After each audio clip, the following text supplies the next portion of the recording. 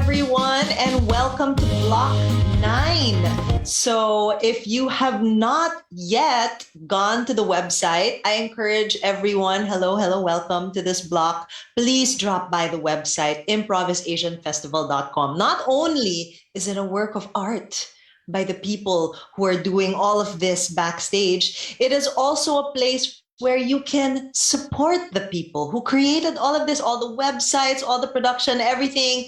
There, you can actually buy them a coffee to show them your appreciation. And guess what? You can also sign up for workshops. You can buy merchandise. And overall, just check out this beautiful ImprovisAsian Festival website. So head on over to ImprovisAsianFestival.com.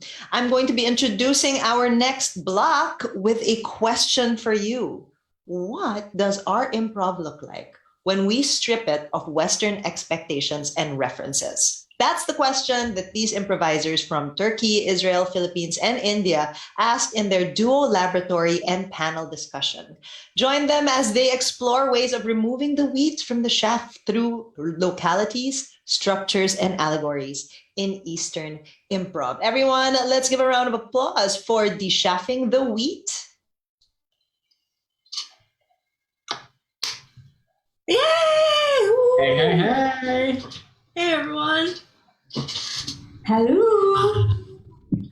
Wow, it's so good to be here. We're so glad to get this chance and this, I think, such a unique and wonderful setting to have. I want to share a little bit, maybe Aya will join me. I think this kind of came from a shared experience that me and I had over this past year when we were both, I think, the only non-Western improvisers in an international online improv ensemble, which was really great. All the people were lovely, and it was super friendly and run by Vinny Francois from the Improv College in Canada. So thank you, Vinny. But I think for us, it raised this interesting question of, so are we just trying to do improv like they are? Are we just trying to kind of like fit in and, play North American locations and North American characters in a North American style? I think we even had that one, a very specific one that was so vivid to me was when we were talking about what our safe word would be in terms of like having group boundaries, say something if something makes you uncomfortable. And they're like, oh, let's make the safe word, whoa, Nelly. And I'm like, I've never heard of that. They're like, what's that? Whoa, Nelly. Like, that's so unique. And they're like, oh, it's what the cowboys used to do to stop their horses. And I'm like, we don't have cowboys in the Philippines. But it was by there was no malice in it, but it was just a very awareness of there are the otherness that will always be there. Not necessarily that it's wrong, it's bad, it's just an otherness that exists, and how do we navigate around that?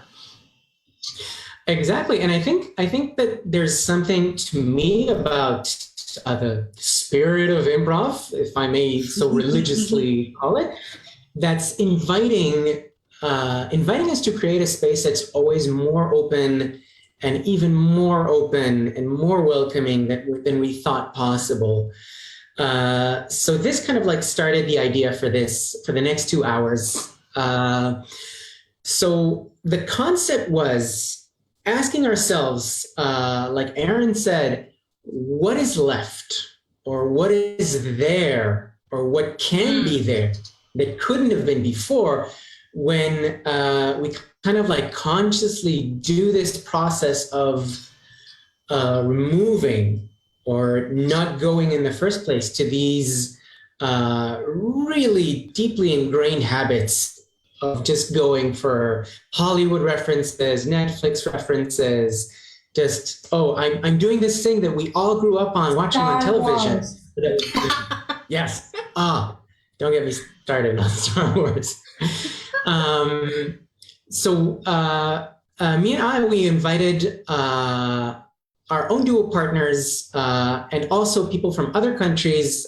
So we have Israel, we have the Philippines, we have India. We were supposed to have Turkey as well with the fabulous Koray Tarhan from Istanbul, but sadly for personal but also like okay and manageable reasons, was not able to join us, but is sending everyone his love and support. And of course, we're joined. Is there anything else?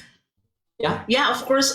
We brought into the fray of when we were talking to Lakshmi, because we were like, we need to find. We were looking for also what places, where do we converge from non-Western practices, and we're like, of course. We were so happy to have Lakshmi, and she also invited her duo partners. So it was Amir, Lakshmi, Koray, and myself. And we invited the other people you see here as our wonderful duo partners to help us again remove the chaff from the wheat.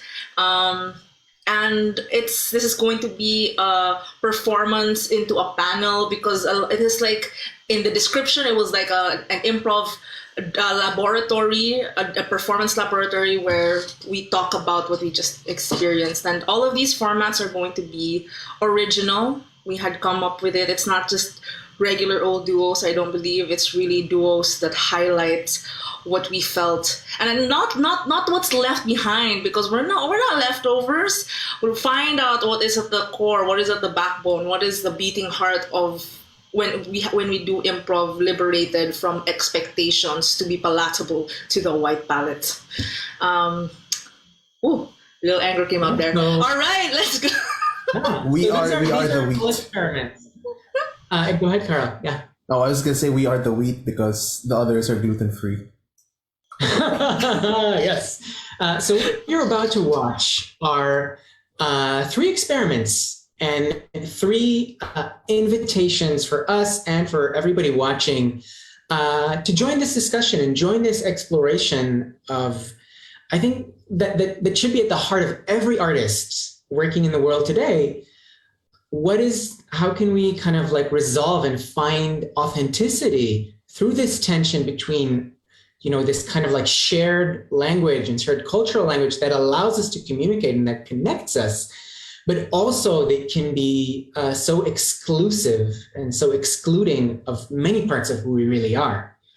So that said, let's dive into it. So me and Hila are going to start with our duo, which is going to try to be super Israeli. Then we're going to have Lakshmi and Abhishek doing their own amazing thing.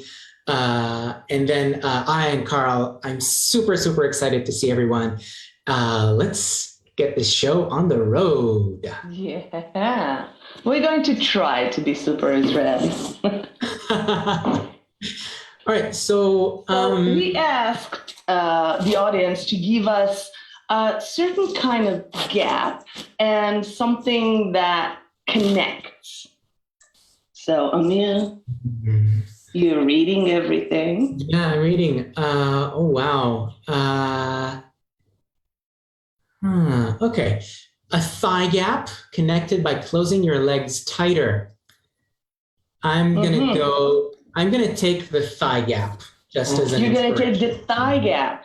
All right. And I'm going to take the connection, and I'm going to take the hot chocolate drink as a connection. All right. Let's start. Interesting. Let's go.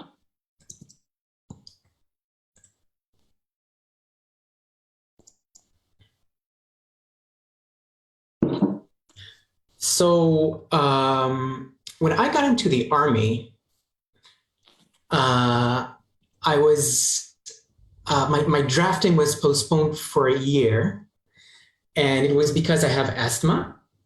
And when I finally got drafted, I was sent to a special kind of basic training. Everybody in Israel goes to the army. I think that's pretty well known. But we had, for our basic training, we had the letters Kaf Mem, which mean that they're like an acronym for limited capacity.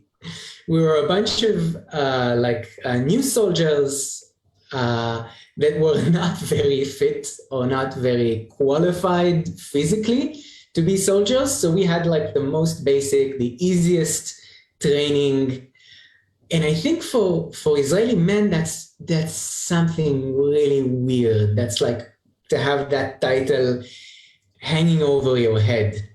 Because, you look at everybody in your platoon and, okay, everybody has an issue. Maybe it's asthma, maybe it's a bad leg. It's like, we're all not quite fully men, or not the soldiers, the tough macho soldiers that we're supposed to be. That was our little gap. So I come from a mixed family. My father's side of the family comes from Poland, and my mother's side of the family comes from Morocco. And I always found it a bit funny because the Polish side, let's say, it's more cold. Like if you have an issue or you feel sad or you want to cry or you don't feel as yourself, they don't talk about it. They just toughen up, be strong, don't think about it.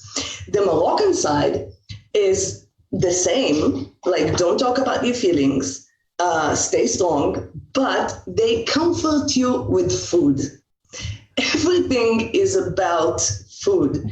If you feel bad, eat something. If you feel good, let's celebrate and eat something. If we come together, let's have this big meal. And now I'm a mother of 3 kids, and I kind of noticed we talk about feelings in my house and we give room for feelings, but I kind of noticed that food and drinks have a very special place.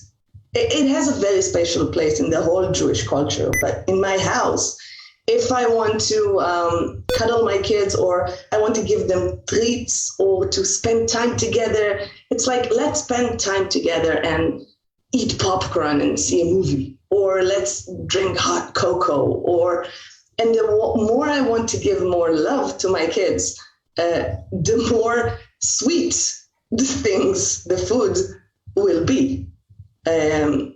So cuddling all together with a cup of hot cocoa or with popcorn in front of a movie, it's like, this is family and love time. Mom, Ima, I'm back. Huh? I'm back. You're back. I got back from my first 2 months in the army. Oh, I cannot believe that you're home. You surprised me. Give me a hug. Give me a hug. Oh, look at you. Look at you. Look at you. Oh, you're so tanned. Oh, yes, look at you. we were a long time in the sun. I know you tell me to be careful, but it's the army. I'm not a little boy anymore. Turn around. Let me see you. Oh, you are so thin. Oh my God. No, it's okay. They don't listen, the feed you food here this. is not like yours. It's not like your food. It's so-so, but no, it's not about eating. It's about, practicing, training to...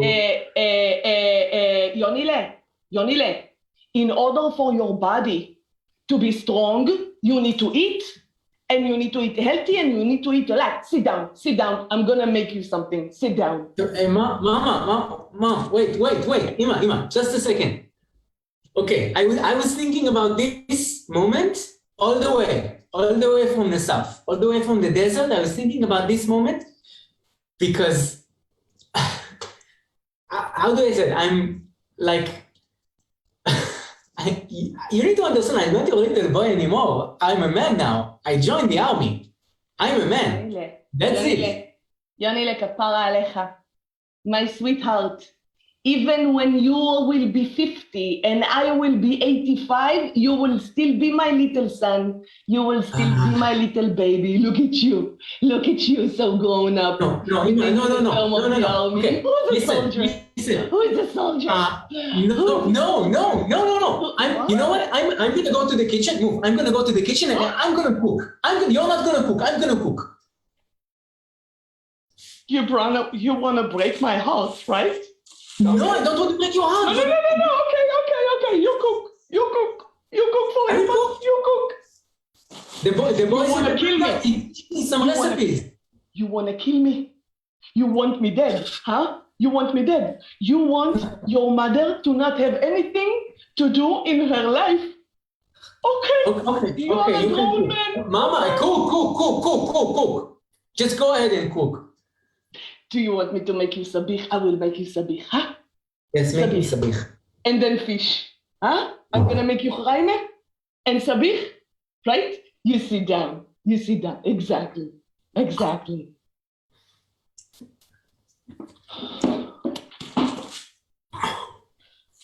Dude.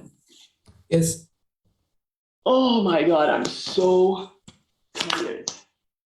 Yeah. Why the fuck should we be out here like no one is here? What do we need to guard on? Come on. What do you mean? We're guarding the country.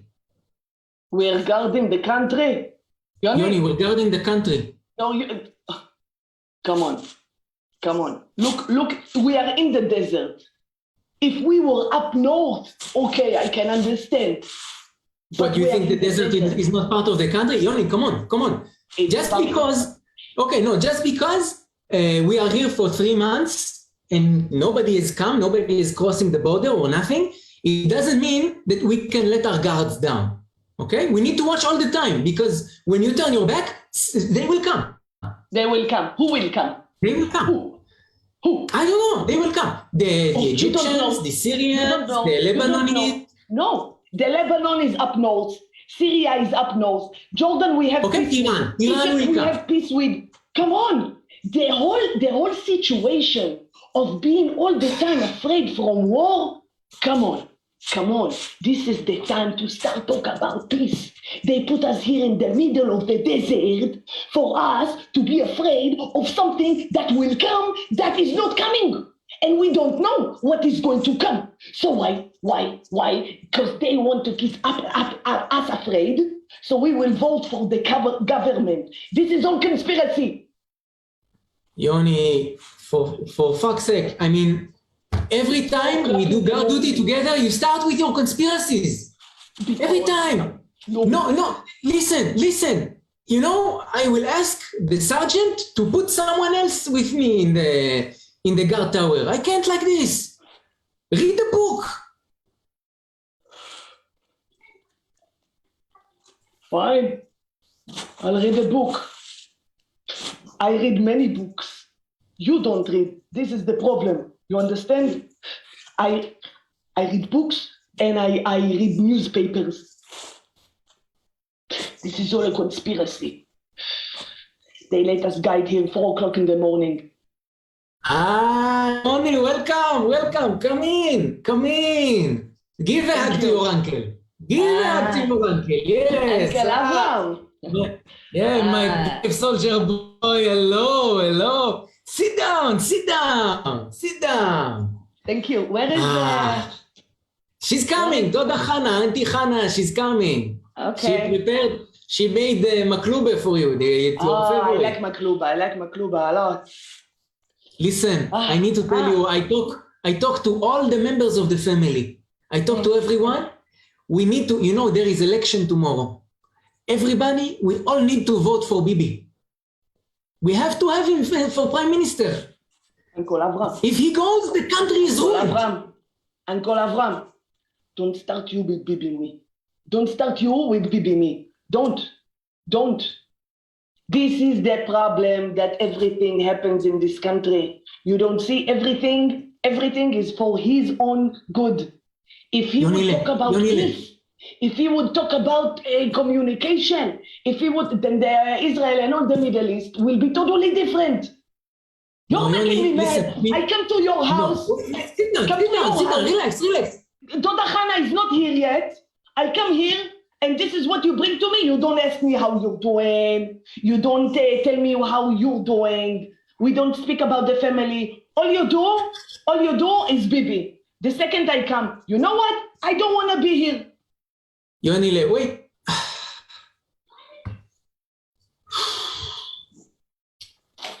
Hi, Abba.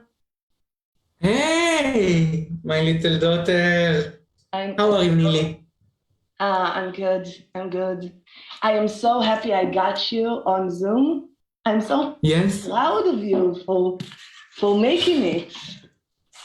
It was hard. Your mother and me, we are not very good with this electronics. I know. But- Less time, 2 hours, but here, you are here. It's I so am good to see you. I miss you so much. Me and my mother, we miss you so much. You're all the way I in New know. York. I You're know. doing your doctorate studies. We're so yeah. proud of you. I wanted to call you and say that Yes. I came first in my class. Oh, Yeah. so smart. So smart, our daughter. Yeah, so they're also giving me a job here. I am going to be a CEO of this company. So basically, that it Wait, what company? it doesn't really matter. Like, No. I don't want to show off. Wait, and Gilad, what about Gilad? Is staying there with you? What's happening? You're not coming back? Yeah, so we decided to stay here for 2 more years. Two more? No, 2 more. 2 more. Nili, Yeah. you will kill your mother. We will come for Pesach just to say hello, but and I'm going to work at Just to say hello. What is just to say hello? Nili, Dad, please let's not fight. Please, I told you I wanted to I wanted to grow, and I came here to New York, and the kids, they have nothing to do in Israel. They don't even know Hebrew anymore. Well, they do. You don't talk to them? You don't teach them Hebrew? It's who they are. It's their identity. Gilad is there with them at a house. He's taking care of them. But I don't know. We left the Jewish community here because it was unbearable. No, wait, Nili, what is happening? What is happening? I thought we had an agreement that this is why you I'm can go calling. there. It's hard for me already that you are not in Israel, that you are not part of this thing that we are trying to do here. What is it, the thing that you are trying to do there, Dad? We are building a country, we are building a society for us. And there are some things that I don't agree with this society that you built there. I don't want to be held up as who I am and what I want to do.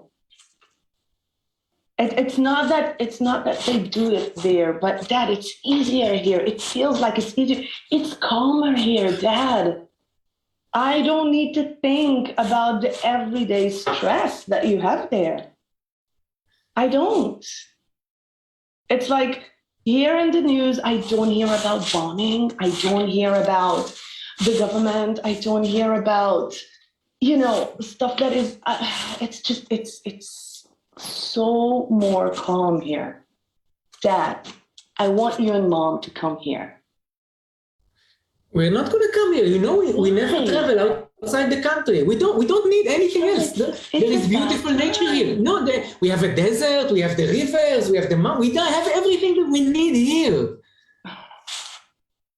You don't have me. And family. Back. You said that family is all that matters, so I need you to do that for me, Dad.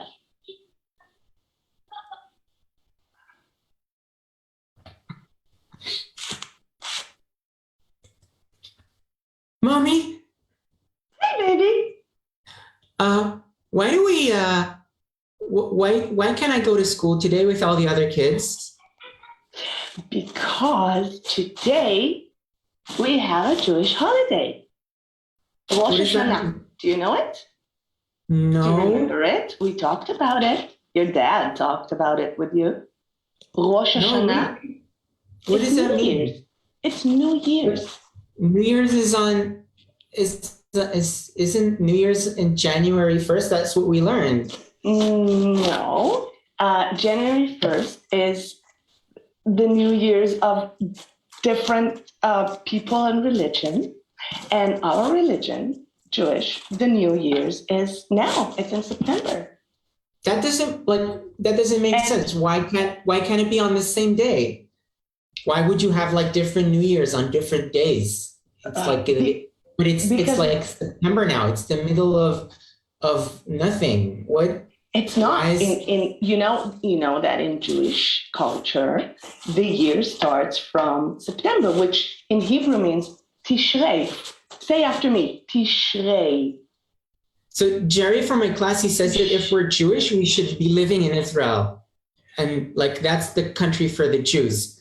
And so I don't want to be Jewish, so I don't have to live there because I want to stay here. It's not a matter of choice if you're Jewish or not. You were born to a Jewish mother, so you're Jewish. You can decide not to be religious. And this is part of why we are here. And you can choose whatever you want. But first, I want you to understand and accept Jewish culture.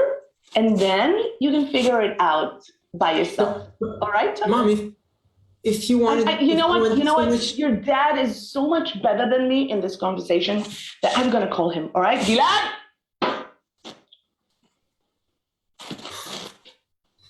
Hi. You're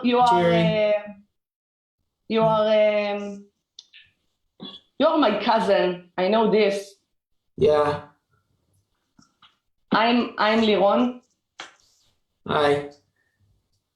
What's your name?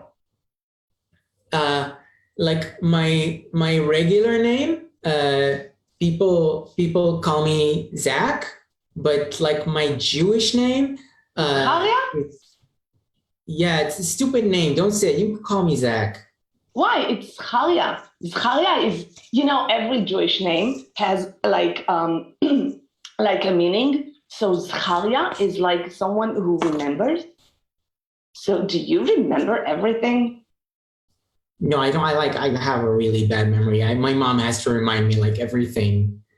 But like, I'm glad that you came here to Israel because my dad said that his sister, your mother, she didn't come to Israel for a long time.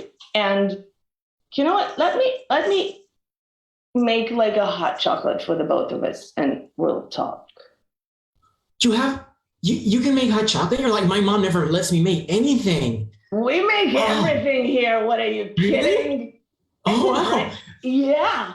And then you have like little marshmallows? You put the little marshmallows in? Of course. And then we can go outside and jump on the trampoline.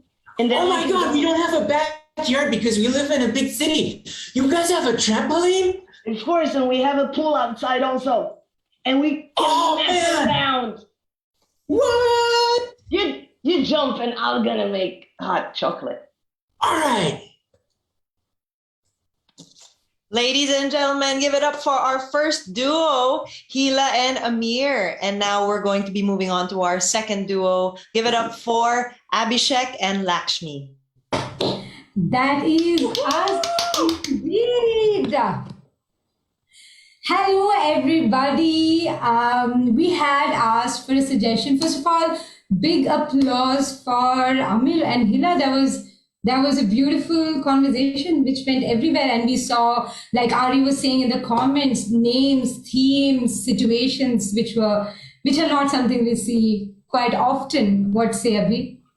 Yeah, I mean, I had goosebumps in some of the bits. And I was like, what? We have to go after this? Unfair. But we had asked for a suggestion. Yeah. Abhi? No, I was double checking the lights. I was like, whoa, all right. Got to do this. Let's do this, yeah?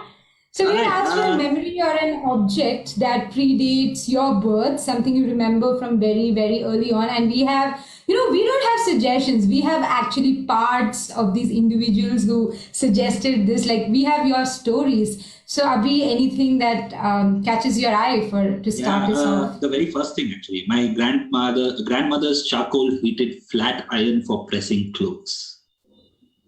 That's cool. So, shall we go with that? Yeah. All right.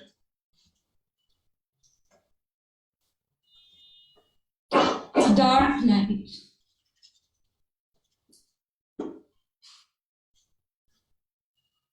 The births haven't been easy. Huh?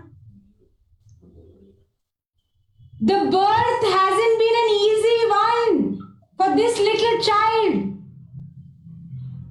Could you sing a song? Could you sing a birthing song? All right, I can do that. I mean, I'm sure all this cold weather is getting to that little kid. All right, little baby. Birthing song.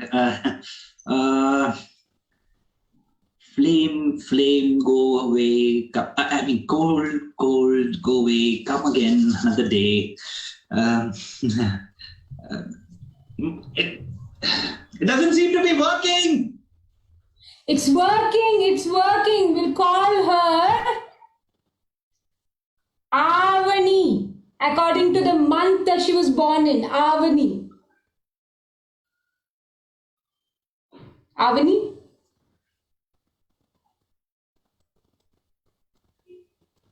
Wow, she's really tiny. It's almost like I can't see her. Oh, wow. Look at that.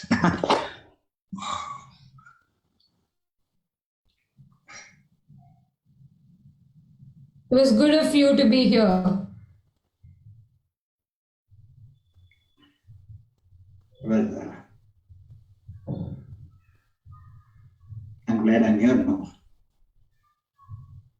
Nobody expected it.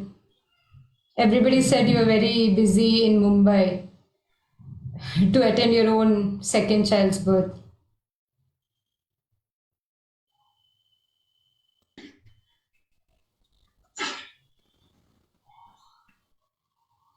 Look, I'm sorry.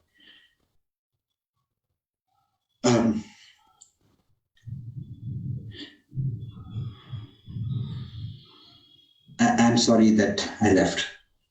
I never should. You should She tell seems to her be- that.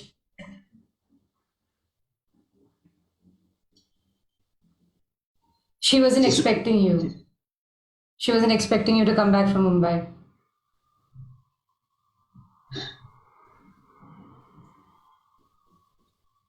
Well, she seems to be doing better now.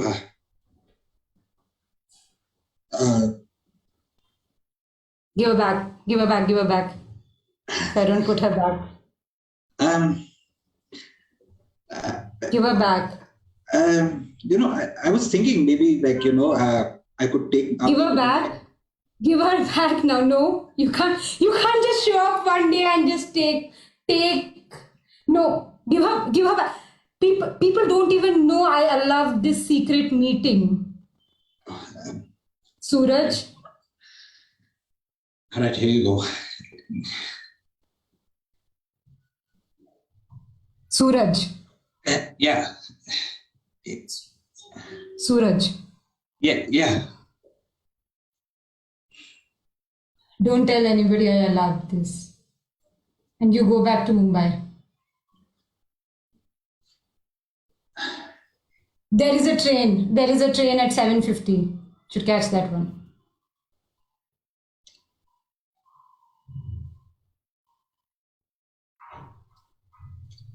All right. It was nice seeing you.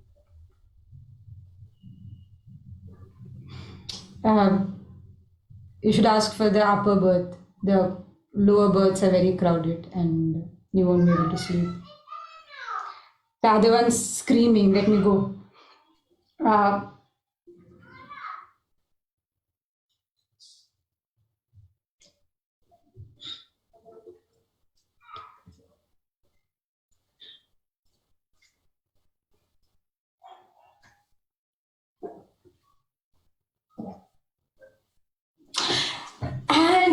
in today's news, there has been a horrific accident with the train which was bound for Mumbai, and they say that the government, the current government at the center is to be blamed, and there are of course government spokespeople who are saying that the government cannot be blamed for what could have been the train drivers' lack of sleep in the work.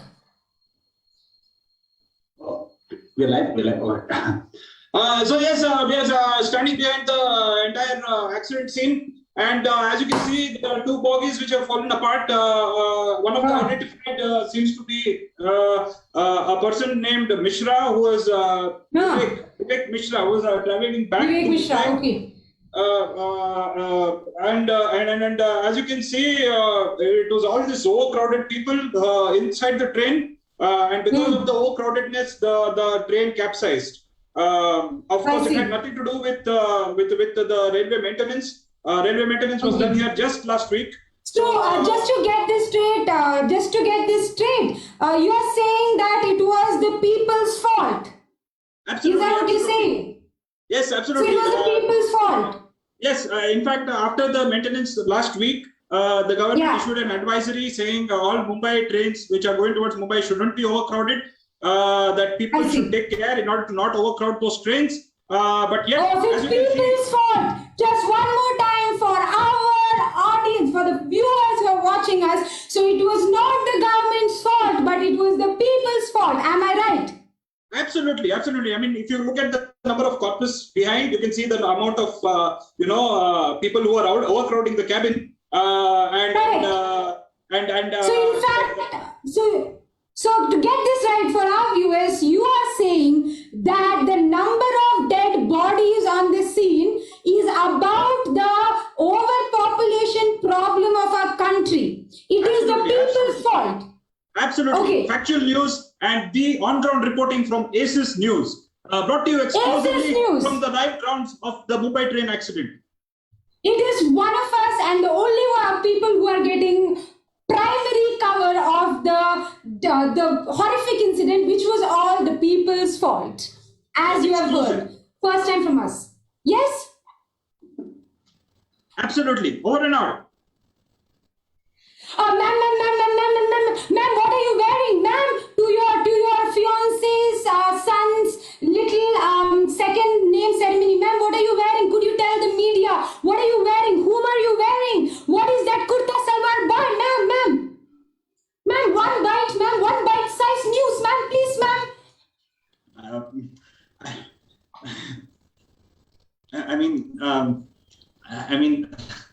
I'm just so happy that I'm getting wedded, and one bite for all of this. It's overwhelming, Ma'am, that's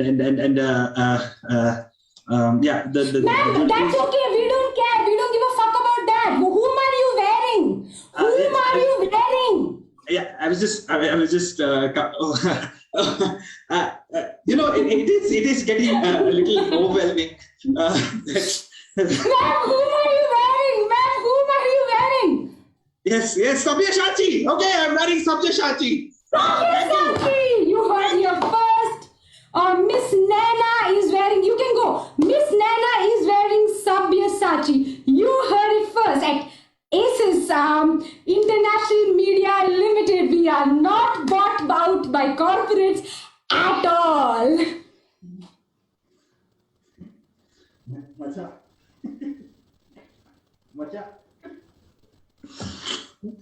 Oh boy, man, did you hear that?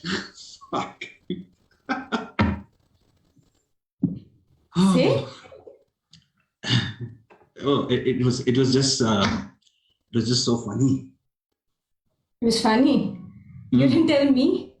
What was funny? Kasan sanch mara, kasan. Aao tama porn haste se. Porn. Oh, sorry. What? I was rolling on the floor, just laughing. I mean, I'm sitting there, right? And then it's a boring day, and I'm having kashaya and everything, and I turn on the news, all right? And I didn't know whether I was watching a stand-up set or. I mean, I know I'm not supposed to laugh at. Cut to a stand-up set. Dick jokes! Oh, you're my favorite comedian. Oh, so awesome you are.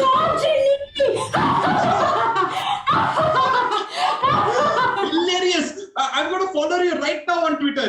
You know, maid servants, XYZ, ha ha ha ha, casteism. Oh, such a hard punch up. That was punch up. Oh, yes. So guys, follow me, just like the girls follow me, and you can have my next set at day after tomorrow. It is at fine. 1 second. Oh, wait, actually, don't put your number there. I'm sorry, I don't know what to go over. Yeah, you can see. You want it, you know it. I will see you in day after tomorrow at the Nightingale Club. Cut back. And then, was it a stand-up comedy, please? It was even better. Even better. I mean, like, I don't know what to say. I mean, I know, and I'm not supposed to like laugh at dead people jokes, you know. Did you tell or not? Did I what or not? Sorry, what? Will you tell or not? So much build up. Say. നീ ഇപ്പൊ ഇന്ന് പറഞ്ഞില്ലെങ്കിൽ ഞാൻ പോകും പിന്നെ ഞാൻ പോയാൽ നിനക്ക് പറയാൻ പറ്റില്ല I mean if I go you can't tell me so tell me now. No, I will tell you. Oh, all right. So actually it's not that funny. It's two people like two bogies. Now it won't be funny because you've wasted so much time just building it up. Two bogies in a train crashed. All right, many people died. I think it's pretty funny. See, Madhya, that's why. See, this is why I don't tell you news. Like, how is this funny, bro? Like, they were like people. I mean, they were going to try to get to another place to find some jobs, right? Why could just they stay there and like remember that poverty is a state of mind?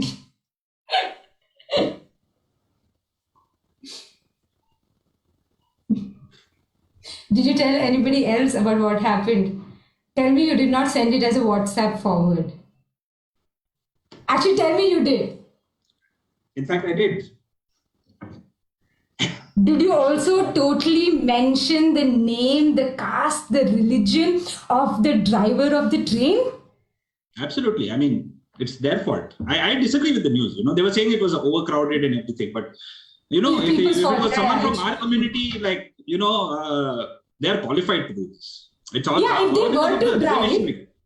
Yeah. Exactly. If they were to drive, if they were the ones driving it, I mean, we don't even need a train track, right? It would actually be like flight. Yeah. If people from our community drive the train, it would be driving, it would be flying. Yeah. I mean, it would be as smooth as that. I mean, I tell you what's the problem. It's the reservation in this country. That's the problem. I mean, all these people who don't know how to go, our 100 years, 1,000 years of historical, systematic oppression. That's not what matters. Reservation matters. And as we move through the Museum of History, on the right here, you will see the year in which we gained independence, 1947. 1947. 1947.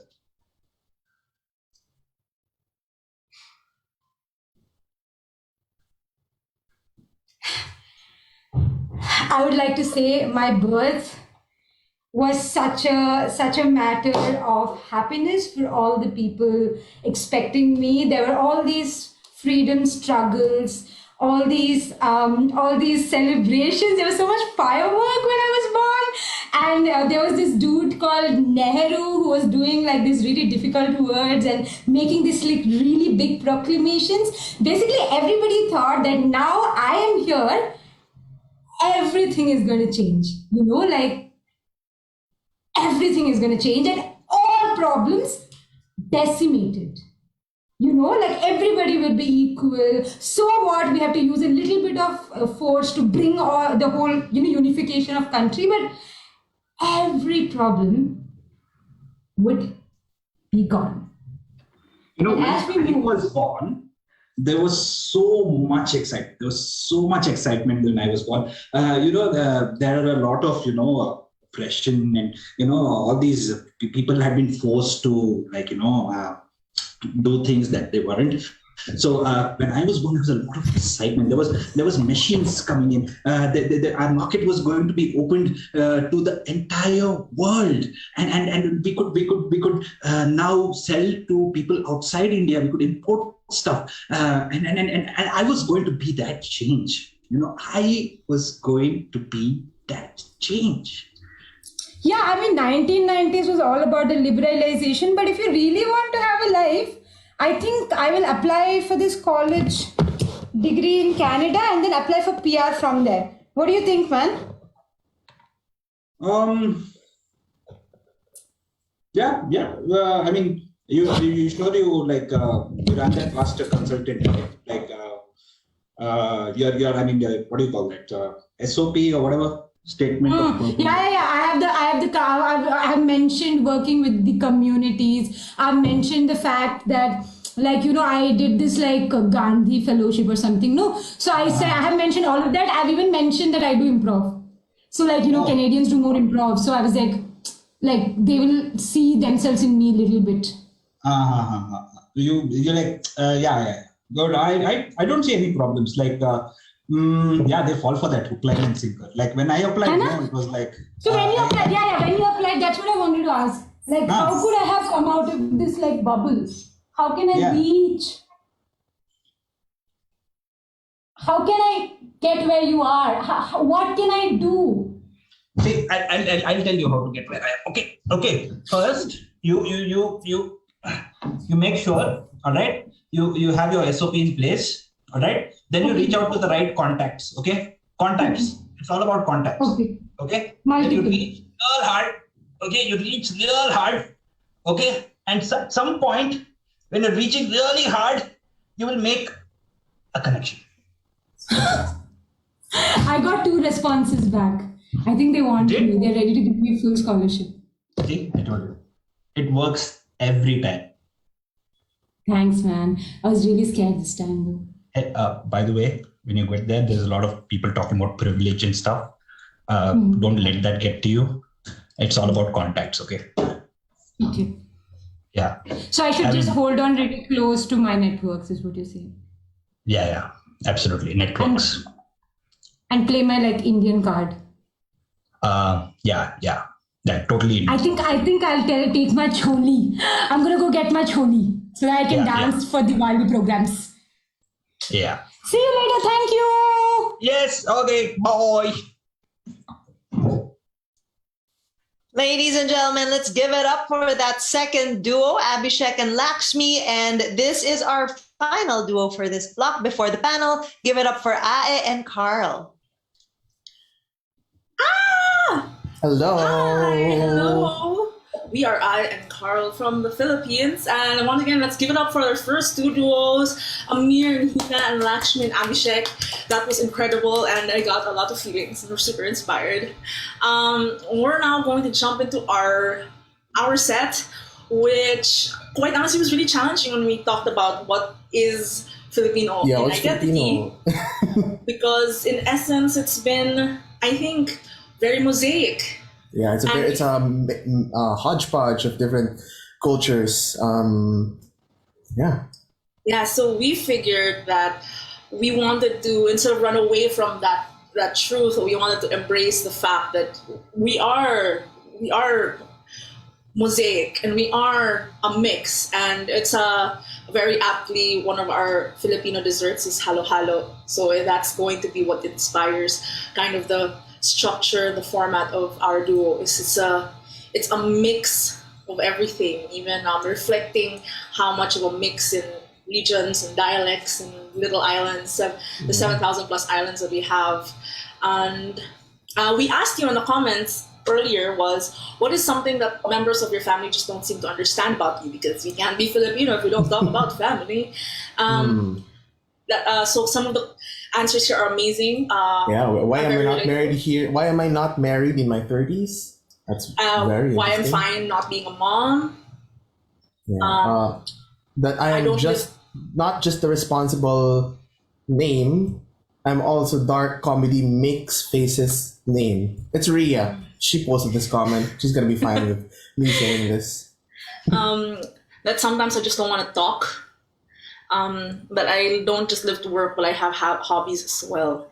That my outlook in life is not the same as theirs. Being an artist rather than a corporate slave. Okay, so we're going to be using all of these, or none of these, or some of these, because it's, again, halo-halo, a mix of everything that we're getting.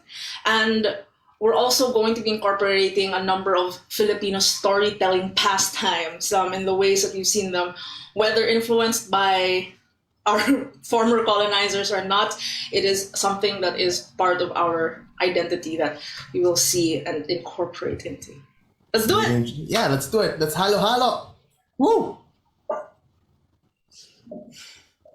All right, mga kababayan, at narito ngayon sa ating studio ang #1 queen of media, Jennifer Dimagmaling. Hi, Ma'am Jennifer. You are welcome to our segment that is called The Fast Talk. The quick talk, the fast talk, the fastest talk, or whatever. Take it easy lang on me, ha? Of course, naman. I will take it easy on you. Right now, what I have on my hand are a set of flashcards that are given to us by our audience members about different questions. What they want to know about the real Jennifer. Okay, game, go. The objective lang is you have to answer as fast as you can, or you have a penalty. Are you ready, Jennifer? Do I have a choice? No, You don't. let's go. Let's go. Okay, question #1. Catholicism or Christianity? Catholicism. They want me to revoke my Filipino card. US passport or UK passport? UK passport. I like a Big Ben. Spaghetti or ramen? Ramen. I love Ramen, of Ramen. course. Everybody loves it. Sex or chocolates? Sex. Ooh, don't tell my mama. Nako, I'm sure she's watching. Dark chocolate or white chocolate? Always the white chocolate. Okay. Yun lang naman ang mga masasabi natin. Maraming salamat, Ma'am Jennifer.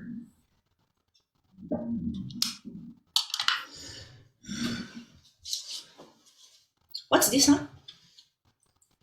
I found this in your hamper. You think I don't know what this is, Junjun? You don't think I know what this is? It's that's powder, Mama. I used a lot of powder and some water got in it. It solidified and formed that crust, and it's powder. Okay, why you talk to me like I'm stupid, huh? You know that I'm smarter than you because I am the grown up. Then why are you asking me what it is? Just tell me. If you know what it is, just tell me. Because I want to know if you're going to lie.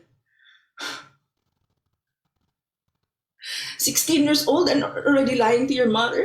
Already doing like this? You know, if you keep doing like this, you're going to go blind. Blind. All my friends keep doing it, and then you look, they have like really nice eyesight. So you talk about this with your friends? Yeah, it's the normal. It's everybody does it. I started doing it when I was 13. I'm going to call the madres, huh? I'm going to call the tell madres them- and tell them that I'm making jakol, huh? That I'm jacking off. You're gonna tell them that? Go ahead. You take that word out of your mouth. Jakol.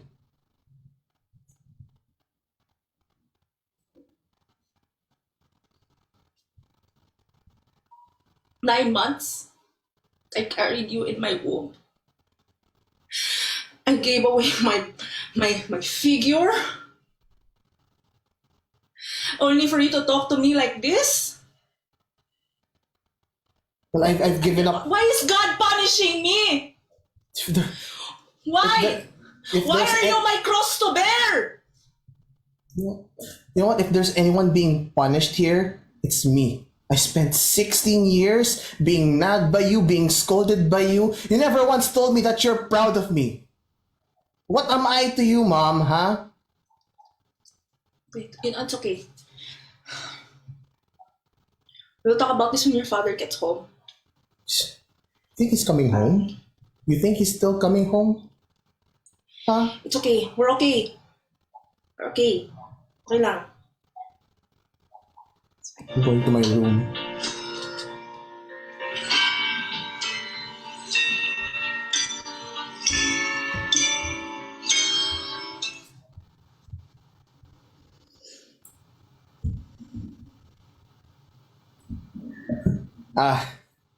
Matilda, good evening. Good evening din po, Mrs. Alvarez. I'm here lang po to formally ask you Matilda to be my girlfriend. And yeah, I've been talking to Matilda for a long time. I've been writing her letters, and now I think now is the time. Matilda, please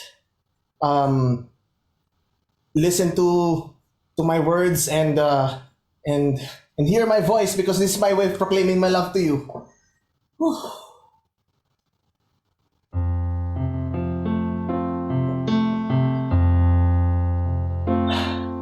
Ikaw ang nagbibigay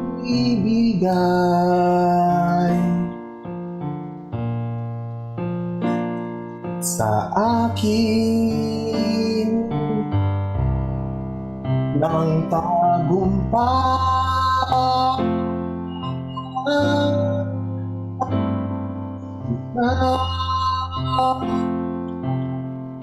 Ang natatag o mahal, ang aking tadhana'y nasampal nung nakilala kita, Matilda. Will you be my girlfriend, Matilda?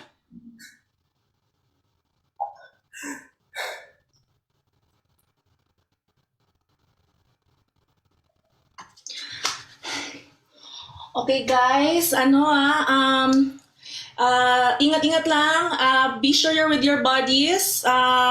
We're going to only spend 30 minutes here in Luneta Park, and then we meet in the bus, okay? Back at the bus in by 1:30, okay? Okay? Take care kayo, be with your buddies, and remember to write your essays. Find something interesting, okay? I will... Mrs. Flores.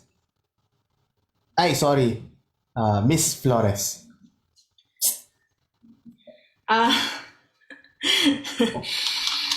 Martin. Gusto mo sa loob ng bus, naka-aircon dito. Okay lang, Martin, because I'm going to I have to watch over all the children. Sige na. Let's go inside the bus. The children can handle themselves. They're like 9 years old. Okay, maybe 5 minutes only. Sit. I'll turn on the aircon to like number 3. I never do that. See, you're sweating already. You're sweating. Yeah, it's very hot. I don't understand why they make the field trips in the middle of March. That's summertime is always the best time to go out. Well, it's either summer or typhoon. We have no choice. So I heard the chismis going on about you and like Freddy. See, Coach Freddy, no. I just rode home with him one time. Oh, it's fine.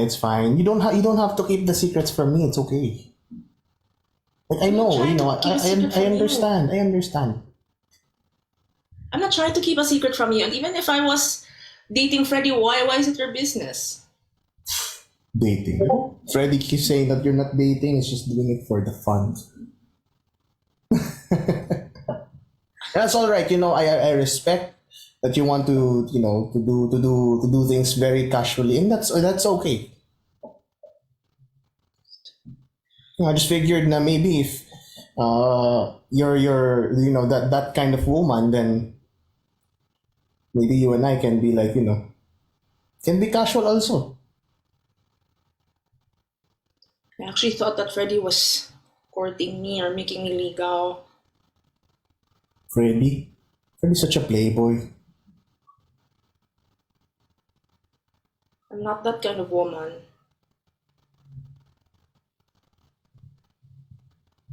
You always say that. They always just turn off the aircon. Wow, I'm going to sorry. go get. I was just joking. Don't go away. I was just joking. No. Ina.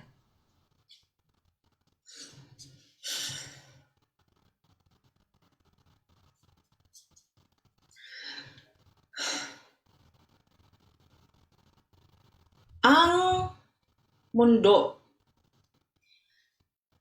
Sabi nila na ang mundo ay galing sa isang ibon.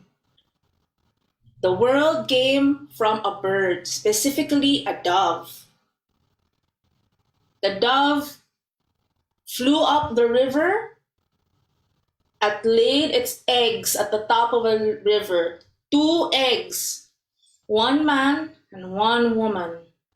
And the man at the river, walking across the stream, suddenly almost drowned because something caught his legs. And on his legs, he found locks and locks of hair. And he followed the hair all across and finally found the woman from which the egg birthed. And that is how the man and the woman, the first man and woman, were created by the gods, the birds, and the animals. Okay, ha? Go to bed na.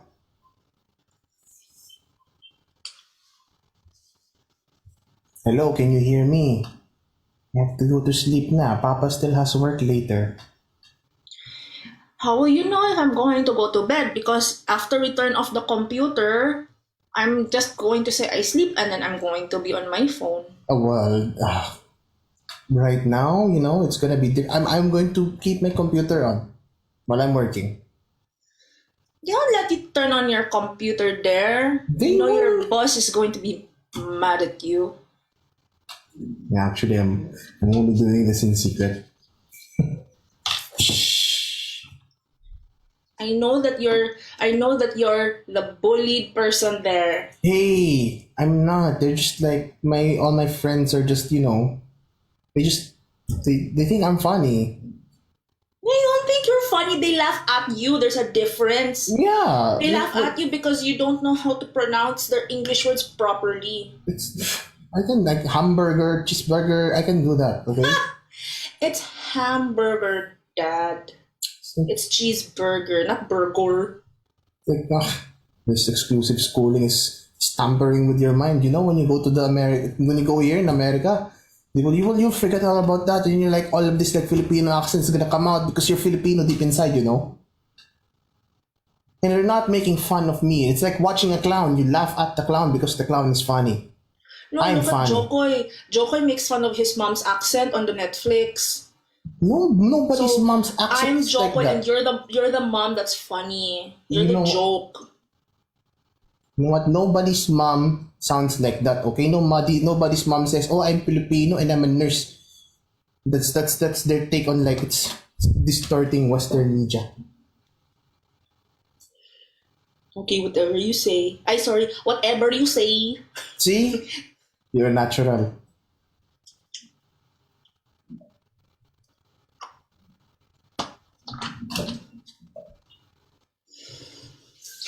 No. Sabi nila na may gusto daw ako. Tama naman yung sabi nila. At ito ang mga gusto ko.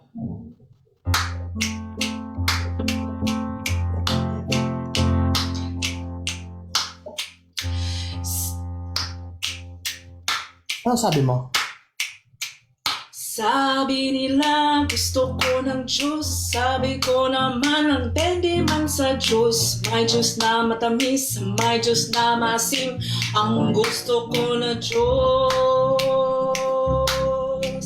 ang juice na galing sa hibin.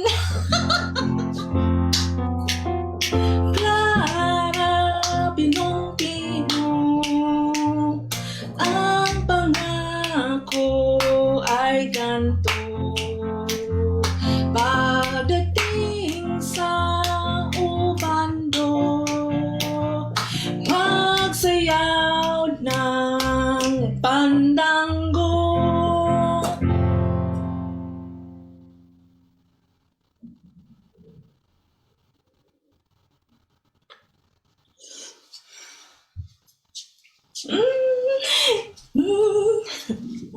Parinig. Come here. Oh. Well, here. I'm close enough. Di naman sumisipa eh. It doesn't like you. They always say that the baby should kick whenever the dad's around, but No, he's never kicked. it's just sleepy right now. It's fine. Sure ka ba na lalaki yan? I think it's a boy. Diba they said that your nipples are supposed to be brown if it's a boy and then pink if it's a girl. It's super brown. So it's probably gonna be a very, very strong boy. Wait, my nipples or your nipples? I'm going to let you answer that on your own. I'm guessing it's gonna be yours. So, I was thinking that maybe we should just hold off muna on the christening. Why? You know, all I'm of not us, sure. the Gutierrez are like a huge family of Catholics. You're gonna upset Lola if ano. You know, she's gonna cry. She's gonna Lola's baptize. She's gonna baptize your baby in secret. Yeah, she did that to me. That you know, your family needs to learn boundaries. Family is family, Karen. It's okay. But we're It's just like family. Why can't the family just be you, me, and our gender non-conforming child? Gender non-conforming. That's a boy. If it's a boy, if it has a penis, that's a boy. It's a male. It's gonna be the breadwinner of this family. I'm okay with you, with him being a Christian or whatever religion. Okay, I'm okay with that. Ooh, that's a win. It is. I'm kind of progressive. I thought I was marrying you and not your family. I don't understand why it can't just be the three of us. I don't understand why every Christmas we need to have all your cousins stay over. I don't understand why every Mother's Day, okay, all of us are always at your tita's house. Because we love each other. But your family doesn't do that, and look at you. Love has boundaries.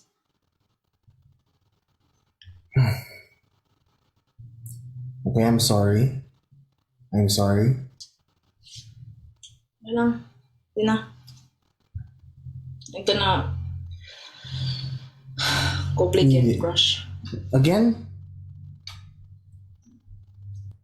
Ladies and gentlemen, let's give it up for I and Carl, the last duo of this block. And now I will turn you over back to the rest of the team for their panel up to 10:30. Hey, welcome back, everybody, and bravo for all the players on really interesting stuff, really cool stuff, really funny stuff. Wow. Me and Hila, we were kind of texting during to kind of like exchange ideas and say like, ooh, so much to talk about. So I'm just gonna open it up because I want to hear from everyone. Just kind of what did we notice, or what was the difference it could be about yourselves. It could be about seeing other people play. What came up? What did you notice? Yeah, go ahead. Lakshmi and I, before we started doing this, like when we were preparing for this show, we were talking about, when we talk about dechaffing the wheat, like how can we add to this? Because we are already in the space that we do improv in our country. We are also privileged in terms of castes and the fact that we have access to the internet. The fact that we are able to do this even is a privilege. So when we were talking about that, I was thinking like, how do we add to that? I mean, there's no way we can represent, a major part of our population which cannot do this. And so it was interesting for me that those themes came up when we were doing the bit that we did. And that we were able to play, these conversations actually happen where, there's a, we write this letter of recommendations and apply to universities abroad. So it was like, all right, yeah, we are playing people from, our own, who share the same privileges as we do. So yeah, that was fun. Cool. Thank you, Lakshmi. Yeah, I just wanted to add to that what I noticed is also, I think I was not, when you play with, and this is not a bad or a good thing, but when you play with the other, like culturally, and that could even be like me playing with I, right? And we are culturally different, and that's a good thing to say. Asian culture is not like one culture, it's Asian, many culture. And there's not even like Indian culture, which is one. So I think when we play, I feel like there is, for me, like a bit of responsibility of, I'm not just Lakshmi, but I'm an Indian improviser, and then I'm an Asian improviser, then I'm a brown improviser, right? But when I play with Abhi, because of our locatedness and our history of performances together, I can sort of skip those steps almost. And I think even when I maybe play with you, Amir, or play with Carl, I can skip maybe 2 such things. Like I don't have to, and so for me, there are like steps that I can skip, which might seem really strange with maybe like a Western improviser, and it's not their fault, because for them I'm sure it's the same too. Like if they talk about California very local restaurant, I'd just be like, it's a restaurant. I might not know all the possible local history to that. So similarly, but of course there is the history of imbalance of representation. Like we get to see more Californian things on media, not so much for Asia. So with that in mind, I think it was very freeing. I felt very freed to go very specific. Yeah, go ahead, Ila. I found it very, very interesting to watch you two duos. You did an awesome job. Like both of you, I was so intrigued, and I was like, and all kinds of little small things that I was like, I don't know what's that about, but clearly it's in your culture or in your communication. And I love that, because it just makes me want to stay here and ask a lot of questions. And I think this is one of the things that we can do through improv, like make people aware and make people curious about other cultures. When we did our duo, I had a kind of like a voice in my head saying what Amir and I did. We did all kinds of things from Israeli culture. And some of the things that we said there is part of the culture. Like if we would do this in Israel, people would say, all right, it's a part of the culture, but we also have the other part. And here I had a voice saying in my head, wait, those people don't know your culture. And then they can think that this is the whole culture in Israel. So suddenly I felt responsible for. So then this question came is, what am I advocating? Am I talking about my culture in a freely way, non-judgmental, bringing the good and the bad parts out? Or should I bring only the good parts out? How honest can I be here? And it was really interesting for me. Yeah, I think I wanna take like two words that for me stood out from all that you said. It's representation and responsibility. And I think I usually don't really think about these words when I'm improvising, because a lot of the time I'm not improvising. I don't know if to say that realistically or that personally or that locally. And it made me think of like maybe one of the reasons that it's so, at least for me and for my community, it's so default to play the global westernized characters and tropes, that we can kind of like evade or avoid these questions. We don't have to take responsibility because we're just playing with somebody else's materials. But when we get closer to home, it's I've never thought of it that way, but yeah, definitely there's something very vulnerable about when the exact brief was to be as Indian, as Israeli, as Filipino as possible, like there was a vulnerability in that. In terms of what Hila said about being how honest you could get, what was interesting to me was that all of us went into like a political and even like a religious space, which was so liberating, and also, but at the same time, like there was that sense of like, whoa. In many schools, code of conduct is like, do not improvise about politics or religion. And we're like, yeah, here we are. Like, let's talk about the government, which is like, I love that was what was common also.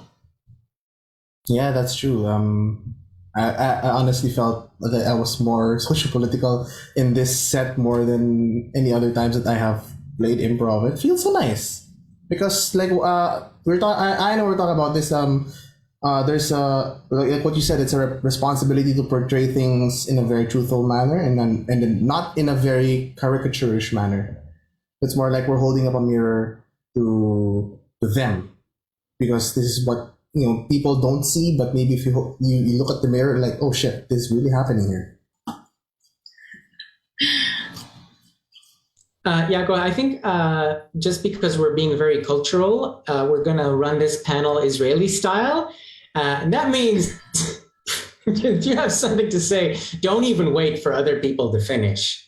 That sounds like fun. All right, well.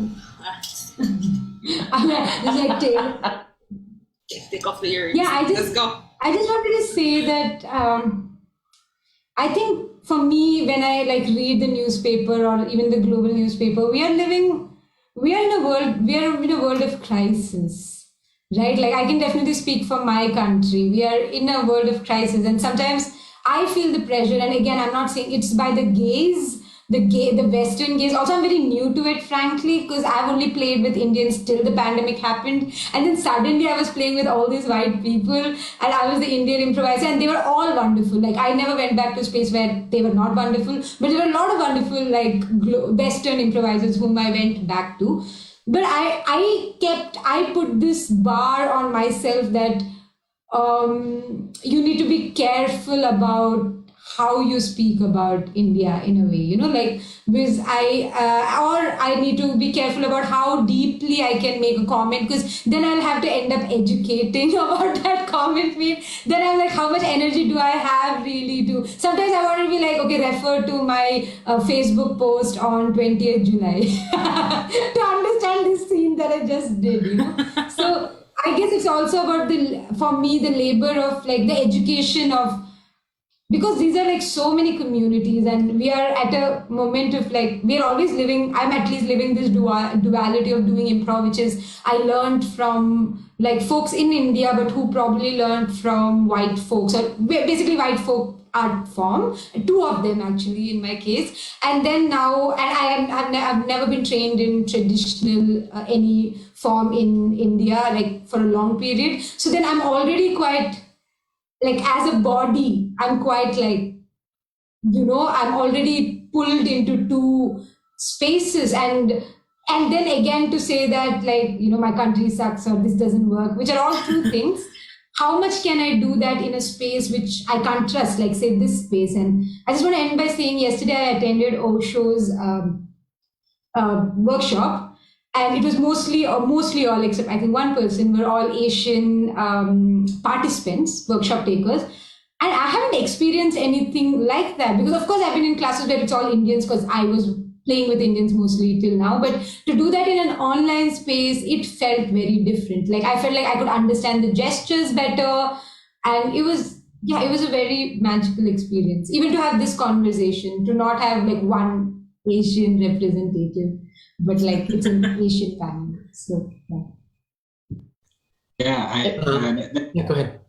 Yeah, there were so many scenes like in which Amir and Hila, you were doing, as well as I and Carl, when you're doing that. I'm like, wow, I relate to that, which is, and I was texting Lakshmi as well, like, and while the performance was going on, which is something I don't remember seeing when I've seen, say, Whose Line Is It Anyway on television, or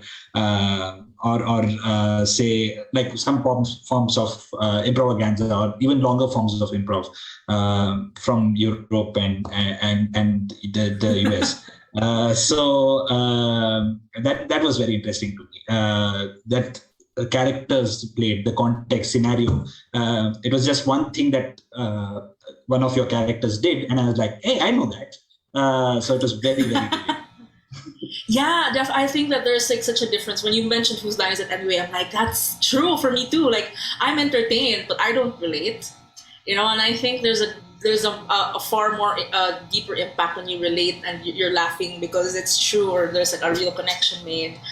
And something that was so interesting to me was to hear Amir, and I'm not sure if it was just me who heard it, because we were talking before the thing in the green room. We were talking about, should we use our American accents or should we use our, like, the code switching? And I heard Amir like start off with an American accent and then slowly go into his Israeli accent, which I've never heard before in like almost like a year plus of playing with you, Amir. And I was like, I love that. Oh my gosh, it was so like, I just loved hearing it. And I felt the same in our set. And it's so much so that it came out in a scene where it's like, we have to talk about the code switching because, there is something, and even acknowledging that the ability to code switch is a privilege too, to be able to mask and to be like on the phone, sound like you are Western educated or something. I was really trying. I'm doing it again. It's really hard. I just want to say that, like, when you switched in language, like code switch, it was like I felt like somebody opened their house, like when you started performing. But when you like code switched, I guess it was like you opened the bedroom door, in a sense, like your private space. Like there is a hierarchy in language usage and intimacy. And also, I just want to quickly say that I didn't watch SNL or the other thing whose line is it anyway, till this year, because I didn't grow up with those references. And then everybody would keep talking about it. So I was like, okay, I gotta watch it if I'm doing improv. So I had this moment. Shit, I can't do it. You can talk in Hebrew, English, Amir. Go. Do it. Okay. Thank you for inspiring me, Hila. Reminding me. I'm watching your back. Dude. Thank you. So I really tried, because for me it's a personal issue, because I learned how to fake accents very young, and I think also a lot of improvisers are like that. We're like, oh, I can fake that, I can mimic that, I can be more like that. And at some point, I think I was like 20 or 20 something, I realized, oh, it's now harder for me to do my original accent than to do my fake American accent. So I really wanted to try and talk Israeli here, and then I noticed, okay, shit, I started already American, so I need to slowly kind of fade it out. We actually talked about it before, because when we rehearsed, You see, I'm trying. When we rehearsed, we did it with Hebrew accent. And then I asked Amir today, are we going to do it in Hebrew accent? How? And the thing that came up that was surprising for me was we said, why not? And then I said something that came out of the blue and shocked me. I told him, if I'm talking my Hebrew accent in English, it brings out the dumber characters. Oh. Yeah, actually, yeah. And that was very, very interesting because if I'm talking in English, I should talk in an English accent, right? But if I am not, and if I'm talking in my real accent, my Hebrew accent, so it's a challenge. And it's interesting. I don't have an answer, but it's interesting, I think. Yeah. Sometimes a lot of people, especially even the local Filipinos, think that the better your English is, the more educated you are, and I think it applies to a lot of like the rest of the world even. That's why we had that scene a while ago with Ae when she was my daughter, and I had that specific like Filipino English, which is making fun of me. You're so mean. Which is weird because this is my accent. I feel like it's the opposite is true for me. This is because we grew up, we would get like slippers in my mom's hand and be like, you don't pronounce it that way, you know, you have to show the world that you can speak English in her thick Filipino accent, because she's like, you cannot experience it, I experience it. So it'd be like, speak English the proper way. And I think similar to what Amir said, like it's a more conscious effort for me to speak in my Filipino accent. And when I am in that Filipino accent, what I register is I am automatically a certain kind of character, kind of like what Hila was talking about. And unfortunately, I hate that it's true. But it's a vulnerable space, right? Safe space. I'm automatically lower class. I'm automatically like a mom from the province who, you know, I'm automatically like this religious, like overly religious person, because I feel like all of these stigma sticks to that accent, which I try to not do. I want to pick up on that and say that I think that's really interesting to me, because when I think about it now, in a way, I think a lot of the people that I know who are doing improv, not all of them, but a lot of them are, say, distanced from those more traditional local identities.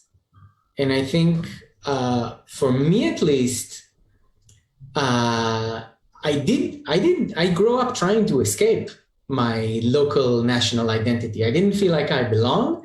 And I think that's at least in some ways true for a lot of people in the improv community. Yeah, I just want to add that, so I grew up, I was a defense kid. My father was in Air Force, which meant that the schools that I went to were government schools, very privileged, but usually Hindi medium, because I was in the northern part of the country, which meant my Hindi was really good. Really good foreign South Indian kid. And there's a lot of language politics which I can of course don't know enough of, and we can't cover right now. But I learned it because that was the language which was spoken mostly in the campus, in the defense campus. You know, so that way till 21 I was brought up in a fort pretty much.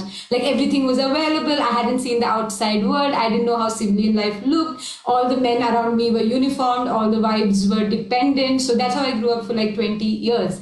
And my Hindi was really good. Then I went to Christ University, which is where I did an English degree. And I couldn't, like right now what you hear is 2011 to 10 years old. Like the way I speak is 10 years old. Because I remember in school I got laughed at because I said hurt instead of heart, and I said aunt instead of aunt. And like I remember that's one of the biggest like traumatic like school things for me. And then I just sat down and I'm like, this is never going to happen to me again. I'm going to learn whatever sort of English that I need to speak. And then I was like, so much so that I then did an English degree in postgrad also. But now when I look back and I learn the things I didn't know then, I'm realizing like that sort of bullying led me like such a big gap from going back to any vernacular. And as many of you might know, India is just like full of languages and dialects and stuff. And which is why what I was saying about like this like split personality which lives inside you, because even when you're talking about the differences in the country, you're talking in your colonizer's language. I am talking in my colonizer's language because it has been theorized in colonizer's language. So I so relate with what you said, because here also we have so many cultures and so many accents and people coming from all kinds of parts of the world, and we have a mixture of a lot of cultures together, that even like to say I'm an Israeli, what does it mean? There's so many layers in the Israeli culture. People that came from abroad in the Israeli culture, like people who were here. Where do you live in Israel? What is your economic situation? What is your how do you say edah, Amir? Ethnicity. Yeah. What is your ethnicity? Or if you're religious, non-religious. If you're religious, there's so many layers and levels of how to be. It's crazy, and it's weird. But I think the place that I feel most Israeli in is when I travel abroad to festivals and I play or I teach. And then the reason I feel the most Israeli there is because I have to put some Israeli things a bit down. Meaning, when I'm in Israel and I improvise with Israeli improvisers, it's going very fast. We go on top of each other. No one is getting offended. We speak loud. We do a lot of things with our body. We laugh real loud. There's something very warm and out in the Israeli culture. Even now when I'm speaking, like my hands and stuff. And in Israel, everyone is like this. And it's a code. When Amir and I play together, if we cut each other off, it's okay. It's fine. When we say, let's take 5 minutes break and then we come back after 15, it's okay. Like, this is Israeli culture. And when I'm abroad, I suddenly feel like I need to minimize myself a little bit or to adjust myself to other culture. I need to be back in time. I need to be more polite and not cut people when they talk. I need some of my energy, like high, warm energy. I feel like I need to adjust it. And there's something here in this panel and how we speak and the duos that I saw that makes me feel like at home. So I don't know. I have this question. It's a question because it's such different cultures, India and the Philippines and Israel. And is there something as an Asian vibe? I don't know even. Like, is Israel part of Asia? So we're not going to answer that now, but I do want to read a comment from one of our viewers that I think is very, very interesting and to the point. From Ria Vita, she says, the space feels safe for vulnerability to happen because there isn't one dominant culture. We are meeting each other as equals. I love this feeling, cross-pollination framework of learning instead of a top-down framework. And I feel like that really resonates for me because I feel, I know this feeling that Hila is describing.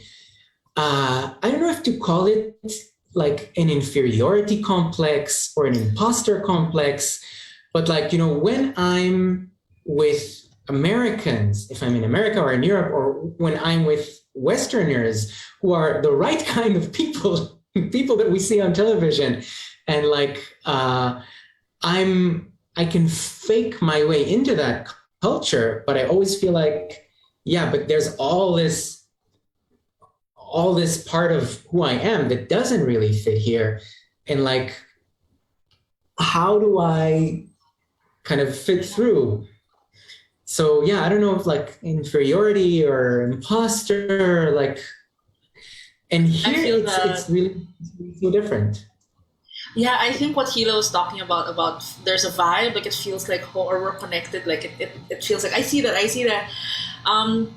maybe Ria does have, like, there's something there in what Ria said, because we've all felt like the other at some point, and here there is no one here to be like, this is the point of reference for all of us.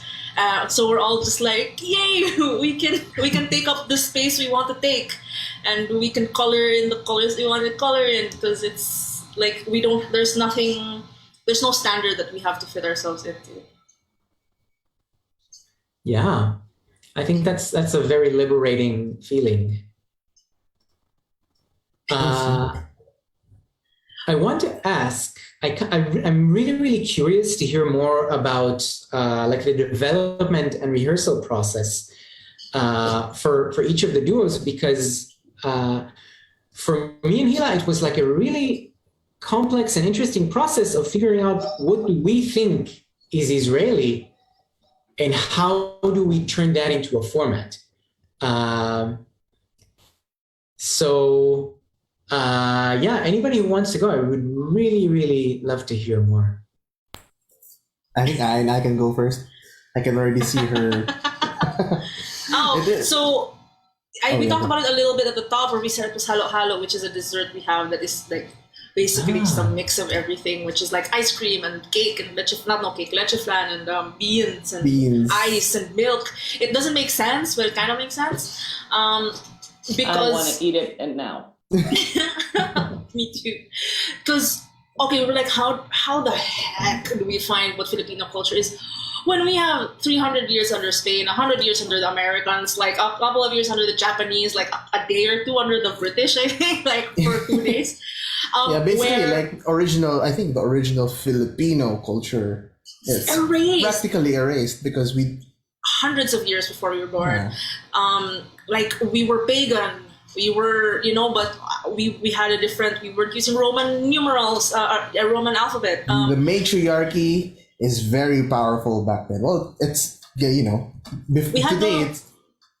was no sense of gender necessarily. Yeah. Anyway, so all of those things that were introduced by the Spaniards when they were here, et cetera, et cetera. So we're so far away, but also we can't erase the colonization part, because my life was built around that. And yeah, it has been terrible, but I cannot say that we're not looking at Hollywood and we're not, speaking in English now and are the call centers for American people. So all of that to say that we instead decided to run towards it instead of away from it, because then we would be pretending to be not something that we weren't if we had gone all the way tribal, because that's not who we are. Who we are is a mix of all the colonized things. So we're like, let's embrace it, let's bring it back. Well, the Harana, the song that Carl did, that's a Spanish thing, I think. The outside a person's window, that's a totally Spanish thing. Our language is Spanish also. So that was our process. And then it was a mix of storytelling, that like a story being told in a certain way and then a story being told in a certain way and a scene. And we're like, we'll just mix that all up into songs and talk shows and bedtime stories and whichever. That's how we got there. And I will now, do we tag people? No, we don't. I will just pass it on to somebody. Yeah.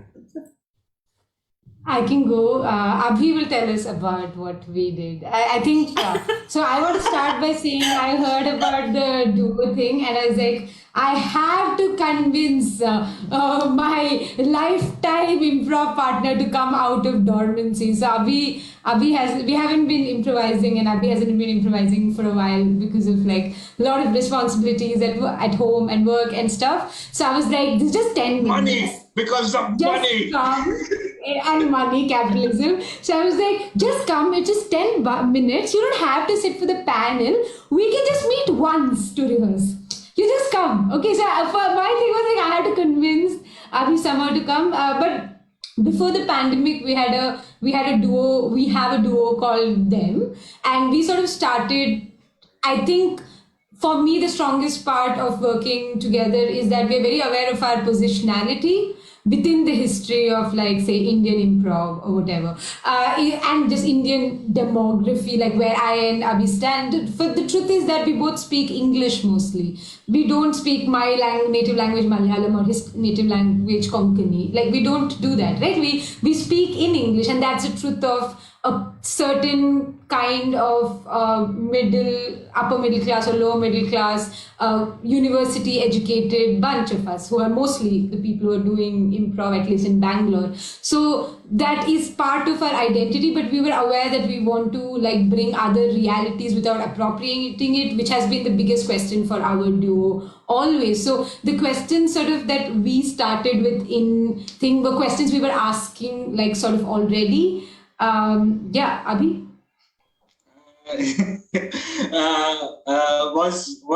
Who are we? It was centered around identity. What, and that's how we arrived at the name as well. Lakshmi had this really interesting exercise. I don't remember where you picked it up from. You had mentioned it, where we wrote down little chits of what we should call our duo. We wrote down, I think, 16 chits. Then we threw away 8. Then we threw away 5. Then we were left with 3. And then we like when we were going with 3, we came like, hey, what about them? You know, it's an intersectionality of gender. It's an intersectionality of sexuality and all of that. So then we were like, oh, okay, yeah, that sounds nice. So that's how we arrived. And then when we started doing shows and we then became aware of our position as such, we were like, should we be calling ourselves them? Because that's already a pronoun, a noun which is taken. So a lot of these questions which keep coming up through our process. And I think that's our process, is asking ourselves this question, going through. And I think those questions still like exist. Like I think for us, it was like a space to contain contradictions, which I think is the experience of having had a colonial past. It's like a space of contradictions. You exist in all these contradictions. And so our thing, even though we didn't necessarily mention it, we were called When I Was Born. So I think it was really interesting that we came back to 1947 when the country, the nation of India was born, because that we exist in big like conundrums also. So so this particular bit we wanted to call it When I Was Born, because we can only tell our story in its contradictions. So that's where we sort of, in terms of performance, our backgrounds came from, we both did playback theater and improv also. So in terms of performance, we had those tools to borrow from to kind of, build a language around what we wanted to do and say. Can I just add, I feel like, what was interesting about, like, I know we said Asian vibe, but what I've seen with a lot of improvisers who might be of Asian origin, but even are like living in Western or are born in Western countries, I think the switch between the literal and the abstract is quite quick. Like I saw that in all of our performances, like this movement from like the real life naturalistic acting to like speaking of bigger abstract concepts. I have always experienced that I get that freedom when I'm sort of improvising with other Asians and Indians, and that switch is something I've noticed regularly, that people are not afraid of it. Like usually what happens in a Western jam, if I'm like a tree and I'm saying like, I've seen this country like grow or whatever, somebody is going to be like, yeah, this tree can speak because it was put a microchip when it was a little seedling. Like there's a need to rationalize the abstraction. But that compulsion I don't see so much with Asian improvisers. Yeah. So that has also led to exploring themes like magic realism, etc. Before the lockdown hit, and I needed money. I think something really interesting that I noticed in terms of differences between what we did. Me and Hila will talk in just a bit about our process, but I found it really interesting the way, Lakshmi and Abhi, the way you used your spaces around you, because the other 4 improvisers here all had kind of like blurry or blocked backgrounds. And I think there's something really yours about this use of space. I remember especially like, I think it was your last scene where you really kind of like, it felt super domestic, super like where you are. We could see Abby's shorts and like really felt like this beautiful, intimate connection. And I think, you know, I've played a lot on Zoom and I would never have thought of or even dared to play with my space like that, like with my personal space, because I would have felt that was either too vulnerable or going back to Ria's comment, like it's too specific. Nobody would understand my furniture. Yeah, and for I and Carl, it was really interesting the way you used music and like taking the time to sing songs, which correct me, they were not improvised, right? They were like regular. Carl's was improvised. My first half was improvised. It's a format. It's already, I think, a song that already does some sort of improv within it. It's a fertility song so music is such a big part of our culture, so we wanted to incorporate that as well. And Carl's a musician. While I do have, while I'm talking, I will also take this time to correct myself and say that we were not pagan, as I was corrected. Thank you in the comments. It was animism, which is that we worship the sun. We worship the gods of the sun, the water. Yeah. Yeah. So I just wanted to put that in there. Responsibility for proper representation. Yes. So just quickly, because we don't have a lot of time left. Abhi, is there something you want to add? Yeah, sorry. Yeah, just to add to what you said about the spaces, that's something Lakshmi and I again spoke about a lot because it came up in our process, and we experimented. And one of the questions which led to use of spaces, the Zoom thing just happened because we had, I don't know how, but we have consciously explored space as in who is the performer and who is the audience? How do we blur the lines? How do we, that's the question we asked ourselves. So we had a bunch of shows which we did before lockdown where we started off inside the audience. Like, we're like, let's just start there and see what happens and how people react to it. So we have experimented with that bunch. It's still a thing we're exploring, and just that. I just wanted to add. Okay, fascinating. Thank you. So in our last 10 minutes, I hope we get to maybe get to questions from the audience, but I just want to share a little bit about Hila and my process. So I actually, Hila, do you want to start or? I just opened my mic to be here with you, but if you wanted to start, I can. So I just want to mention something, like, because we were trying to think, what is Israeli? What is it? What does it look like? And I was visiting. I was in Berlin for a few days, and I met with Inba Lori. So perhaps some of you know her. She's like our finest export in the improv world. She's really, really great. And I had a conversation with her. And I told her that, all right, we're trying to crack this thing. Like, what is Israeli improv? And she said, you need to be fast and you need to be direct. And that's like what we had to start with. And then we started thinking, wait, what is Israeli for us? So we had like being very free to touch each other and very warm and open and emotionally, but also like very kind of like interrupting each other and being associative and like fighting over space. I think also what happens, I stopped you in the middle of a sentence. I'm sorry, continue. No, that's very Israeli of you. Go ahead. Okay. That was what I was going for. I also, what came up first were a lot of negative things about the Israeli culture. And at some point we said, we don't want to go towards the negative. We want to bring out everything in the Israeli culture.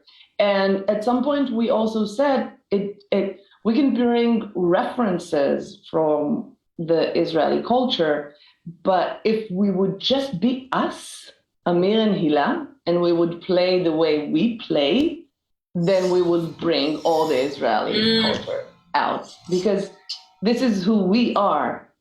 We are very Israeli, I think, Amir and I. Hey, talk for yourself. What? Talk for yourself. I'm still having problems with this identity. That reminds me of something that Lakshmi said in the first panel, where she said, like, we were asking also like what is Asian improv, and she said, if you're an Asian body doing improv, then that's Asian improv. I think in the same way, wherever, if we just remove the wheat from the chaff, bring it around full circle. If we just, kind of give ourselves permission to not look, it was more of removing the other things rather than having to bring in the Filipino or the Indian or Israeli, because it's in there. There's just other stuff on top of it. So we remove that, and it'll come out. Not that we have to find it, I think. Yeah, I agree. I totally agree. It's just staying true to who you are and doing whatever you do. And then everything comes up, because also the topics, because we are in our countries, in our culture, we have our state of mind and our thinking about this culture and within this culture. So just needs to be us. And then I think we did one of the most Israeli things that we can do. We rehearsed the day before. It was like, let's talk about it. Talk. All right, when are we gonna meet? Oh, okay. Which is kind of like the last moment. But we know each other so well, and we are playing together for so long now that we're in sync, baby. I just Yeah, go ahead. I just also want to mention, like we are so used to like national boundaries, because that's something we all are very like used to. And this is coming from sort of like my discomfort with being like associated to the idea of current India. Like I'm really not comfortable with it. I don't stand for anything that my government stands for or anything that it's propagating. So I think while we say Asian improv, or we say Indian improv, or we say Filipino improv, I think that is because I think, like we were talking earlier, we are sort of constructing that identity against, like, say, American improv, because improv has its own history, and European improv, and those are, when I walked into it, that were the two big streams that I was told. European improv is longer form, it's more emotion driven. American improv is a lot like SNL, this, that, what I was told. So because those were sort of continental, or those were sort of like national identifying markers. But for me, saying Indian improv or Asian improv is only a shorthand for saying stories that have not been represented. Because we can actually, like, I'm a big believer, I can never do like Indian improv, like, because we are huge. And I am anything, like, in a way, like the Indian identity is only in making. And so I also want to sort of like share that I think we can, on one level, we can only perform the histories that we have lived, or we have heard, or we have experienced. And then, because like that's when it becomes a caricature, when you're trying to play the other without knowing their story enough. Like then there's like all the stereotypes that come in. And also because we are in a world, in a post-capitalist world that we live in, nations are such categories, right? Like where are you from? Which country are you from? So it becomes an easy shortcut, but I'm hoping there'll be like, and there are imaginations of communities which are beyond like sort of national markers. And I think that's what we are also sort of doing, like reconfiguring what is a category in improv. Yeah, wow. Thank you for that, Lakshmi. We're almost out of time, and I want to share one impression. There was a moment in Carl's show. I think you said we can't be Filipino if we don't talk about family. And Hila said that exact thing to me about Israeliness. And I think there's something, if we're thinking about like these levels and these layers of our identity, it really gave me the sense that, there's this kind of like globally human level where we really can understand and connect to our experiences, as bodies, as, people who live in families, and as people who live in societies. On top of that, we have, all our local identities. And on top of that, we have that kind of like connecting currently Western colonial identity. And it's really interesting to see us move throughout these 2 hours and throughout our processes between all these different levels and like find connection on all these different levels. And I think for me and Hila, like what eventually became the essence of our format was like moments of really intense argument and disconnect and moment of really intense connection, because that's really, it's so Israeli. And we have like 2 minutes, but I want to ask each and every one here if there's something that you're taking away with you from this process. For me, I'll say very briefly, I became more curious about playing Israeli characters, much more curious than before. I wanted to say that it makes me so curious about other cultures. I just want to sit down with you for, I don't know, the whole night and hear everything about your culture, your heritage, the way you approach improv. I have so many questions to ask. I just want to sit down and listen. And then I want to play with each and every one of you. It makes me want diversity. That's it. Like, I want diversity so much on stage and off stage. Yeah, it makes me long for diversity. That's the sentence. Boom, drop the mic. I'll follow that because exactly the same. It was like being nourished, it was like eating, when you lose your taste after you have a cold, it was like eating the first time when your cold goes away. It's like, oh, so much flavor. It felt that way. It felt warm. And one more thing is that I'm so happy in the fact that we get to do this and celebrating all the way that we converge and diverge in our improv.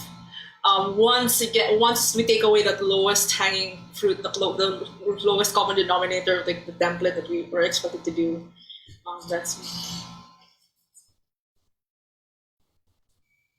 I think I'll say it quickly. For me, everything, the desires, the longingness of being able to play a story and move from like literal to metaphorical was very validating to see it in everybody, like small mini story to mega stories. And I think definitely like being more and more comfortable with contradictions at social, national, and personal level.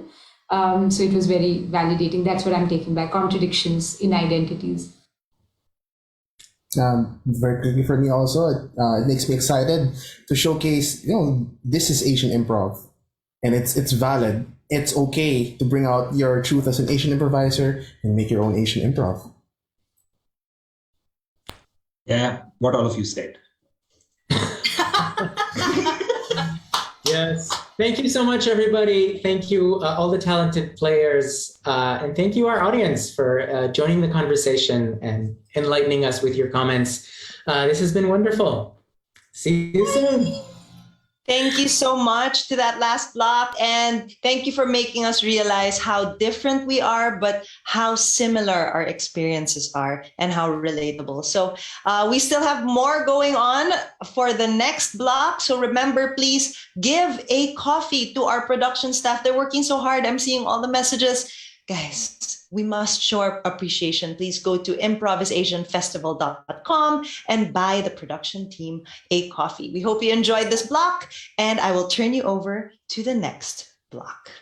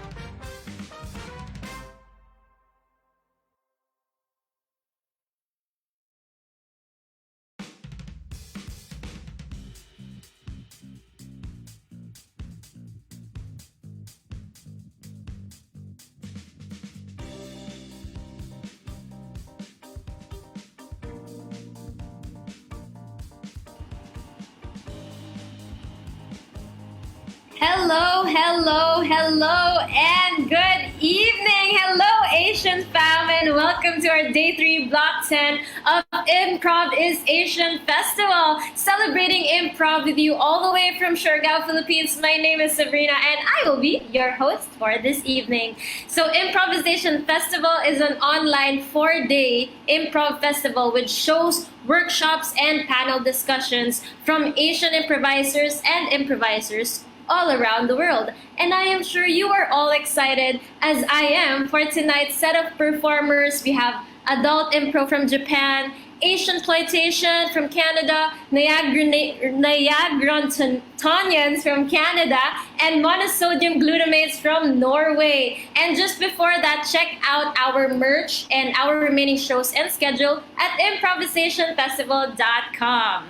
And Kumbawa coming up first. Adult Impro is a Japanese impro team that performs unscripted adult plays that you can watch online. Their play is about the drama and the other sides of humans that can be seen in the situation of a sex party. This is earphones recommended, everybody, so please have those on. And without further ado, let's all welcome for our first performers on the ImprovisAsian Festival, Adult Impro! Woo woo woo! Hi everyone! 皆さんようこそお越しくださいました。 Welcome! はい、Adult Impro from Japan です。 We are Adult Impro from Japan. はい。Music.僕たちは、今から、セックスパーティーを舞台にした、we're going to perform a 1-hour show which is set on a sex party. 私がマネージャーのショーです。 He's the manager, Osho, and the staff, Claire. Yes. ここがセックスパーティーの、私たちが誇る会場です。This is the main lounge of the sex party. でここに今日は4人の、And there will be 4 guests visiting tonight. アイディアを、そこに使わせていただきます。ありがとうございます、アイディア。Thank you for all the ideas of the occupations. The 4 guests will be based on your ideas. 今回4つ、職業をいただきます。We're choosing 4 from all the comments we've got. 1つ目、学校、school librarian. Number 1, school librarian.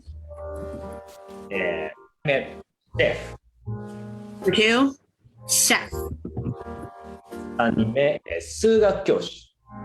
Number 3, math teacher. そして4人目、お医者さん。Number 4, doctor. この4人の男女が、この場で初めて出会って、そして絡み合って、The 4 of them, they're meeting tonight for the first time. They intertwine with each other, and something might change between them. いや、皆さん。 All right. Well, I hope everyone enjoys the show. Okay. じゃあ、Claire, are you ready? Yes, I am ready. My sounds clear. Yeah, you're Little bit. breaking up sometimes. Oh my gosh. Okay. Oh no. Close. How was it? Can you speak one more time? Test. Yeah, that's better. Okay. Mhm. では、始めていきましょうか。All right, let's get started then. それでは、アダルトインプロ、Secret Night お楽しみください。Adult Impro, Secret Night. Please enjoy.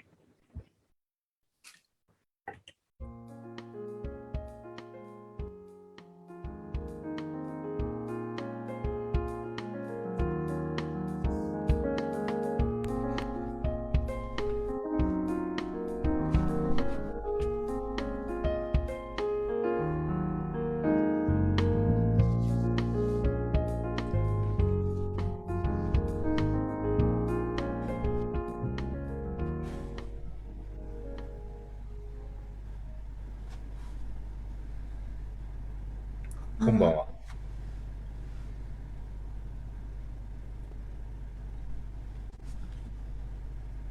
あなたもご参加の方ですか？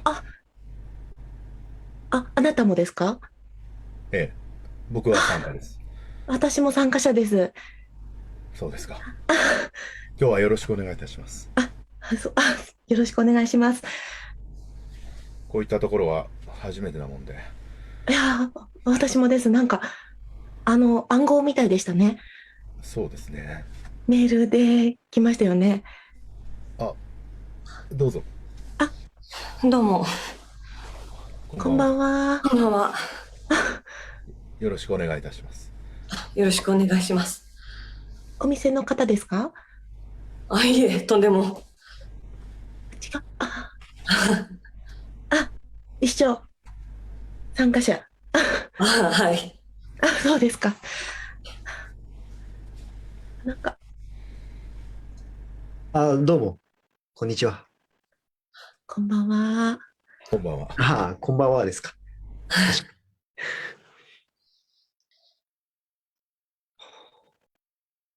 今日もいろんな方がいらっしゃるんですね。お店の方ですか？いや、違います。お客の人に。よくいらっしゃるんですか？そうですね。何度か。そうですか。実際、本当に、セックスできるんですか？そういう場所ですからね。はい。皆さんお揃いでようこそお越しくださいました。これで、今日は全員ですね。いいでしょう。私はここのマネージャーです。そして彼女が、スタッフです。最初に説明をさせてもらいますが、最近ね、インターナショナルに、我々も広げていってますので、もしかしたら英語のお客様もいらっしゃるかもしれない。なので、英語で説明いたしましょう。なさそう、英語わかる人。ではまず、このパーティーは、セックスパーティーです。Well, to start with, this party is a sex party. 今、時間は12時。そして朝の5時までが皆さんの時間です。It's 12 a.m. right now. You guys all have 5 a.m. to enjoy. 場所はいくつかありますので、自由に使ってください。まずここがラウンジです。You can use any rooms as you want. This is the lounge. そして向こうにキッチン。そこでドリンクとか軽食とか好きなように食べることができます。There's a kitchen over there. You can eat snacks. You can have drinks. そして、タバコ吸う人、ベランダがあるので、そこで吸っててください。If anyone smokes, go to the balcony. シャワールーム、トイレは向こうにあります。Shower, bathrooms over there. そしてメインのセックスルームは奥にあります。The bedroom or the sex room in the back. いくつかあるので好きなところを使ってください。There's several. Use any one you want. そう。そして大事なこと。男の人、コンドームは小さいのから使ってくださいね。When you use a condom, use from the smaller one. 見え張って自分が大きいって見せないように、ね。Don't be too conceited. Don't start from the big one, okay? 何かご質問はありますか？ Questions? いいですか？どうぞお姉さん。誰とでもセックスしていいんですか？もちろん誰とでもやってください。すごいですね。わかりました。うん。ここを楽しむのも、楽しまないも、depends on you. It's up to you です。では、どうぞ楽しんで。Enjoy! Enjoy! 素晴らしいですね。何度来ても、この瞬間はワクワクします。お姉さん、どうですか？私ですか？はい。じゃあ、こんな簡単に決まっちゃっていいんですか？僕じゃあ不満ですか？いやいや、とんでもないです。もう、ずっとやりたいと思ってました。じゃあ行きましょう。はい。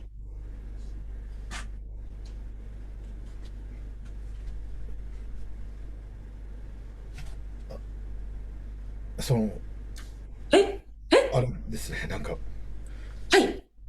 もう、始まってるんですね。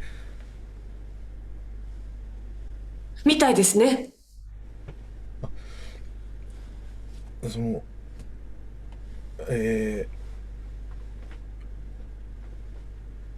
よかったら、いかがでしょうか、僕と。い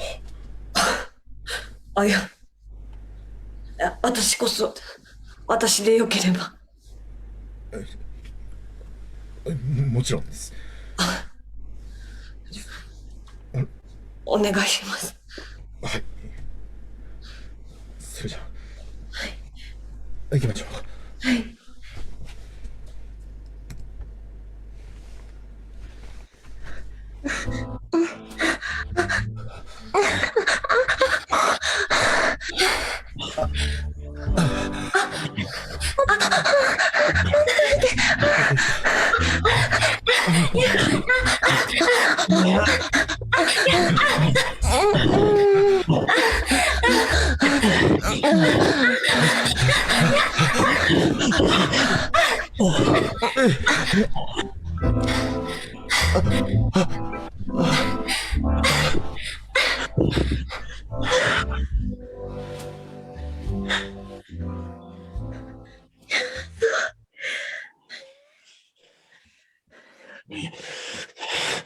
違う。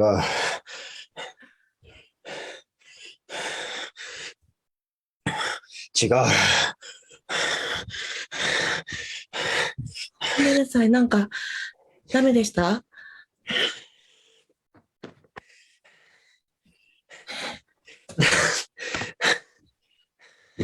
なんだこの胸は。胸も、膣も。何？あんた本当に経験豊富なのか？どういう意味？全然美しくない。私経験豊富なって言ってないですけど。あんた何度も早くやりたいって慣れてるんじゃないのか？信じらんない。ねえ。あんたこそ何回も来たことあるんでしょ？あ、そうだ。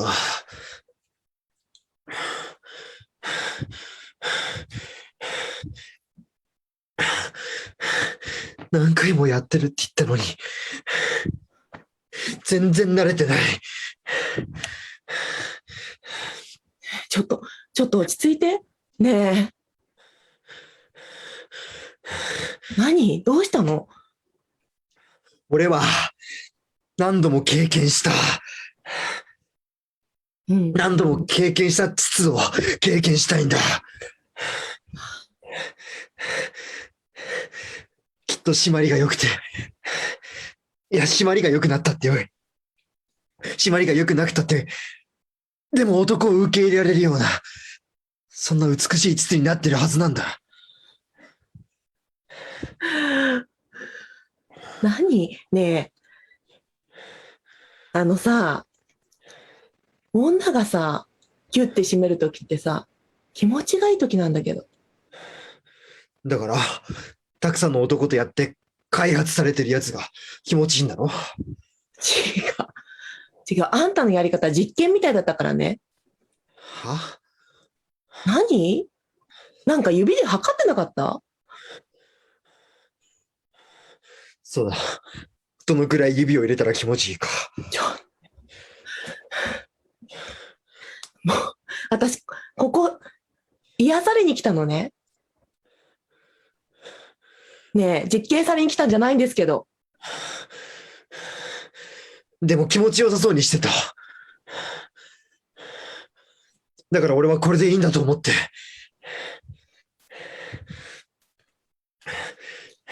礼儀だよ。は？気持ちよさそうにするのは当たり前でしょ。お互いに気持ちよくなりたいんだから。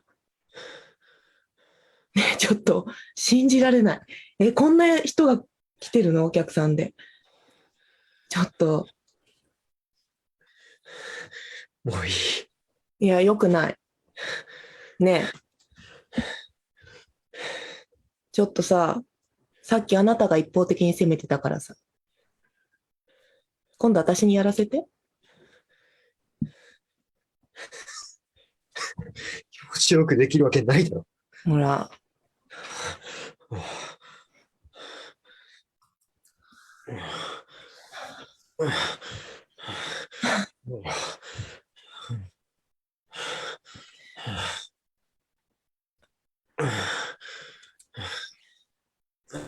気持ちよかった？気持ちいい？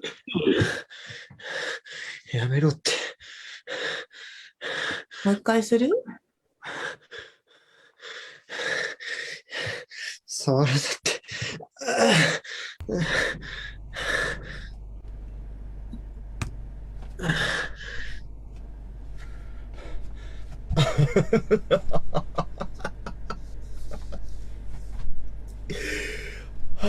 ちょっと。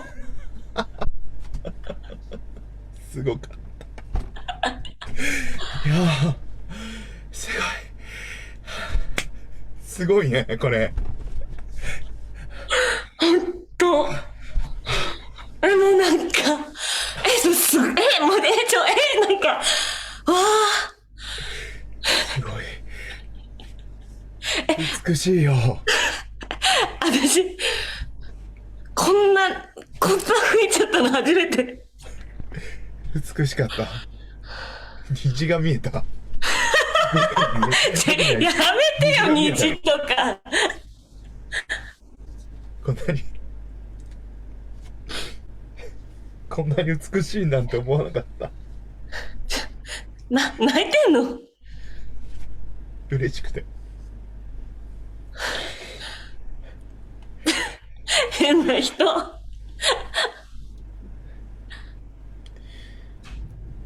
今まで女性と交わるっていうことは不純だと思ってたんです。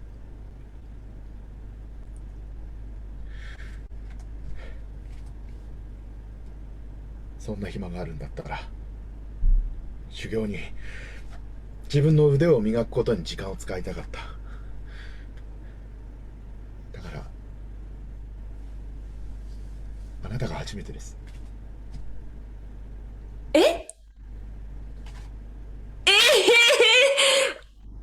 本当ですか？恥ずかしい話ですけど。いや、なんかむしろ私なんかが初めてでちょっとごめんなさいっていうか。あなたでよかった。僕の35年間、この日のためにあったんじゃないかって思うぐらい今、感動してます。これが本当に美しさなんだって、今気づいたんですよ。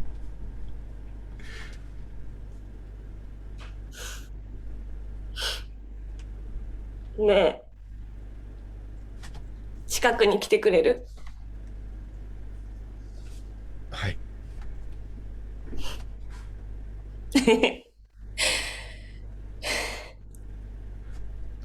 ありがとう。そんな嬉しいこと言ってくれて。いや、いや、こういった時、どうしたらいいかわかんなくて。私ね、婚約者と別れたの。婚約破棄されたの。で、もうやけになっちゃって。私ね、人の肌にたくさん触れたいのね。機械越しじゃなくて、肌と肌で触れたいの。なんか、依存症みたいになっちゃって。なんか、こうやって、触れ合ってないと寂しいみたいな。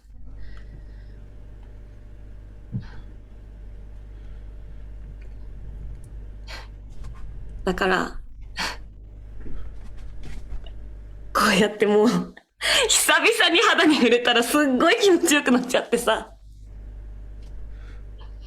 なんかしかも、なんか綺麗とか。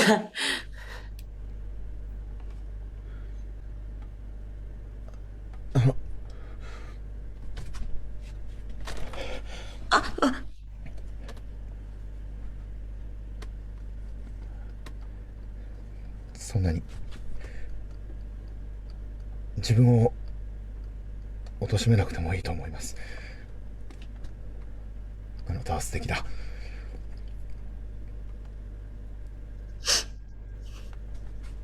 ねえ、もう一回、綺麗ってたくさん言いながらして。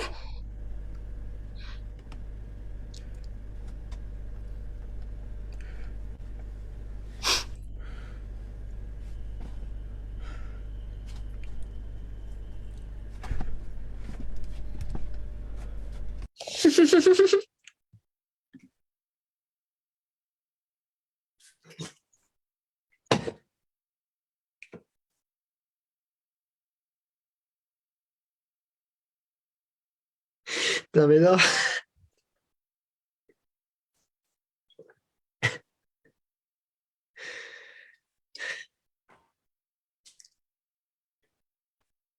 なんすか、その顔。何がダメなの？ダメなんですよ。あなたが美しく見えないんです。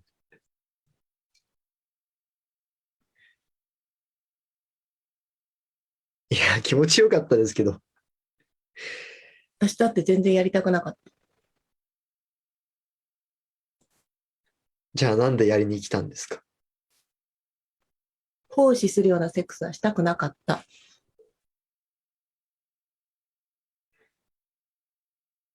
奉仕されるセックスが好きだったんですか？は？あなたのはセックスじゃなくて実験でしょ？ねえ、なんでここまで来るの？ねえ、なんでついてくるの？酒を飲んだら美しく見えると思ったんです。僕ね、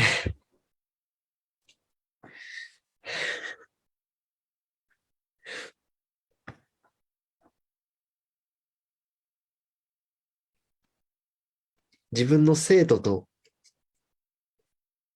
行為をしたことがあって。それで？美しかったんです。行為をした後、信じられないくらい彼女の乳房も膣も全部が美しく見えたんです。それが童貞捨てた時？ええ。きっと彼女は経験豊富だったから。だから経験豊富なあなたとまたやれば美しく見えるだろうって、あの時みたいに乳房と狂いたくなるくらいに美しい。あのさ、私も狂いたくなるぐらい気持ちよくなりに来てるの。それぞれ事情があるのね。こういうお店に来るってことは。そうでしょうね。さあさっきのセックスしてもらった後じゃあなたとどうしても多分うまくいかないと思う。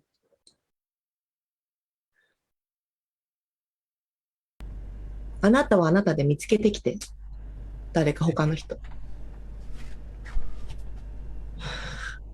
あ、どうも。そうですね。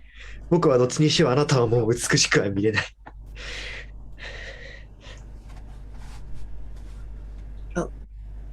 なんか言い争いしてるみたいでしたけど、大丈夫ですか？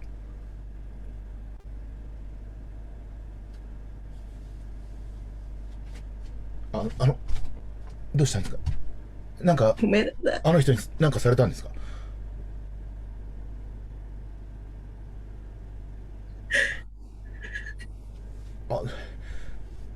あの、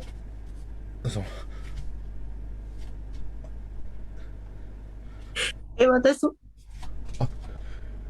大丈夫ですか？話だったら聞きますよ。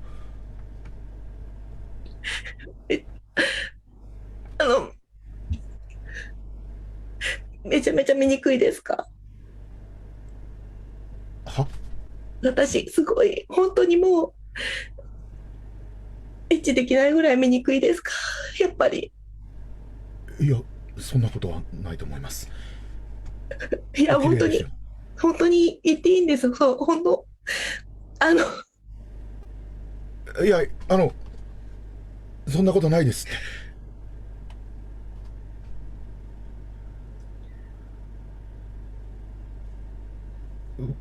ドキドキするぐらいお綺麗です。いや、だってさっき他の人としてましたよね。そうです。今、飲み物を取ってこようと思って。そうですよね。いや、大丈夫ですか？大丈夫じゃないかも。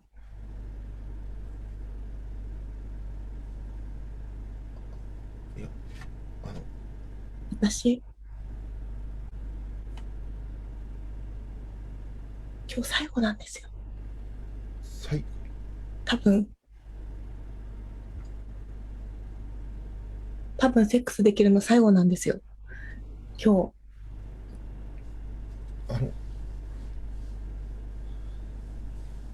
あまりその深い事情に立ち入っていいものかわからないですが、何か事情があるんですよね。明日多分捕まっちゃうんです。校長のお金盗んじゃったんですよ。いや、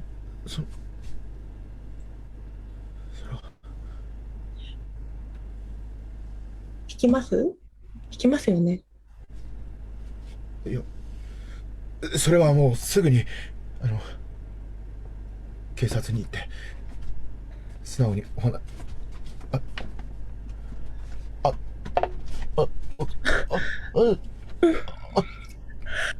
ちょっともう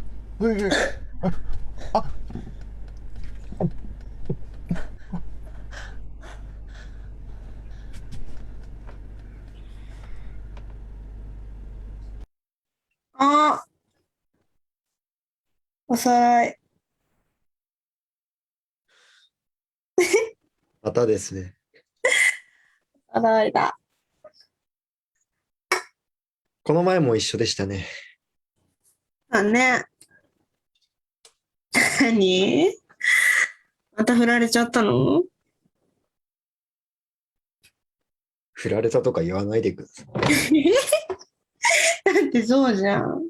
僕の求めてるものじゃなかっただけです。相変わらず意地っ張りなんだから。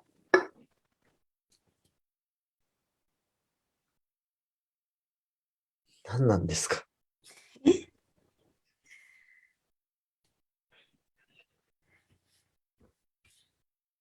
まだ出会えないの？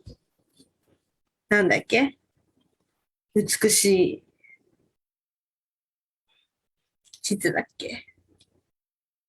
ええ。美しい乳房と美しい膣。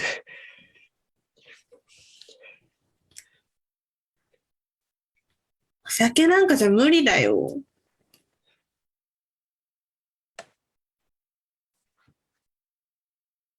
じゃあどうすればいいんです？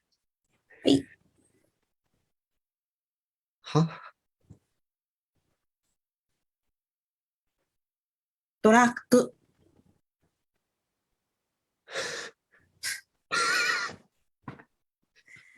馬鹿げてる。お酒なんかより全然気持ちいいよ。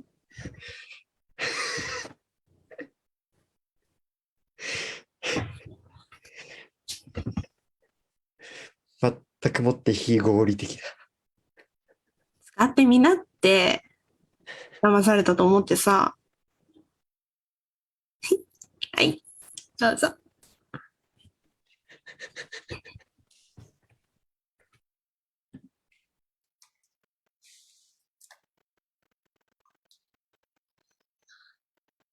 すいません。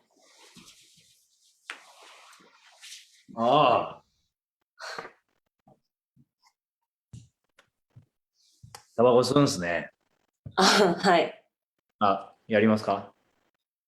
あ、いいんですか？どうぞどうぞ。ありがとうございます。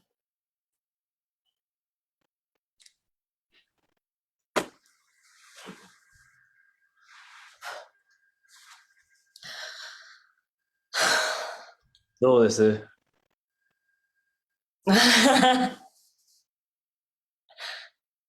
癒されてはいます、おかげさまで。そいつはよかった。でも、瞬間的刹那的には癒されるんですけど、違うんだなーみたいなこともなんか、後味でじわじわ分かってきちゃって。やっぱり、あの人が好きだったんですか？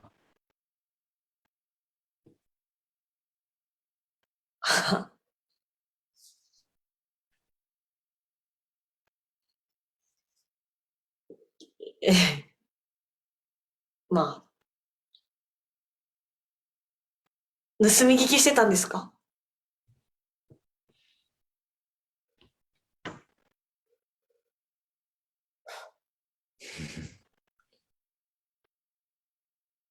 知ってるんですよ。え？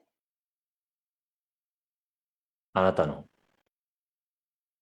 婚約者さん。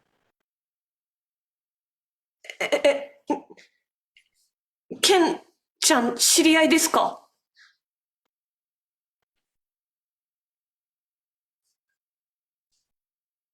待って待って、なんで指輪があなたのとこに？彼ここ来てね、これ置いてったんですよ。どういうこと？ケンちゃんもこの店に来てたってことですか？そうです。常連でした。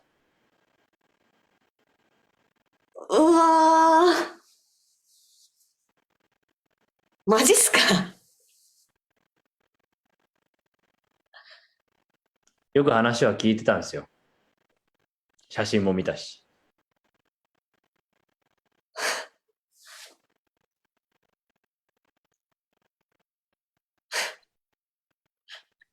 あなたお医者さんなんですよね。まあ、はい。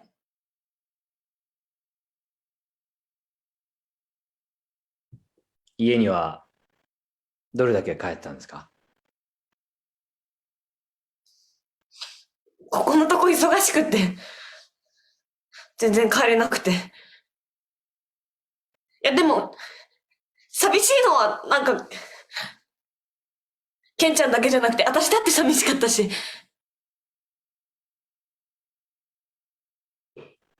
やっぱ、寂しいって言ってました。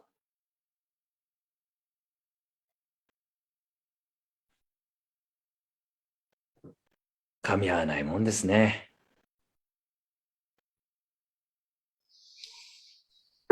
時間さえあればと、どれだけ思うか。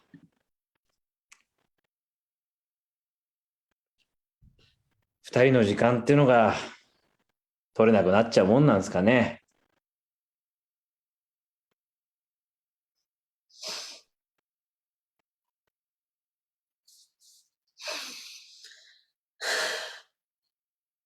いや、でも忘れに来たんですよ、私ここに。もうめちゃくちゃになってもう忘れに来たんですよ。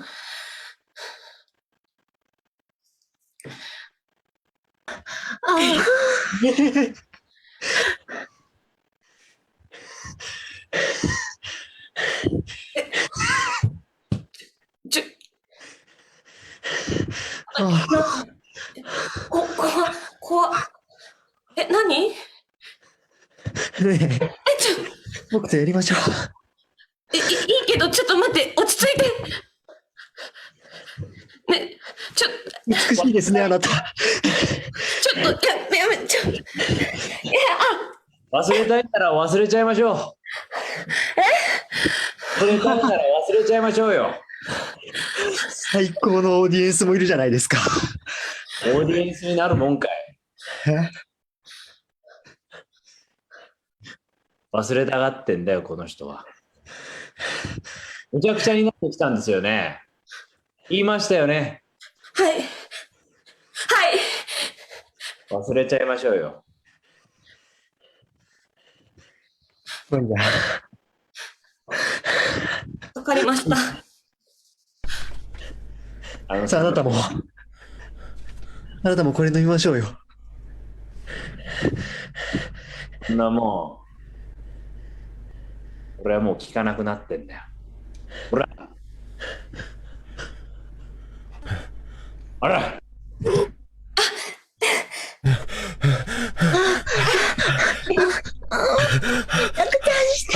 ちゃくちゃ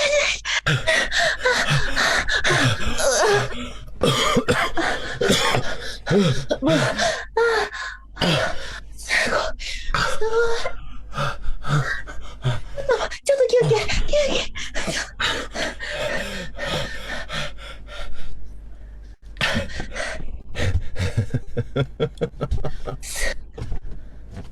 すごいんですけど。ほら、ケチャップついてるまだ。やだ。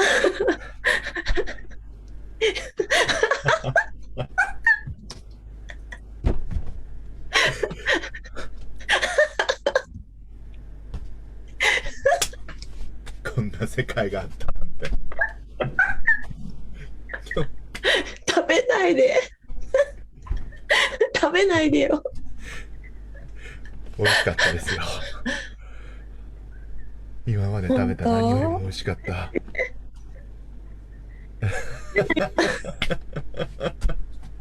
こんな世界があったんだ。私美味しい？最高に美味しかった。さっきの人とも全然違った。さっきの人がまだなんというか新鮮な果実みたいだったらしたら、あなたは熟した果実だった。熟成された味がしました。熟成されててもいいの？食材は全て神から与えられたものです。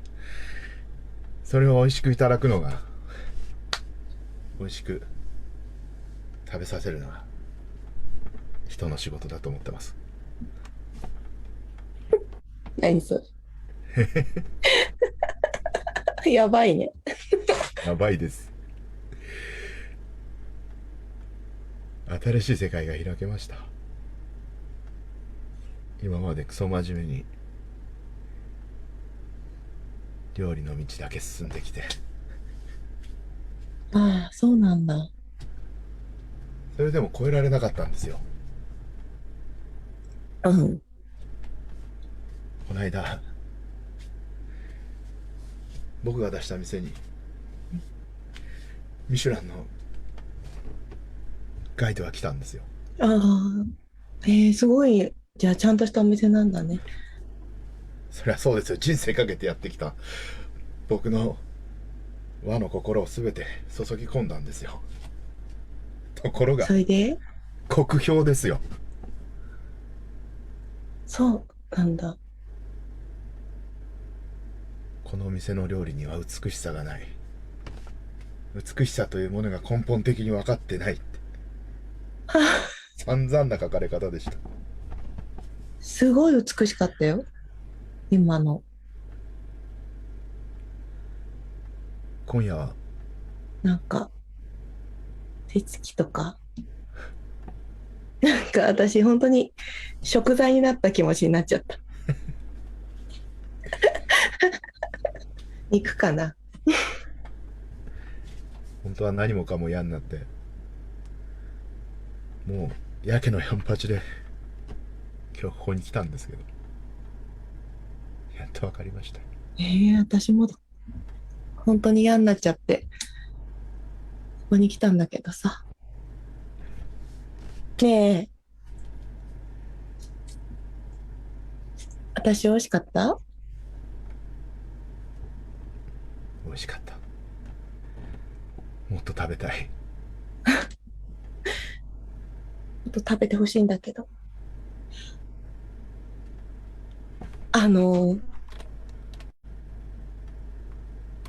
一緒に逃げない？逃げる？もう、なんか、こんな東京とかから飛び出しちゃってさ。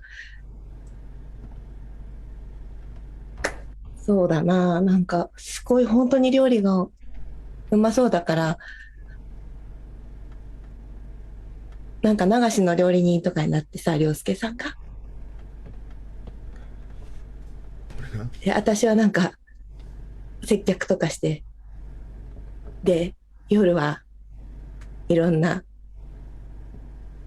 民宿とかに泊まって、セックスして、そんな。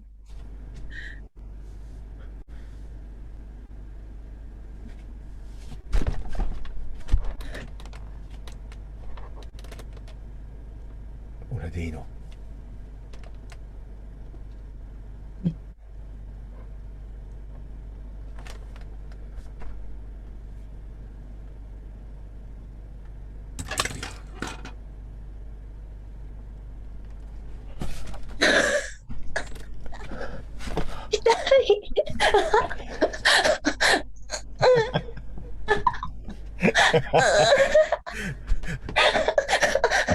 美味しいよ。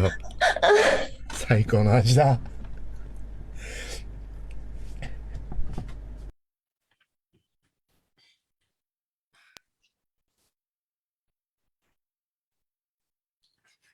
誰キッチンでやったの？あ？誰キッチンでやったの？わからん。お前さ、あいつにやったろ。あいつに薬やったろっていうの。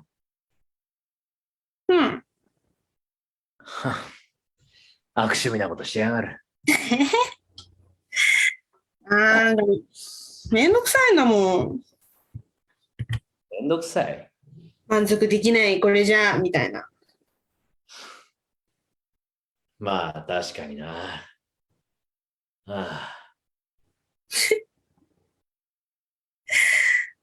てんちゃんも悪趣味だよ。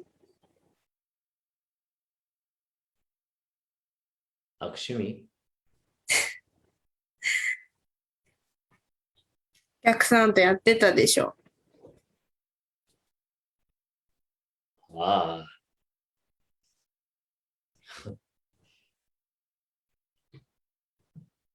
あの人は特別だから。何それ？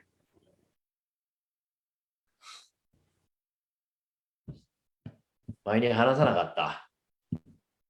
婚約者。え？婚約者がいたって話さなかった。なんかよく来てた人でしょ？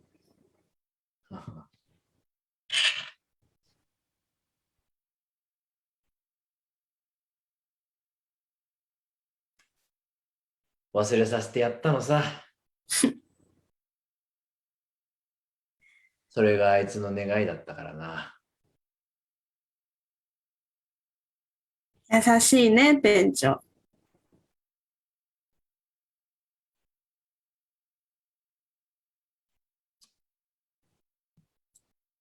優しいかな。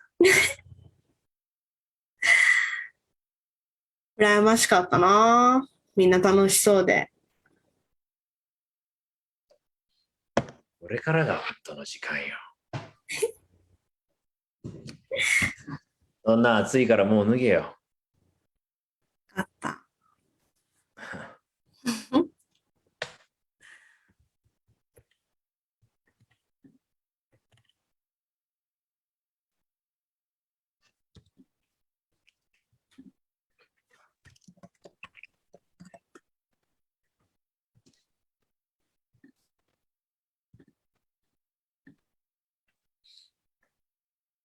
どうでしたか？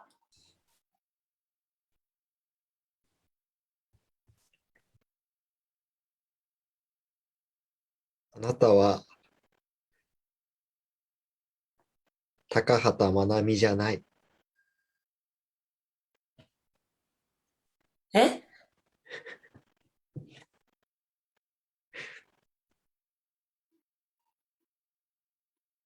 薬やってる最中はね、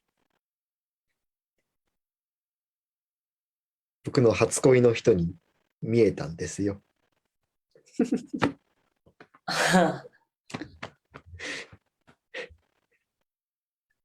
バカみたいですね。何遍も何遍も試して、あなたじゃないって言い続ける。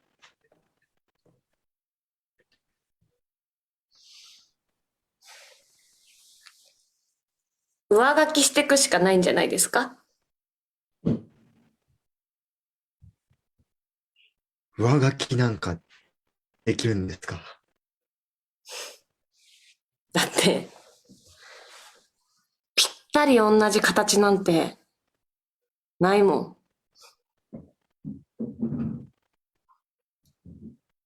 新しいこの皮膚の感触とかあったかさとかそういうの感じて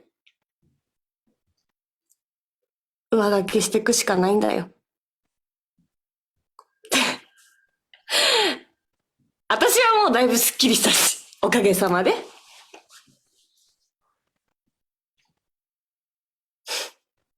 上書きですか？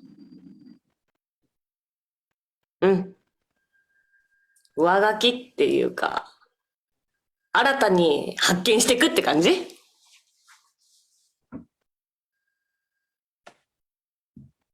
ちぶさ、触らせていただいてもいいですか？いいよ。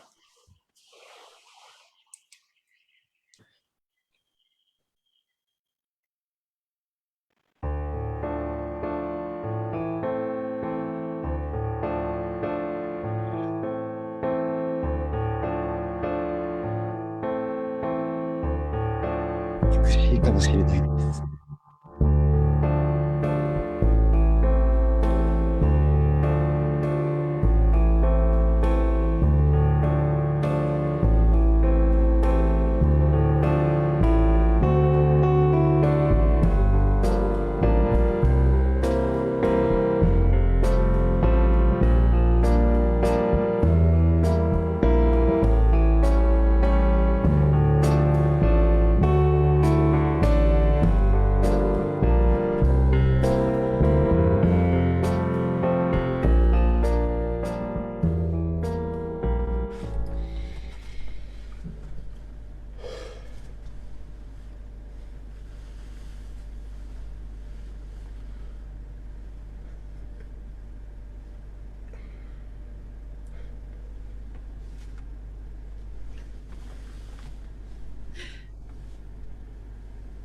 まともな人に見えるね。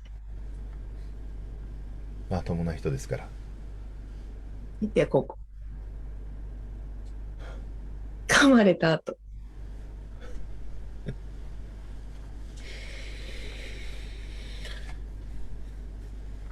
大丈夫よ。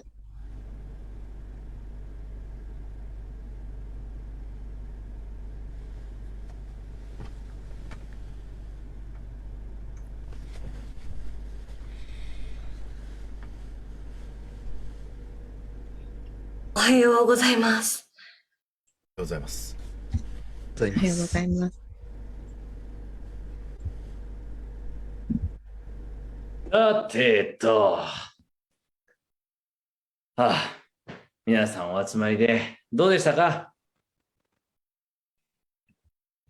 最高でした。それじゃあよ。では、ここから、一人一人、帰っていただきます。ごめん。ありがとうございます。ずっと説明しちゃった？いやいや、これから。はい。これから一人一人で帰ってもらいます。連絡先の交換しないでくださいね。Hey, please go home one by one. No exchanging addresses. よろしいですか？一人一人ですよ。では、お疲れ様でした。は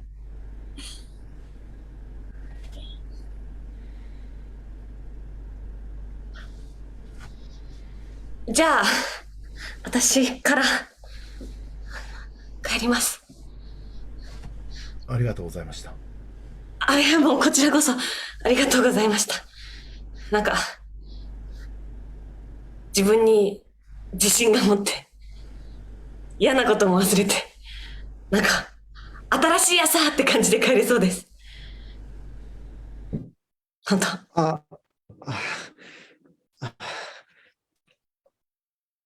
まだ正直分かっていないのですが、でも、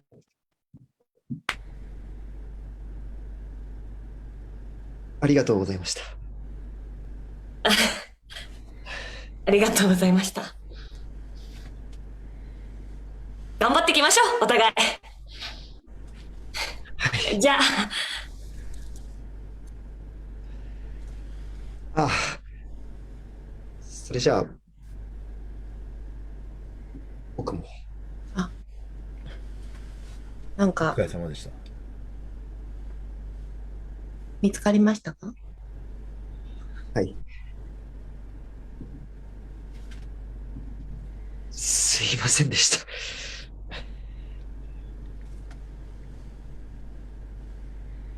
いいえ。なんか、来た時と顔が違うから、よかったのかなと思いますけど。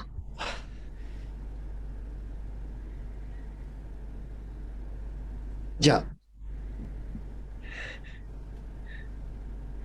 さよなら。さよなら。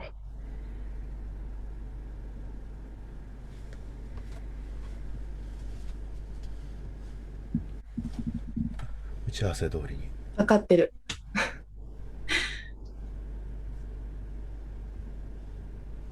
なってます。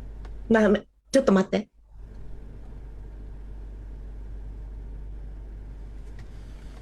涼介さん。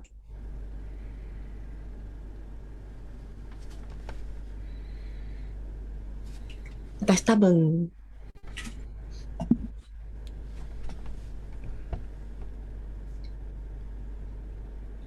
全然捕まるから。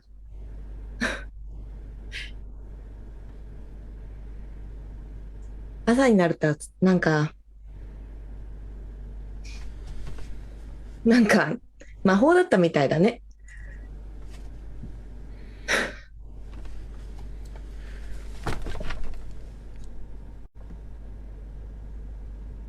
大丈夫。大丈夫じゃない。大丈夫だから。巻き込めない。もう巻き込まれてる。行こう。今奥の部屋に今だったら間に合うから行こう。このまま一緒に行こう。早く早く行くよ。ほらおいで。うん。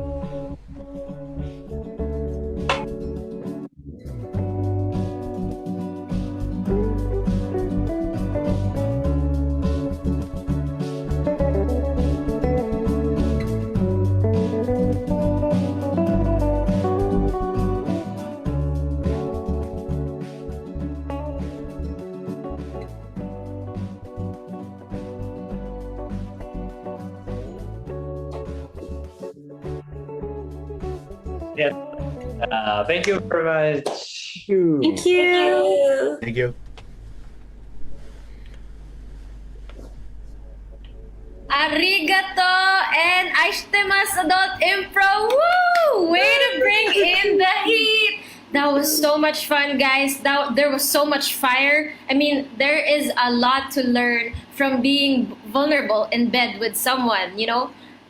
Very, very yoy. Shout out to one of our watchers, Ade, who said the nuanced truth radiates even through the language barrier. More power to you, improvisation. Throw in a fire, a heart emoji in the comments, and share what is your key takeaway. Thank you so much again, Adult Impro. They have a website and a Twitter account. Yuma and Yuma will be posting it on the chat, so stay tuned for their performance next month. Once again, hello to all improvisers, improv fans, and supporters all around the world. Welcome to our Day 3 Block 10 of the ImprovisAsian Festival. And for those of you who don't know, improvisation is actually where the scenes, stories, dialogue, and movement are all unrehearsed and unscripted, and everything happens on the spot. And one of the things I'm very excited to share is that we have merch. We have merch, so get your very own t-shirt. We have a Yumo and Yuma shirt in white, and then we have a proud Asian improviser in black. Shipping not only in the Philippines, but all over the world, guys. So get it at improvisationfestival.com. Get that because that's only once in a lifetime. Again, share some love to the production team as well. Was given a lot, you know, since day one. Give them coffee and everything. Check out those links. All right, amazing. And now, over to the other side of the world, our next group was Toronto, Canada's first all-Asian comedy troupe when they formed in 2006. 15 years. Are you ready for a one-of-a-kind explosion? Because I am. Woo, woo, woo. Let's give it up for Asiansploitation!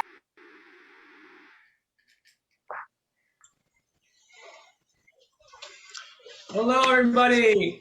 How's everyone doing out there, online and internationally? We are Asiansploitation Comedy Lab Rats, and as you've heard, yes, we were Toronto's first all-Asian comedy troupe back in 2006. I'm one of the co-founders, along with James. He's wearing the We the North hat. Say hi, James. Hello. Hello. From there, we did yearly shows, sketch, and improv. In 2013, we started doing improv workshops, of course, all in person. And then last year happened, and then we converted to online comedy workshops, which we called Zoomprov Comedy Labs.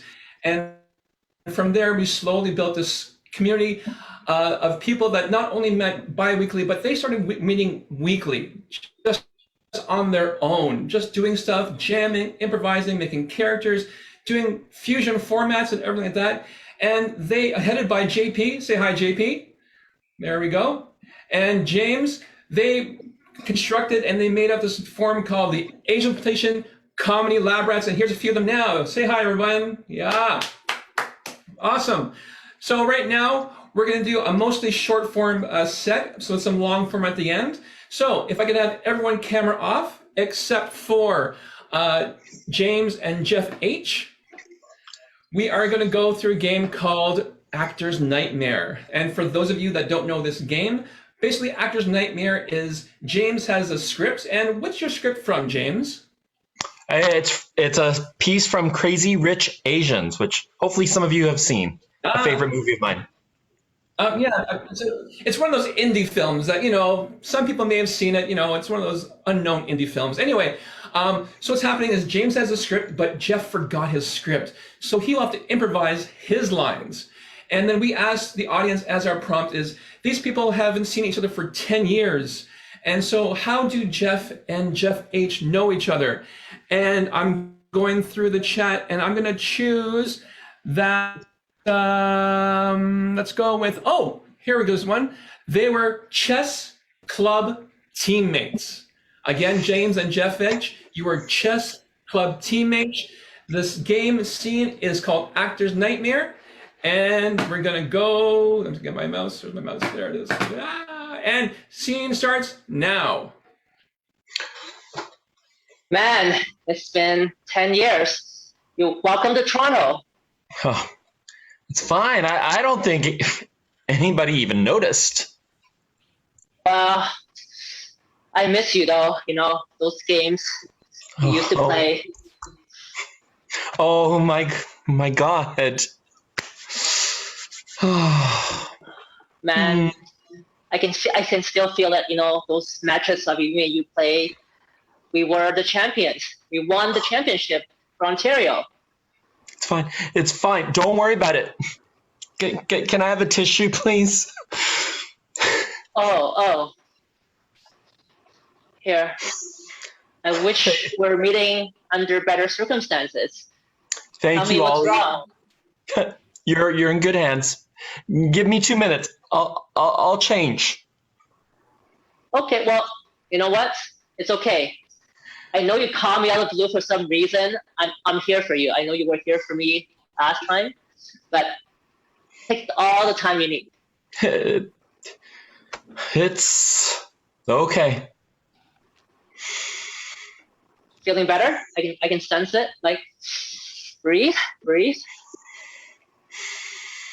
Okay. Tell me what's wrong.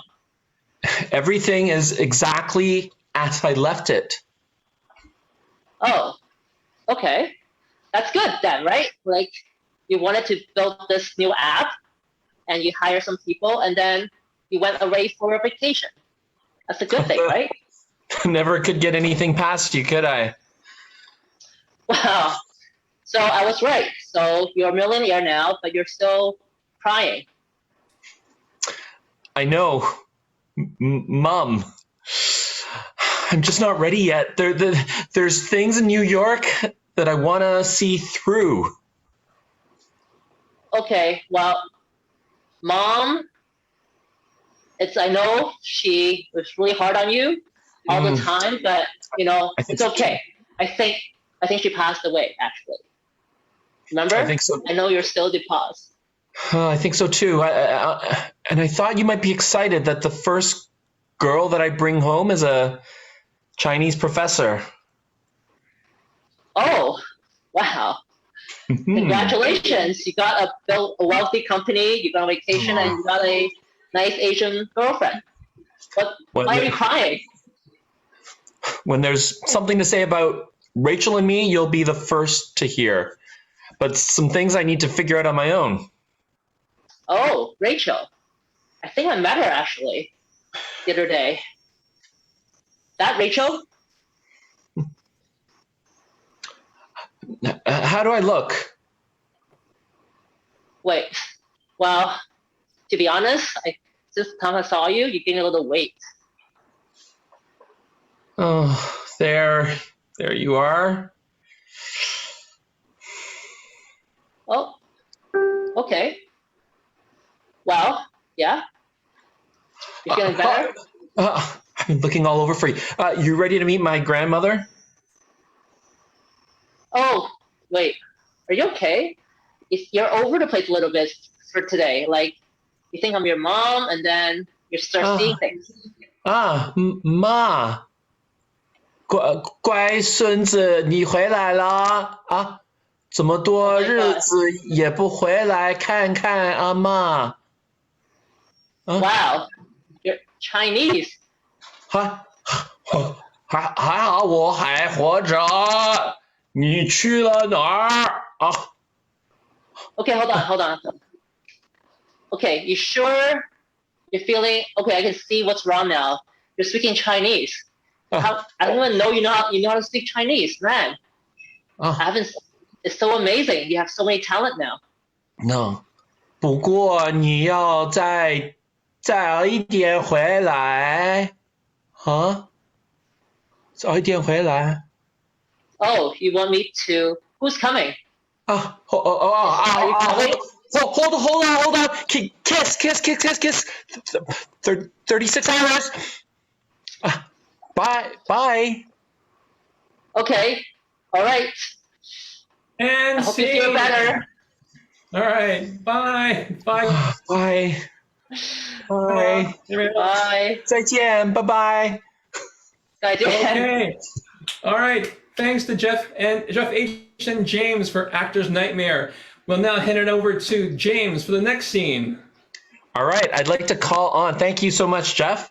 I'd like to call Danielle, Yanni, and Brian for the next scene. We're going to do a game called New Choice. They're going to do a scene. We have some great suggestions from the group coming, so we'll take a look at that. We're going to do a scene, and every now and then I am going to call New Choice. When I say New Choice, what's going to happen is the scene's going to rewind 1-2 seconds, and whoever said the last thing is going to give a new choice.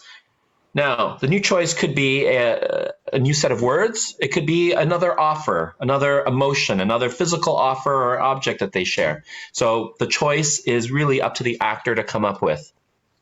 That's how the game goes. Pretty straightforward. Yanni, wave hello. Brian, wave hello. And Danielle, wave hello. We're going to kick off. We'll start with probably 2 people on camera first, and we'll bring the third person. We'll start with Yanni and Danielle.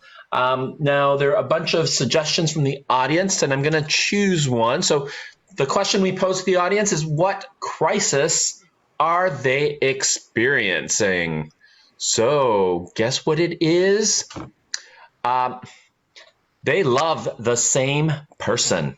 That's the crisis. They love the same person. Let's see where this scene takes us. I'm going to camera off, and we are going to do New Choice. We will take you there. Listen, Yanni, we've been through this. Even my name sounds better. Listen to this. Danielle Trudeau.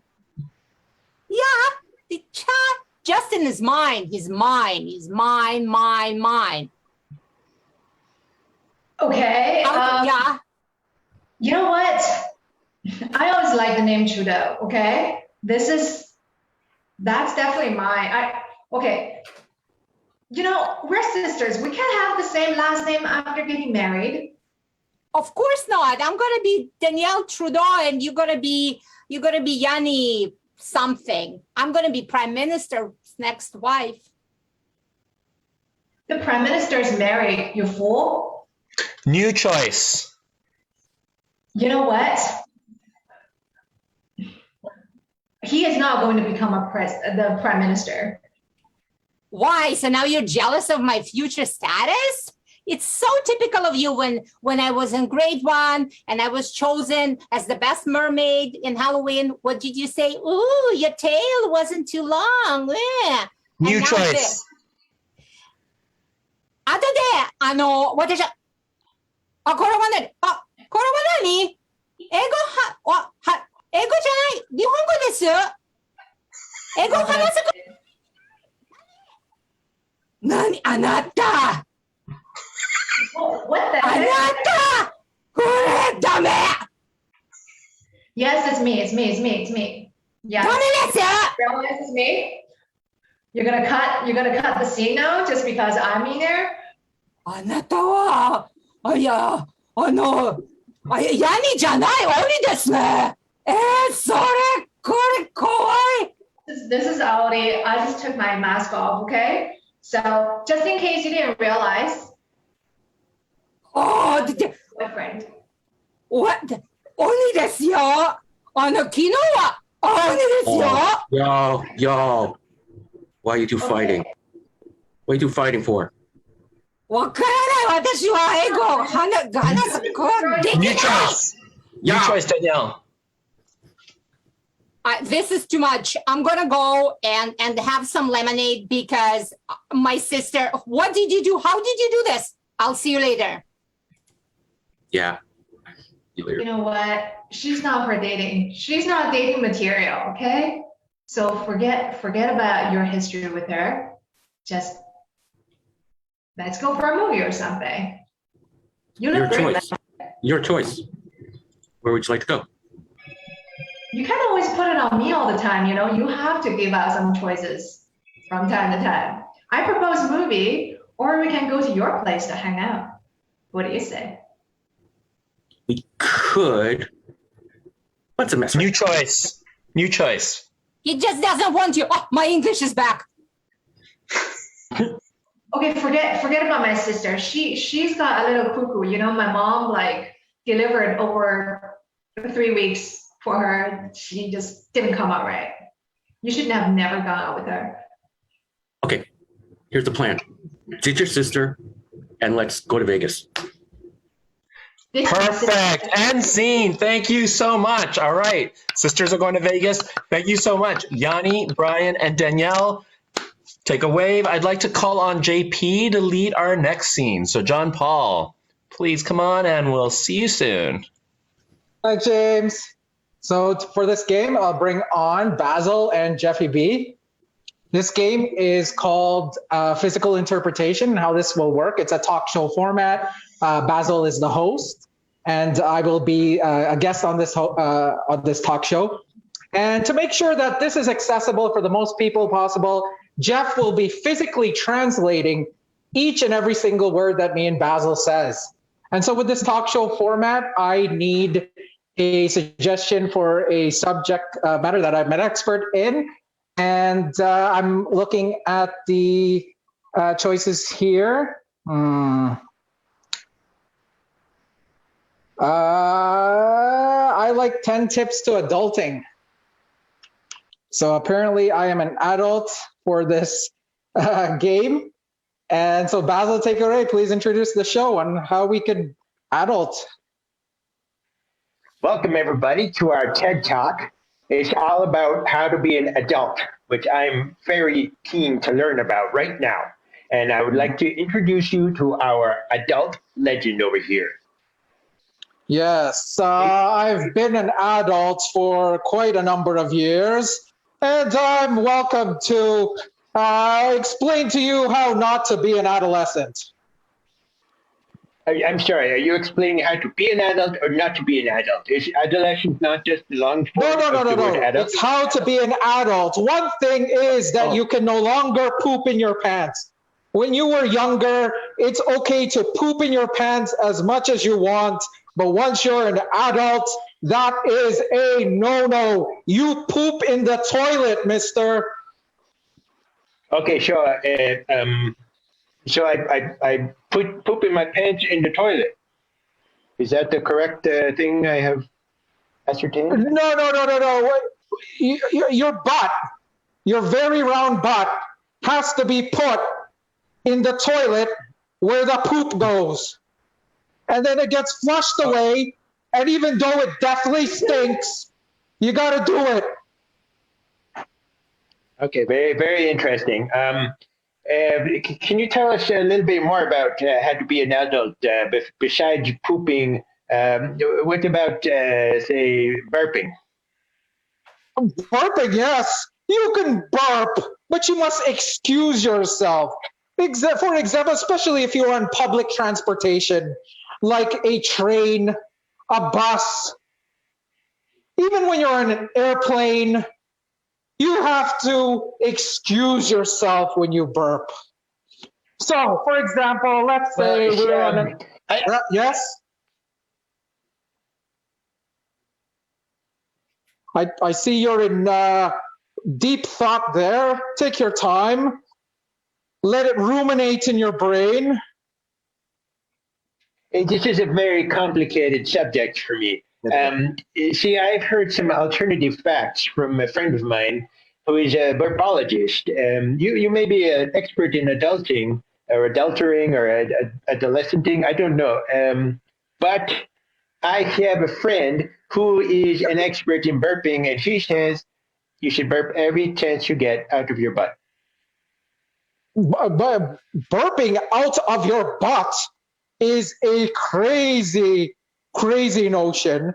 You don't want to do that, because if you burp out of your butt, not only will the people around you vomit violently in disgust, violently spin their head and fall over spontaneously as if they had been hit by a truck. You cannot do that.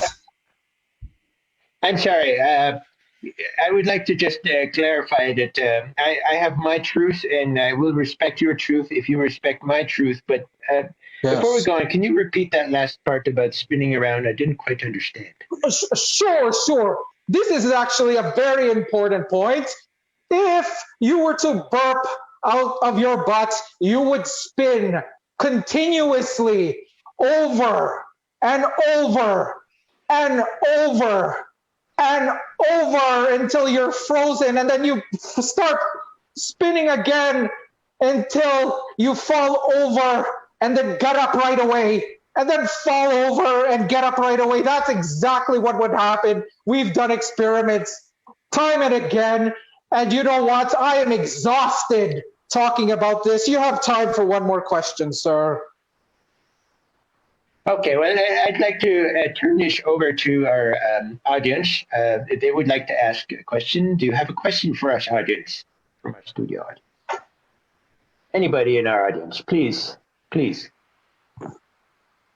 Yes, Madame Danielle. I have a question.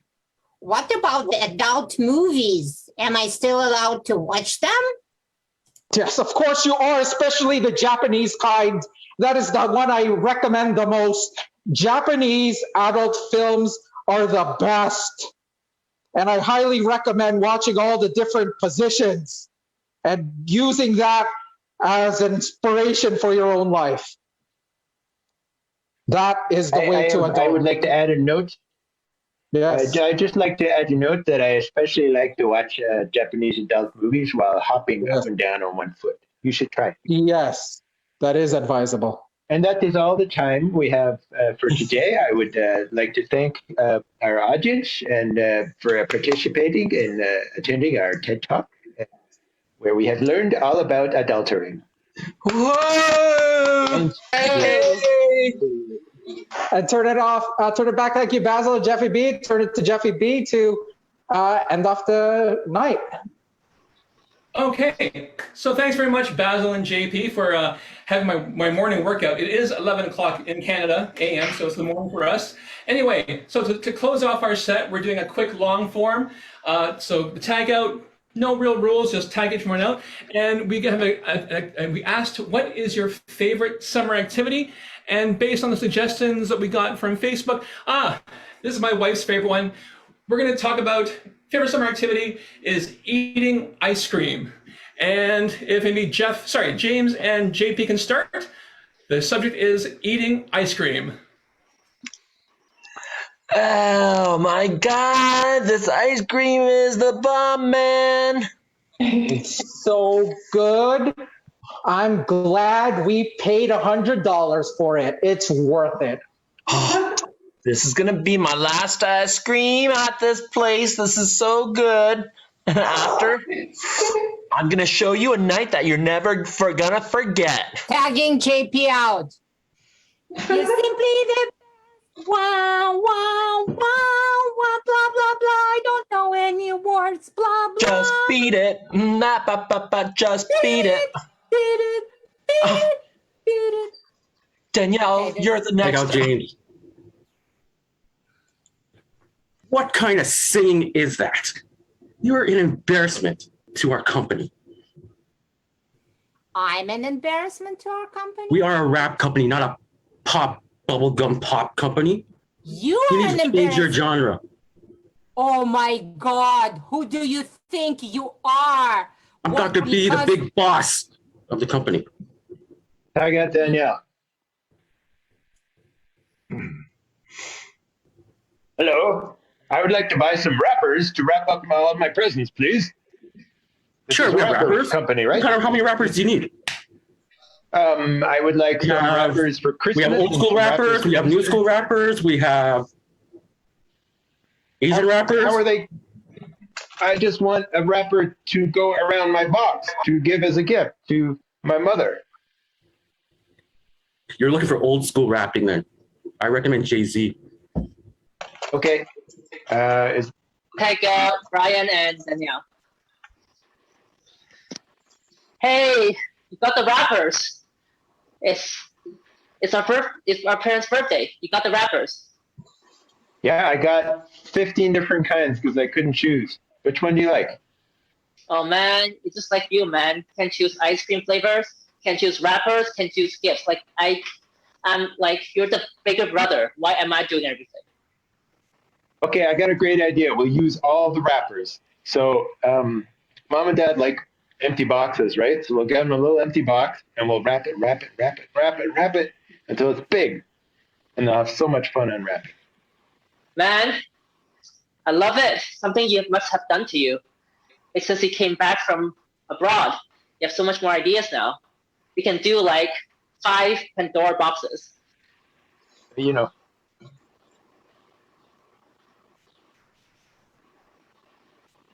Yeah. I learned a lot on my travels, especially how to Tagging Basil wrap out. variously shaped boxes. Tagging Basil out.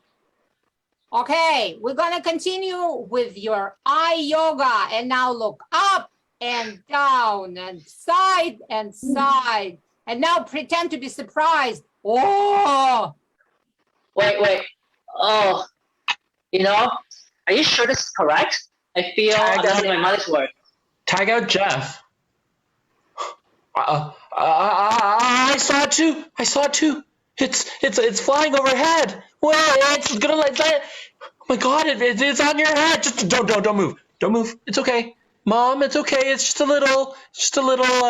Oh my God! Finally, I'm gonna deep fry it. Turn the oil on. Turn it. Come on, yeah, put it in. Oh my God! Yeah, we gotta lunchtime. Oh, so good! I can't wait. Good catch. My God, Finally, Mom, you trained me how to lure those eagles over. It's the last bug on my list. Double tag out. Tag out James. Wow. You know what? I think the new flavor, it should be called World Traveler Cherry. Cherry, yes, that's exactly what I was thinking. Yeah, cherries from all over the world, Japan, Canada, Morocco, into one flavor. Think of it. Okay. Oh, this is blowing my mind. Okay. Yeah, see? We're gonna. Mind blown. I'm gonna make a lot of money from this. Yes. Wait, no. Huh? We're gonna make a lot of money. We, the two of us. This is my idea. Yeah, of course. I'm happy to keep you on payroll, and as I become filthy rich and famous, of course you're going to be on payroll. So I'm going to be buying a Bentley and a mansion, and you could clean the mansion. Tag out JP. I got mangoes from our backyard tree. Oh, I'm for year this year. Oh my God, the weather conditions. We have so many mangoes. What are we gonna do with them? Hold on. These are Kent mangoes. I want a Tufel mangoes. You promised me a Tufel mangoes. Oh, this is the only tree that we have. I'm sorry. But 5 different mangoes. You said a Tufel, Kent, Crystal, and the other ones. But I only have Kent. Where's the other one? Take out Jeffy B. You're ready, right? We're going to go on a trip to hunt for the best tasting mango tree in the Philippines. Oh my God, it's the jungles out there. We're going to northern Luzon. I know, it's amazing. Okay. Yes. Jump I hope you're ready. Okay, jump in. We're heading off to Baguio. Right. Let's go. Come on. I'm so excited, man. Wait. Hey, there's a store for buko pie. I want some buko pie. Oh my God. Oh, let's pull over. Come on. Okay. Yeah. Oh Okay. my God. Okay. Why don't you go get us something? Go. Say Pick up again. something. Okay. You know what? Let's do it. Oh. Man. My mom. I keep seeing images of my mom flashing in my mind, but she's never there. Checking out Jeff H. And then, Dad, you don't understand. She did something. I started speaking Japanese. I couldn't do anything. I think she put something in my drink. Oh my God. I've always wanted you to be multilingual so you can join the UN. Now, what if I put this, or can you speak, are there any other, okay, what language is this? I think there's like oh my God. Yeah. Let's try. All right. もう一回日本語もう一回なんだろうOK ちょっと待って言ってください All right, let's end there in a multicultural, multilingual scene. If everyone of Asiansploitation can come back on camera on. Again, my name is Jeff, and we have, just say hi, James. Hey. And we have Danielle. We have Jeff H. We have Yanni. We have Brian, and we have Basil. Basil and JP. JP and Basil actually coming in from Mexico. So I apologize, it's to Canada. It should be Canada and Mexico. So again, we are the Asiansploitation Comedy Lab Rats, and we'd like to thank ImprovisAsian Festival for having us on. Mabuhay to all my Filipino relatives and family in the Philippines, and thanks you very much again for having us back. Salamat, everybody. Bye-bye. Bye. Yes, mabuhay indeed. That's very crazy. Crazy Rich Asians, mango, buko pie, you name it, I'm getting hungry. So much energy and feels. Give it up for Asiansploitations. Again, come on, drop some ones, drop some eights. You know, I like their quote, Japanese adult films are the best. Use it as an inspiration. So type down what are the best quotable quotes from this particular segment. Guys, they also host online and in-person workshops. So if you're in Toronto, let's go, okay? You can check out Asiansploitation on Facebook, YouTube, and Instagram. We are halfway, guys. We are halfway through Block 10, and can I just say, I am still pumped.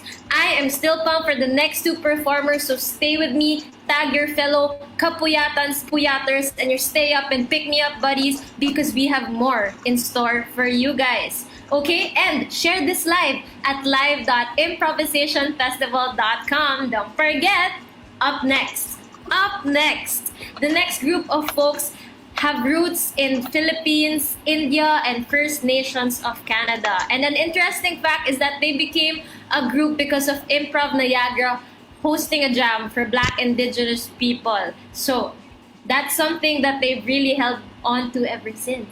And I am very excited to introduce them. Let's give some love to Niagrontonians! Woo, woo, woo, woo!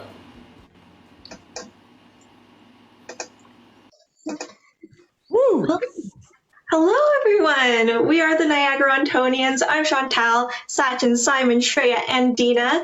We're an improv comedy troupe from Toronto and Niagara Falls, hence Niagrontonians, and we're very excited to do an improv comedy show for you today.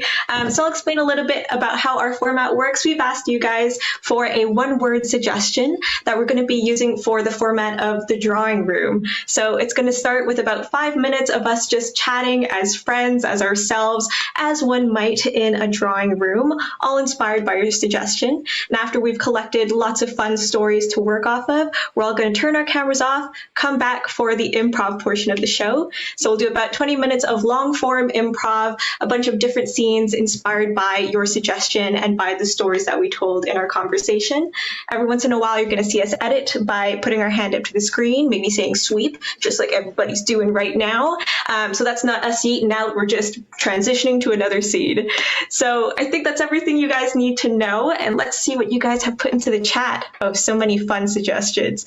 Okay, let's grab, Lassie. I love Lassie. So let's go with the suggestion of Lassie, and we take you to a show about that. All right. So when I think of Lassie, when I was 2 or 3 years old, my dad went to the pound and adopted a dog without my mom's permission, which I think everyone knows is kind of a big no-no. He just went and he got the biggest, hairiest dog he could find. And it was a bit of a wild dog. It wasn't a bad dog. It was friendly, but it was like hyper and wild, had so much hair. And it was definitely part collie, like Lassie was. And I remember I was only, like I said, we got him when I was about 2. And when I was about 4, only 2 years later, the dog ran away. And my dad made no effort or mom made no effort to find it. So the dog was out there somewhere.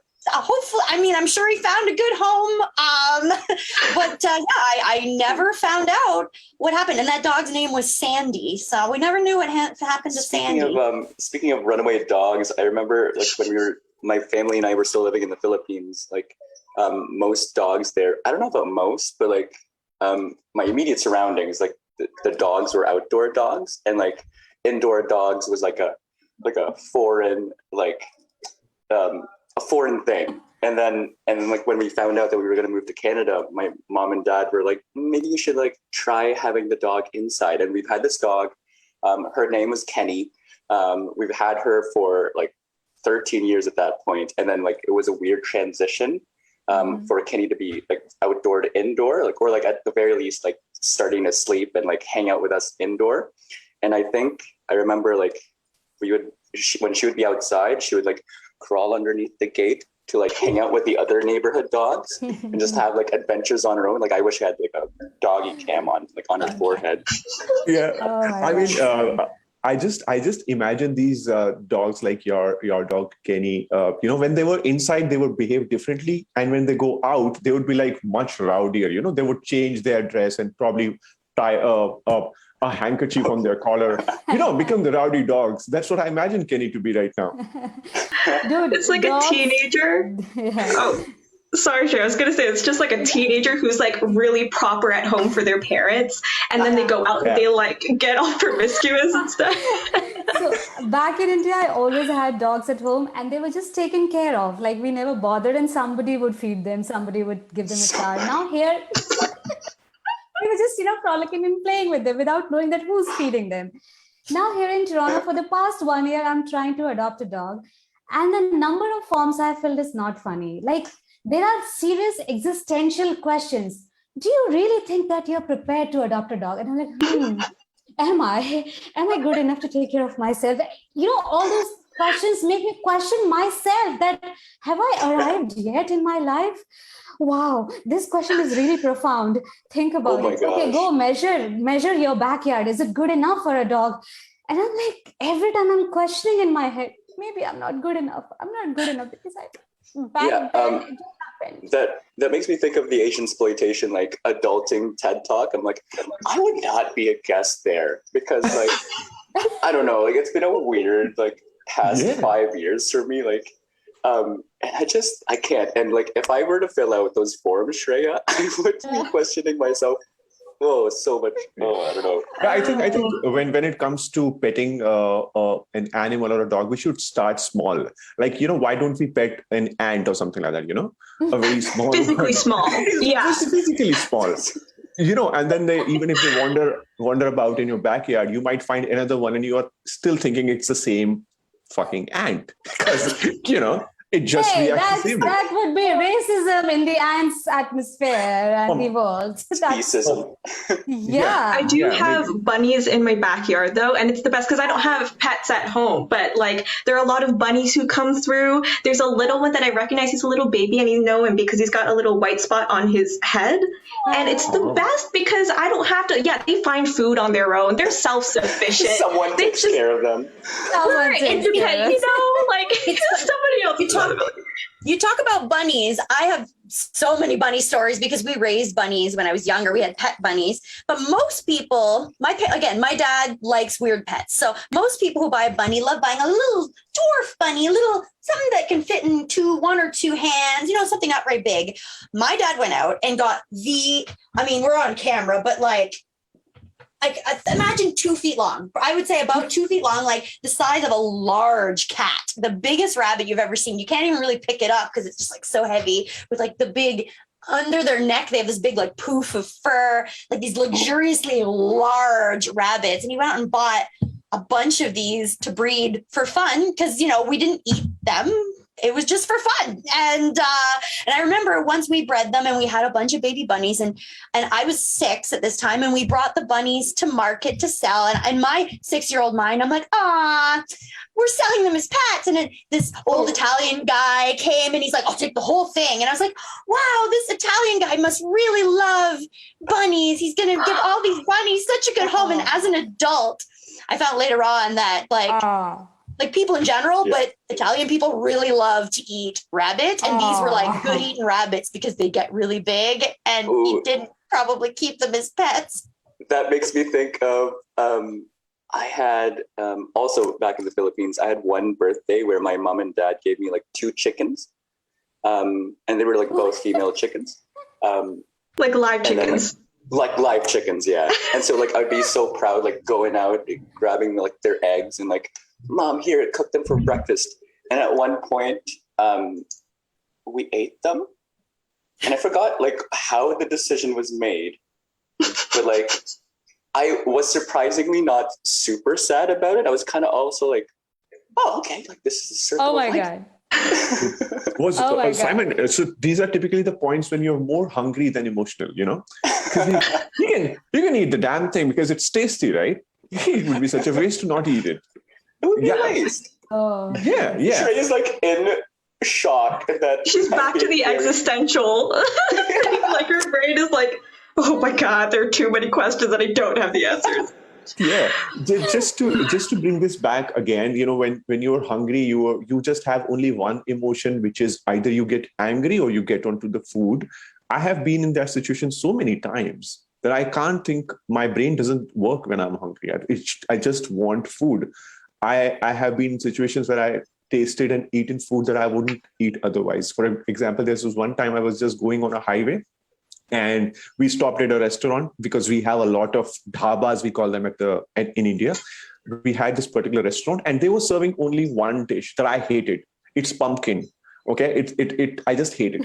They were serving pumpkin, but I had it because I was very hungry. And you know what?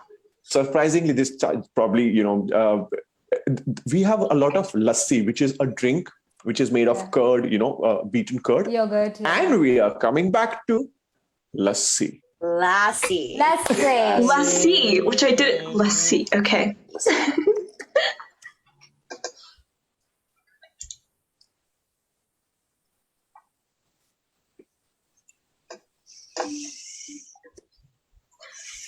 So I see here from your application, ma'am, that your name is Margaret. That's correct. I am Margaret. I would really love to adopt this dog. Hold on here. Hold on. We don't just go from learning your name to adoption. There's a lot of steps in between. I got it. I'm sorry. I'm just really excited. I will do anything. I've always wanted a dog. I really want this. All right. Excited. A little Is that a good thing? too excited. I'm a regular level of excited. I'm like, it's like whatever, like really always wanted one since I was like 6 years old, but it's chill, like a chill kind of excited. Right. All right. So I suppose that the next thing I need to know, if you've sufficiently puppy-proofed your house. Yep. I've gotten like gates. I've got 3 different kind of leashes. Regular locks on the doors. That's puppy-proof. Obsessed with safety.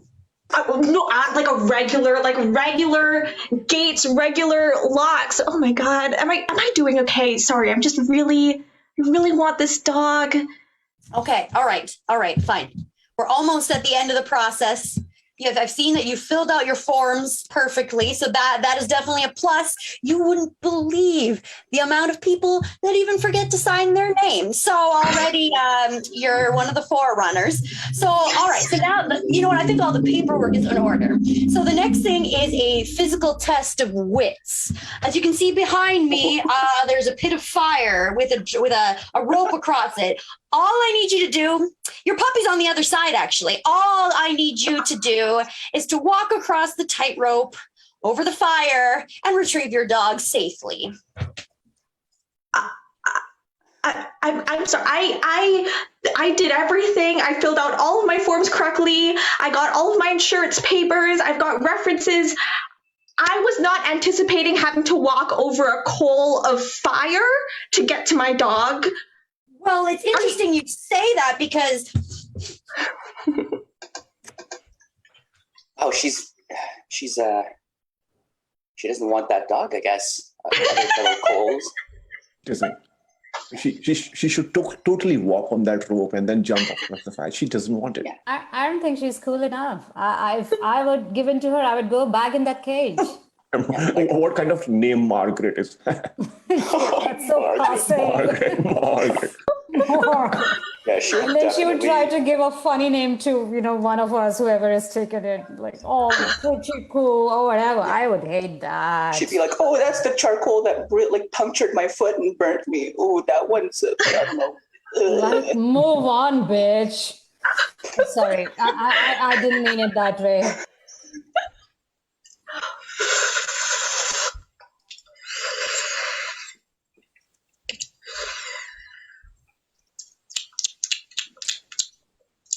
Yep, I'm getting hints of bergamot. Yeah. I think there is a little bit of yelling in it. Wait, I just have a very basic question. Why did we complicate lassi so much? I mean, it was just curd and sugar. Why did we have to make it exotic? Because I assume that because we have, as human beings and civilizations, cultures evolve, and then they have to find nuances in your, you have to have palate. Like, for example, when I was growing up, blue was blue. Bullshit. Is it? Is it? I'm sorry. Is it? The North American market loves bergamot, okay? The number of times I have been pissed off when somebody says, here is your chai tea. That's like saying, here is your chai. It just doesn't make sense. I mean, come on. You're talking about culture and trying to make it evolve and better. Explain that to me. And this sucks. I would have a regular curd stirred with some sugar. And that's lassi for me.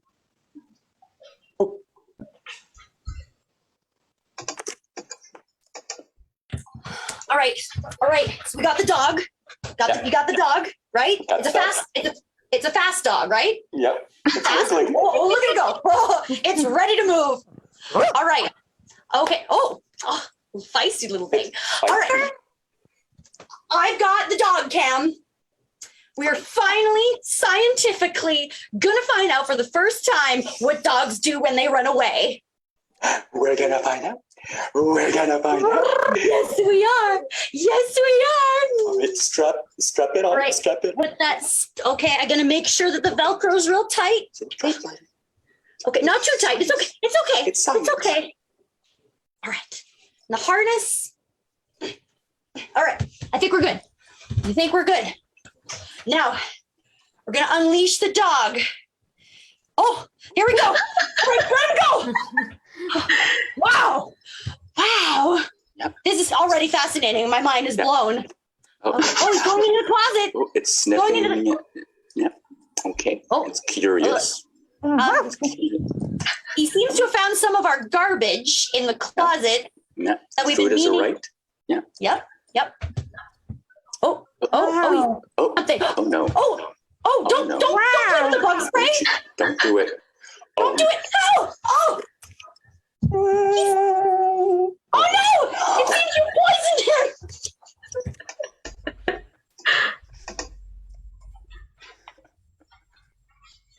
Doctor, I think I'm going through a crisis. This is the 8th time I have been rejected. This is very common, okay? A lot of people are rejected from adopting bunnies. We have a whole program for this, okay? I don't want you to be scared. I don't know if I have it in me. Like, what if I'm not a good partner for them? What if... I get that.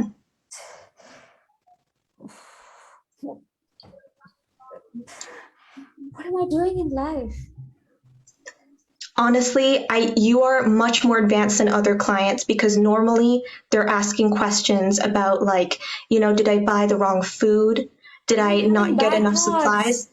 It's not having bad thoughts. That is where it begins. That's where it begins. When you start to address the why, when you unpack, why did you want a rabbit? Why did you want an animal? Are you a good person? Are you worth loving?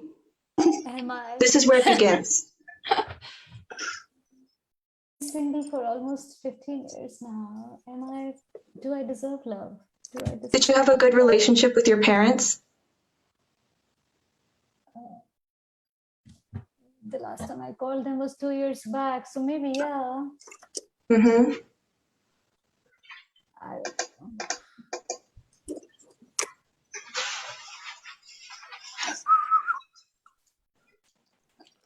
Okay. It's your turn to train her now. Okay, she's got these luxurious ears. I get that, but she just doesn't want to listen to me. You know that. We've had her for 2 weeks now. I know. But you were she's a little angry with you. Are you Italian? Because I think you it seems like you might eat this. I've got a hint. I've got a hint somewhere in there. Like. Whoa! She might.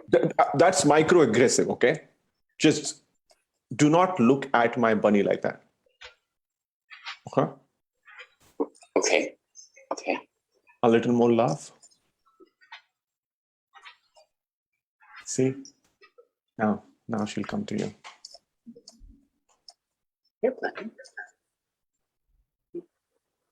Oh, ow. Yeah, she's. That's okay. Let her do that. Okay? That's okay. She's not biting. She's not biting. She's just chewing your finger. That's not biting. And this is not blood. This is that's just hemoglobin. Great. Okay. Yeah. Yes. Mm-hmm. Yes. Continue to play with her. Sure. I'm just gonna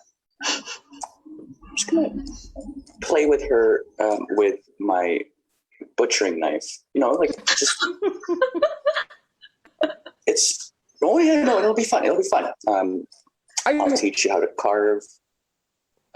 Are you serious? Like, look at the poor thing. Okay, but look at me.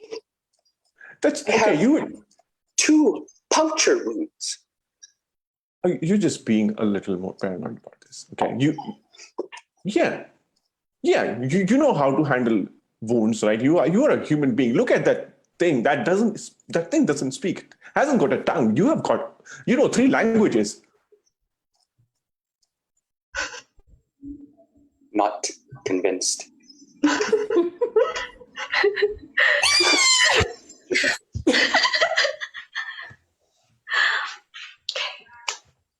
Happy birthday. I've got you a present. I've actually got you 2 presents. Are you ready? You're old enough now, honey. Okay, are you ready? Yes, I am. Can I open it now? Yeah, you can. No way. Lovebirds. That's right. You're old enough now. I want you to start taking on responsibility. 2 little lovebirds, they're all yours, darling. It just shattered my eye. That's part of life, honey. You gotta get used to some poop on your hands, okay? It's part of adult life. I love the color on them. Mm-hmm. So pretty. Thank you, Mommy. You're welcome. You said there was a second present? Oh, it's actually the two lovebirds. The 2 love. So, that's the whole thing. Oh. But you love the colors. You love the colors. But I don't want them. Honey, what? I don't want them. I spent so long getting you these lovebirds. I mean, I want a car like everyone else. Jimmy got one, and so did Rose.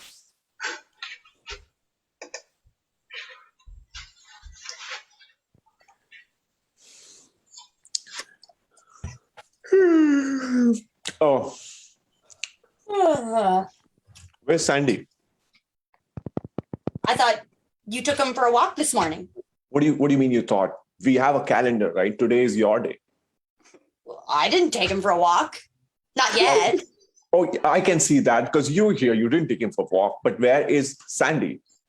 Well, I'm assuming he's outside in his doghouse like he always is. That's a very fair. Yeah. That's a very fair assumption to make. But the doghouse outside our house. I'm just getting so allergic to him, you know? Bless you. Okay, I was angry before you sneezed. Thank you. A sneeze changes everything. That's one thing I've learned in life. Yeah. All right. So, look. Oh. La la la la. That's right. Keep partying.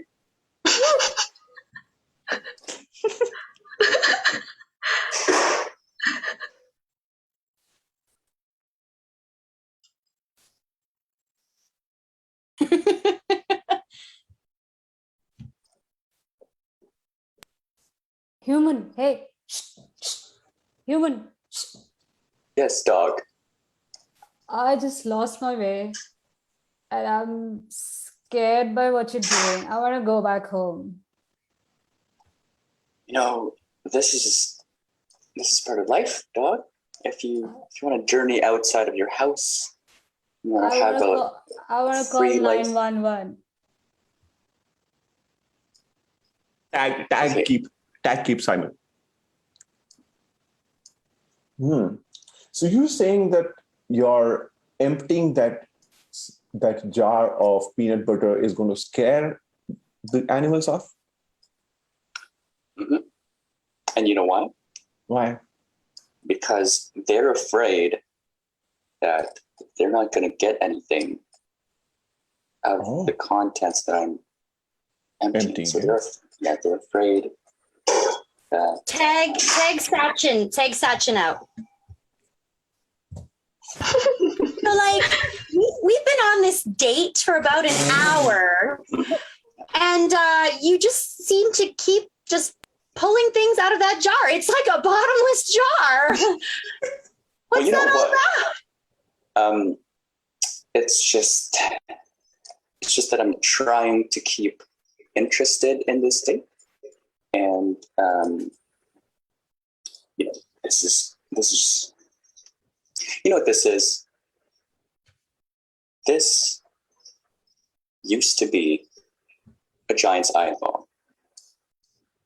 And you seem to not even notice the giant's eyeball. It's been an hour.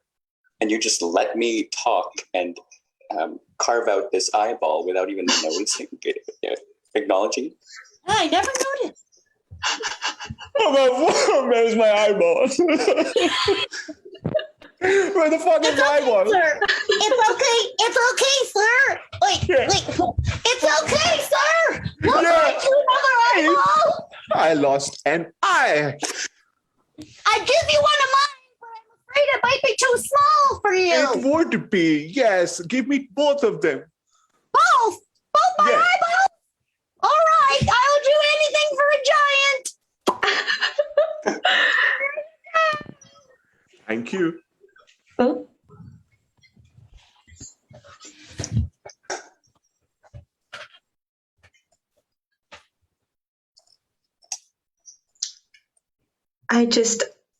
I'm so glad I walked over all that hot coal for you. You are everything I've ever hoped a dog would be.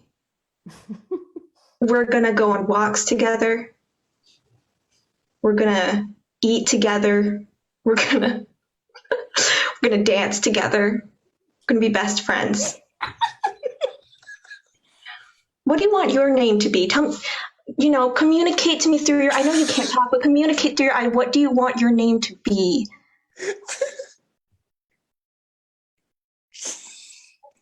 Carolina. Yeah. You on the same page already. On the same page already. I'm so excited for our new journey together. What do you want to do first? What do you want to do first? Again, tell me through your eyes. Tell me. Pasta. Yeah. Tortellini. Mm-hmm. Oh, she likes tortellini. Okay. I'm gonna start boiling the pasta now. Okay. But you only get a little bit because this, I don't know how good this is for dogs. I looked it up and apparently tortellini and dogs. Don't give me those eyes. I can't stop, Caroline. Okay, fine. Okay. All right. Okay. Ready?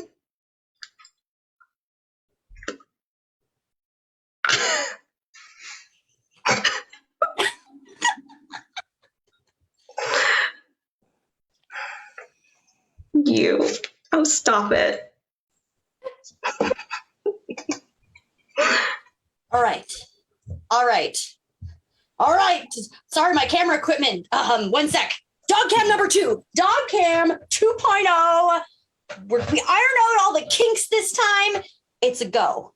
This is happening. All right. Okay. Mm-hmm. Okay. So this time, we got a better dog. Okay. Can you show me the specimen? Lift it up. We need to get a good view of the canine. Mm-hmm. There it is. All right. Here's our new girl. Oh, look at her. She's such a good girl. All right. I got a bigger show. Simon, get back up here. We can say goodbye. Thank you, everybody, for coming. We've had so much fun playing for you. We could do this all day. But we're so excited to see the next show. Thanks, everyone. Thank you, everyone. Bye. And that's a good girl. That's a good boy. Woof, woof, woof. Let the dogs out. Let's give it up for Niagrontonians once again. Share some dog emoji, rabbit emoji, lovebird emoji for an amazing show. Yeah. All right. Guys, they provide workshops and jams and shows for all those interested in Yes and. So check out their show. They have it every last Friday of every month. Their FB and Instagram is @Improv Niagara. So check that out. Are you still very much awake? Because I am. And for all of you night owls out there, we want to hear your voice, your stories from North, South, East, West, or Central Asia. Let us know where you're watching from the bed, from the kitchen, and use the hashtag #ImprovisAsian or #ProudAsianImproviser. So guys, I'm very excited because we are down to our last performers. Can you believe it? Time flies when you're just enjoying. Wow! So, these improvisers who are from different parts of Asia actually met in Norway. All the way from Norway, ready to flavor enhance your night. Let's all welcome, last but not the least, performers of the night, Monosodium Glutamates. Woo woo! Hey, hello everyone. We are the Monosodium Glutamates. We are a Pan-Asian team meeting up in Norway. Before we introduce ourselves, we'll ask for what we want to ask for. And our question is, what is something that you're competitive about? What is something that is you're competitive about? My name's Ari, and I am from Indonesia, those little islands in the equator where there's a lot of volcanoes. And my name is Bai Wei. I'm from China.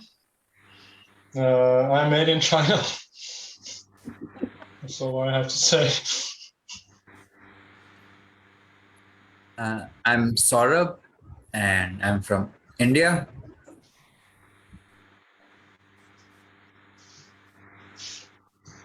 Hello, I'm Sai. I'm also from India. Hi, I'm Sarah, and I'm from Iran. Oh, that's very fast that we got a reply already. So we're going to do a living room. We're going to chat a little bit about this topic, and then we're going to do some scenes for you. So what's something you're competitive about? We got answers. Everything, singing, Marvel versus Capcom 2. I will calm down about Marvel. Xbox achievements, waking up before my alarm goes off, milk tea drinking, who can get closest to the actual Rotten Tomato score after watching a movie? Which one inspires you guys? Xbox achievements. Xbox achievements. Yeah, so I never had any experience with console gaming. I went straight to PC, and I was quite small when I got my first PC. And while my friends all got console games, and I was like, "What are you doing, sitting in front of the television?" And I mean, yeah. So I think I was a bit left out as well because of having a PC while the other people use consoles. So that's my experience. I loved like computer games as well, and I would go to this big market, which underground.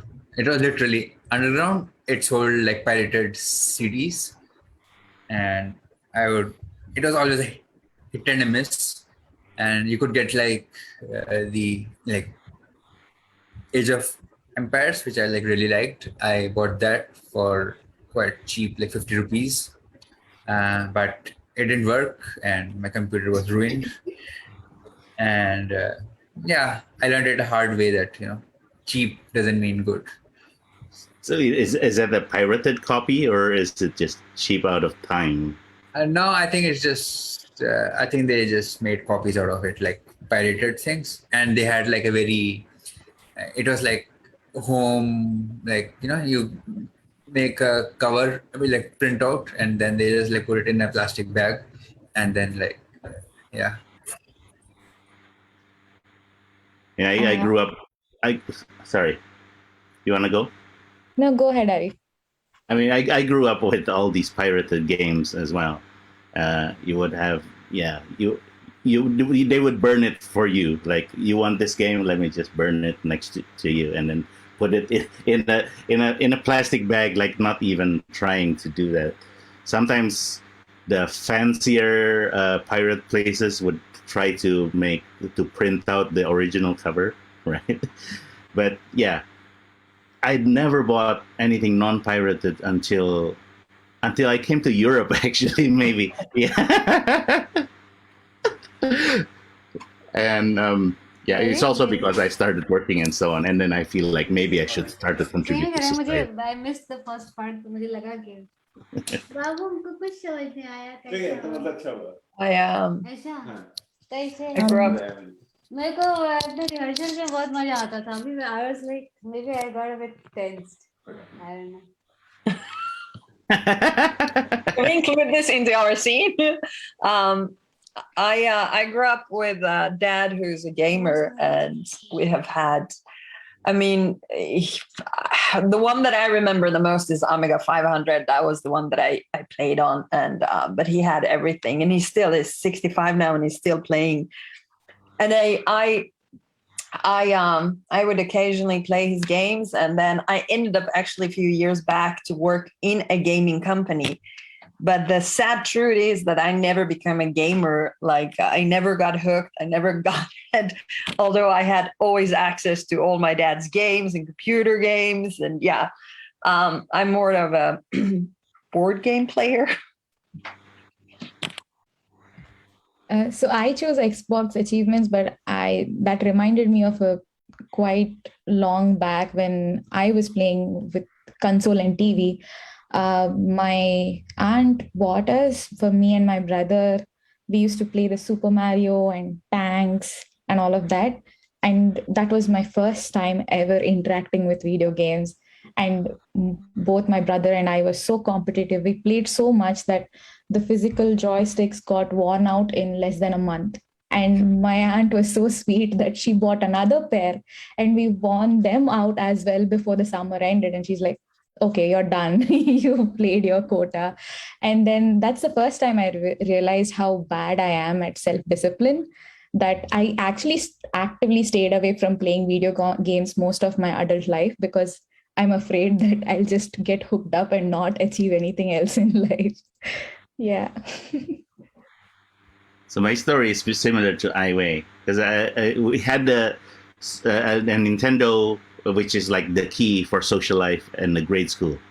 And ever since we had the Nintendo, I feel like my friends come to our house a little bit more often until there came Sega in another house.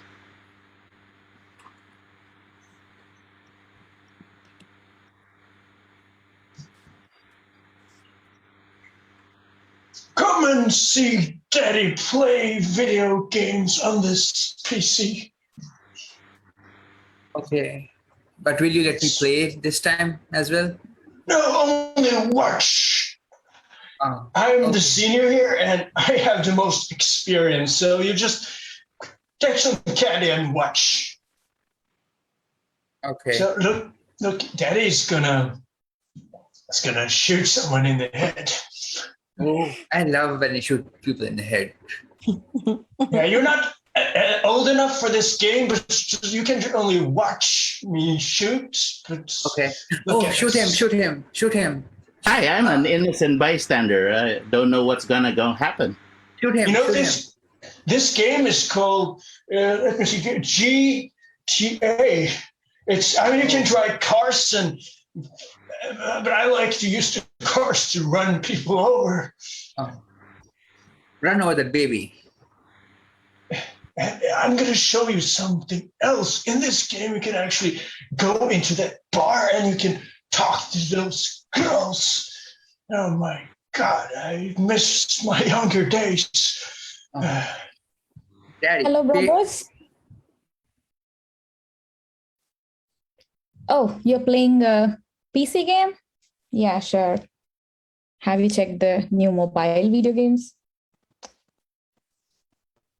Such a small screen. You know, back in the days, we had to have a cable connecting the PC to whatever we were playing. Yeah.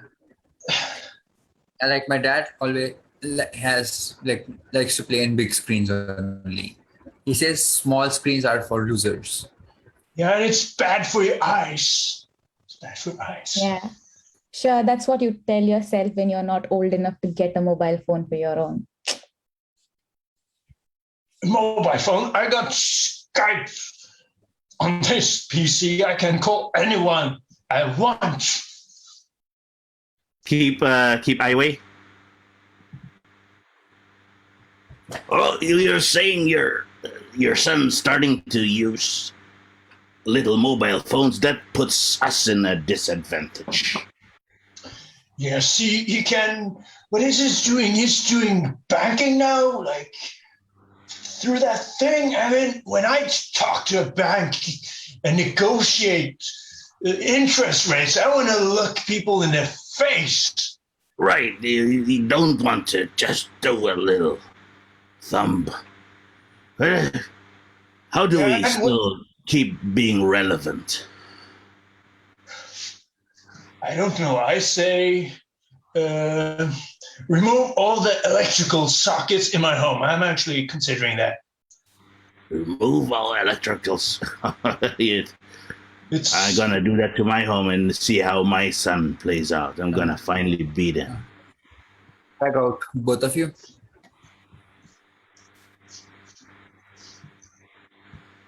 Hey, look, I got a wireless game and I can play on a mobile.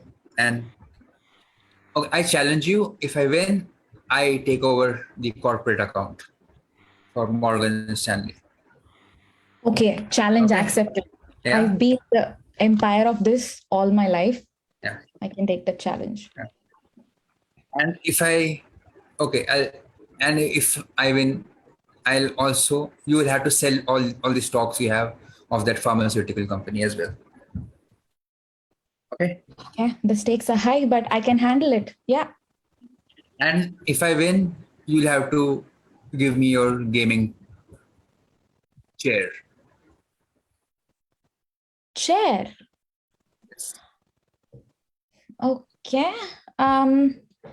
I can do that because I'm gonna win this, so it's not any loss for me. Yeah, sure. And if I win, I'll take your eye patch. No. What did you say? This was awarded to me because I was the winner of the Pirates of the Caribbean video game edition. I don't care. If I win, you have to acknowledge that I'm the best and I win everything. Keep sight. Keep sight. Yeah, so the competition was won by that lady on the second row. Hey, yes, you've already used the eye patch.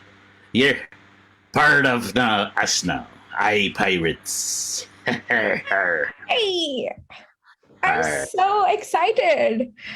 I've been looking forward to this all my life, that I was practicing just watching with one eye, you know? That's her? Oh, what an honor. What an honor. It's an honor. Yes. Look at me, I'm an eye pirate. This here is good for scrolling. You know what? I only do pirated sitcoms. I mean, people who want sitcoms, they come to me. I only do sitcoms.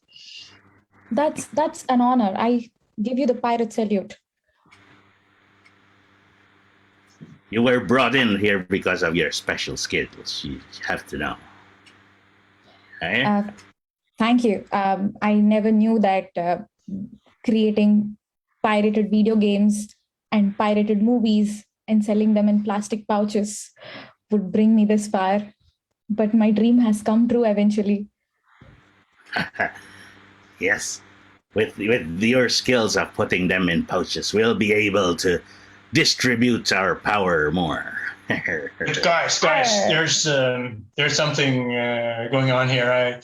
People are talking about moving from CDs to these cloud-based systems. What do we do? How can we remain relevant then?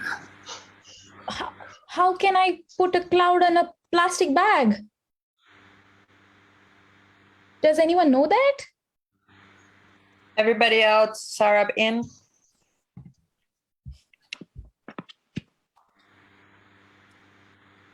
Do you want to play a game with me? Sure. What are we playing today? I have it on. Hold on. I got to access into my cloud system. Did you get it? There, I sent it to you. Yeah. There. It's the latest one. Wow. And it's a real one because I Okay. finally can pay for it. Wow. Finally, after It was years only of pirating. $9. But yeah, it's so cool. So I can share with whoever I want, multiply players at a time, and Wow. everything is stored. I don't need to have any more extra space for things. Everything is stored in a clouded system. I can buy as many games as I want without needing to have any storage at my house. What do Cloud you think is about that? best. That's amazing, you know? All right. So how do we play this? Right. So you need your keyboard.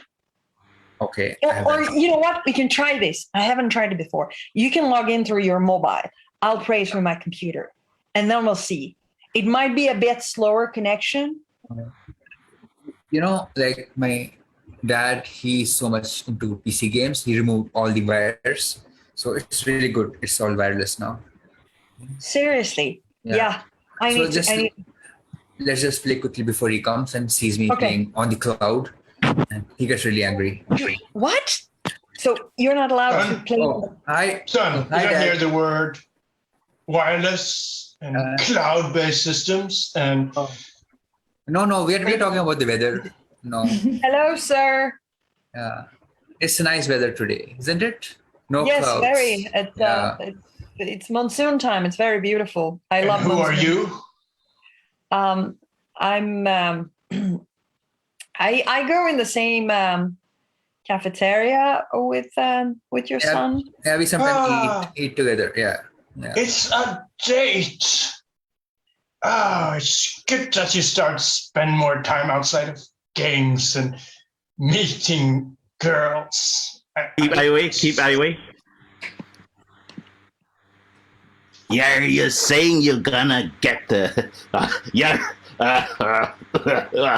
multiple person. Oh, you say you're gonna get a son, grandson. Yeah. I intercepted their phone call when he was talking to a girl. He was on a date. Everybody else, Sarah, back in. Hey, dude, I'm not feeling good of having this code language with you online, like on the phone. I mean, should you maybe tell your dad the truth? I don't know. I mean, I feel like I'm not ready to come out to him and tell him that I'm a cloud gamer. Yeah, but I mean, the guy really thinks we're about to get married. I'm not ready for marriage. I'm not even thinking of settling down anytime in this decade. Right. It's okay, just make believe, you know. I think of it as like a really immersive virtual reality But game. what if they arrange a engagement party? What do I tell my parents? All out. Welcome to the Pride Parade. This is for people who have not come out as cloud gamers yet. I'm Sai. I've discovered that I'm a cloud gamer when I was 9, and my family is completely against it, so I'm still on my own.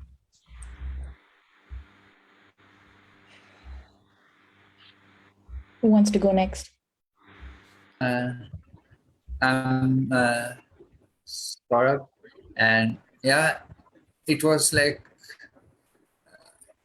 it just happened like one day, like there were no wires left at our home, and I picked up a wireless game console out of boredom, and I felt things which, you know, I didn't know before. And I was like clearly afraid of it. It can be tough. I understand. I'm Nurul. I recently found Steam, and it was a hot and steamy relationship. Just to say, you can move on from one device to the other. It's like a very promiscuous in a way. I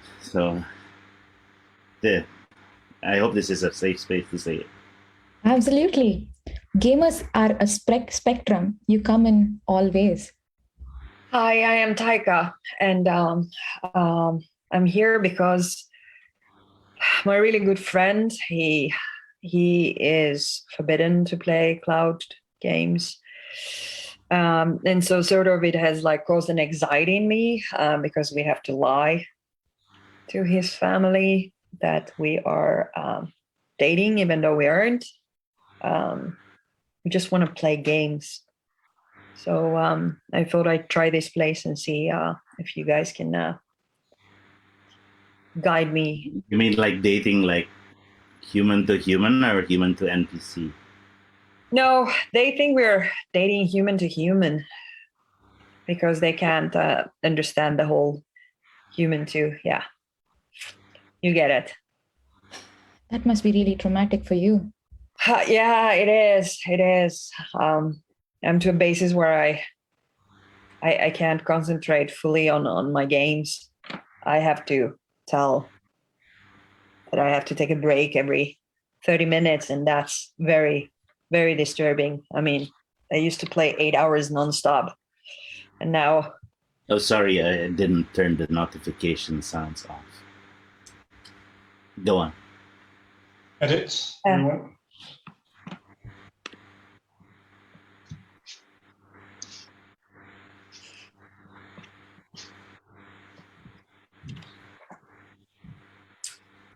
Hey, I see you're after some software. Yeah. Right? I am. Yeah, can I have like the new Windows 2022?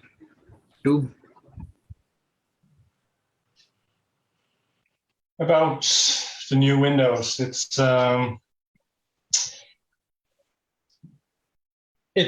I got 20 DVDs.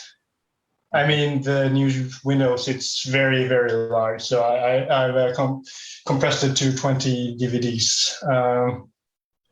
Is that okay? Yeah. Yeah, I hear you from the other stall. You want Windows? I got something better. I got What do you Red have? Hat. I have Red Hat. Red Hat? Wow. Yeah, me and my accomplice here. Oh, that's like open source, isn't it? Oh, it's open as you want to be. I know everyone says open source is the best.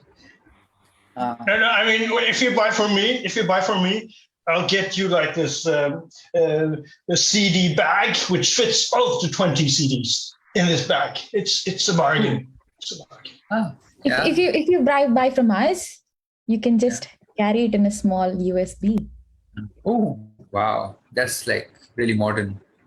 We'll even throw you some merch. Where's this? Where's the merch? Here's the merch.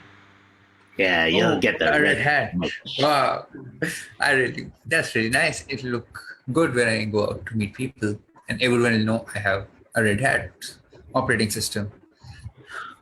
Oh, yes. I think I'll go with the Red Hat then. Thank you so much. What?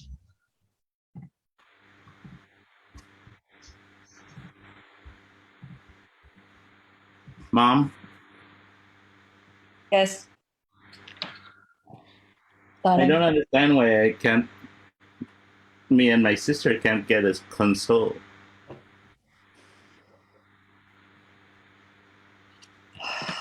Well, darling, you have used your quota. We talked about this earlier.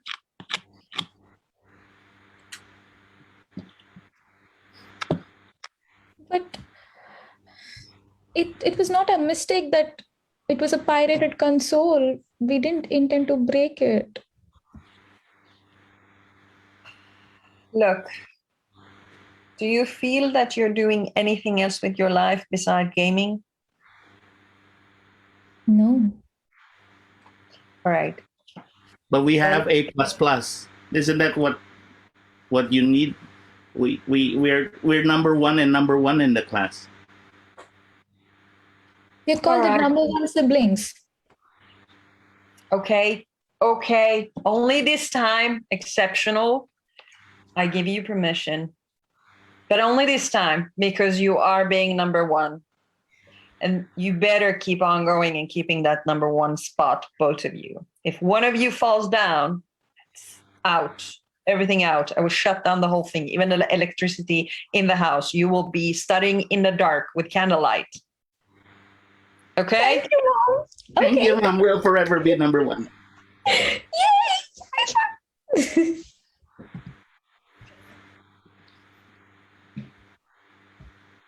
And that's our show. That's our show. Thank you very much. Yay! We are Monosodium Glutamates. My name's Ari, and these are my friends. Sai. Saurabh. And Iway, still from China. Thank you for clarifying that, Iway. I was a bit confused this time around where you were from. Yeah.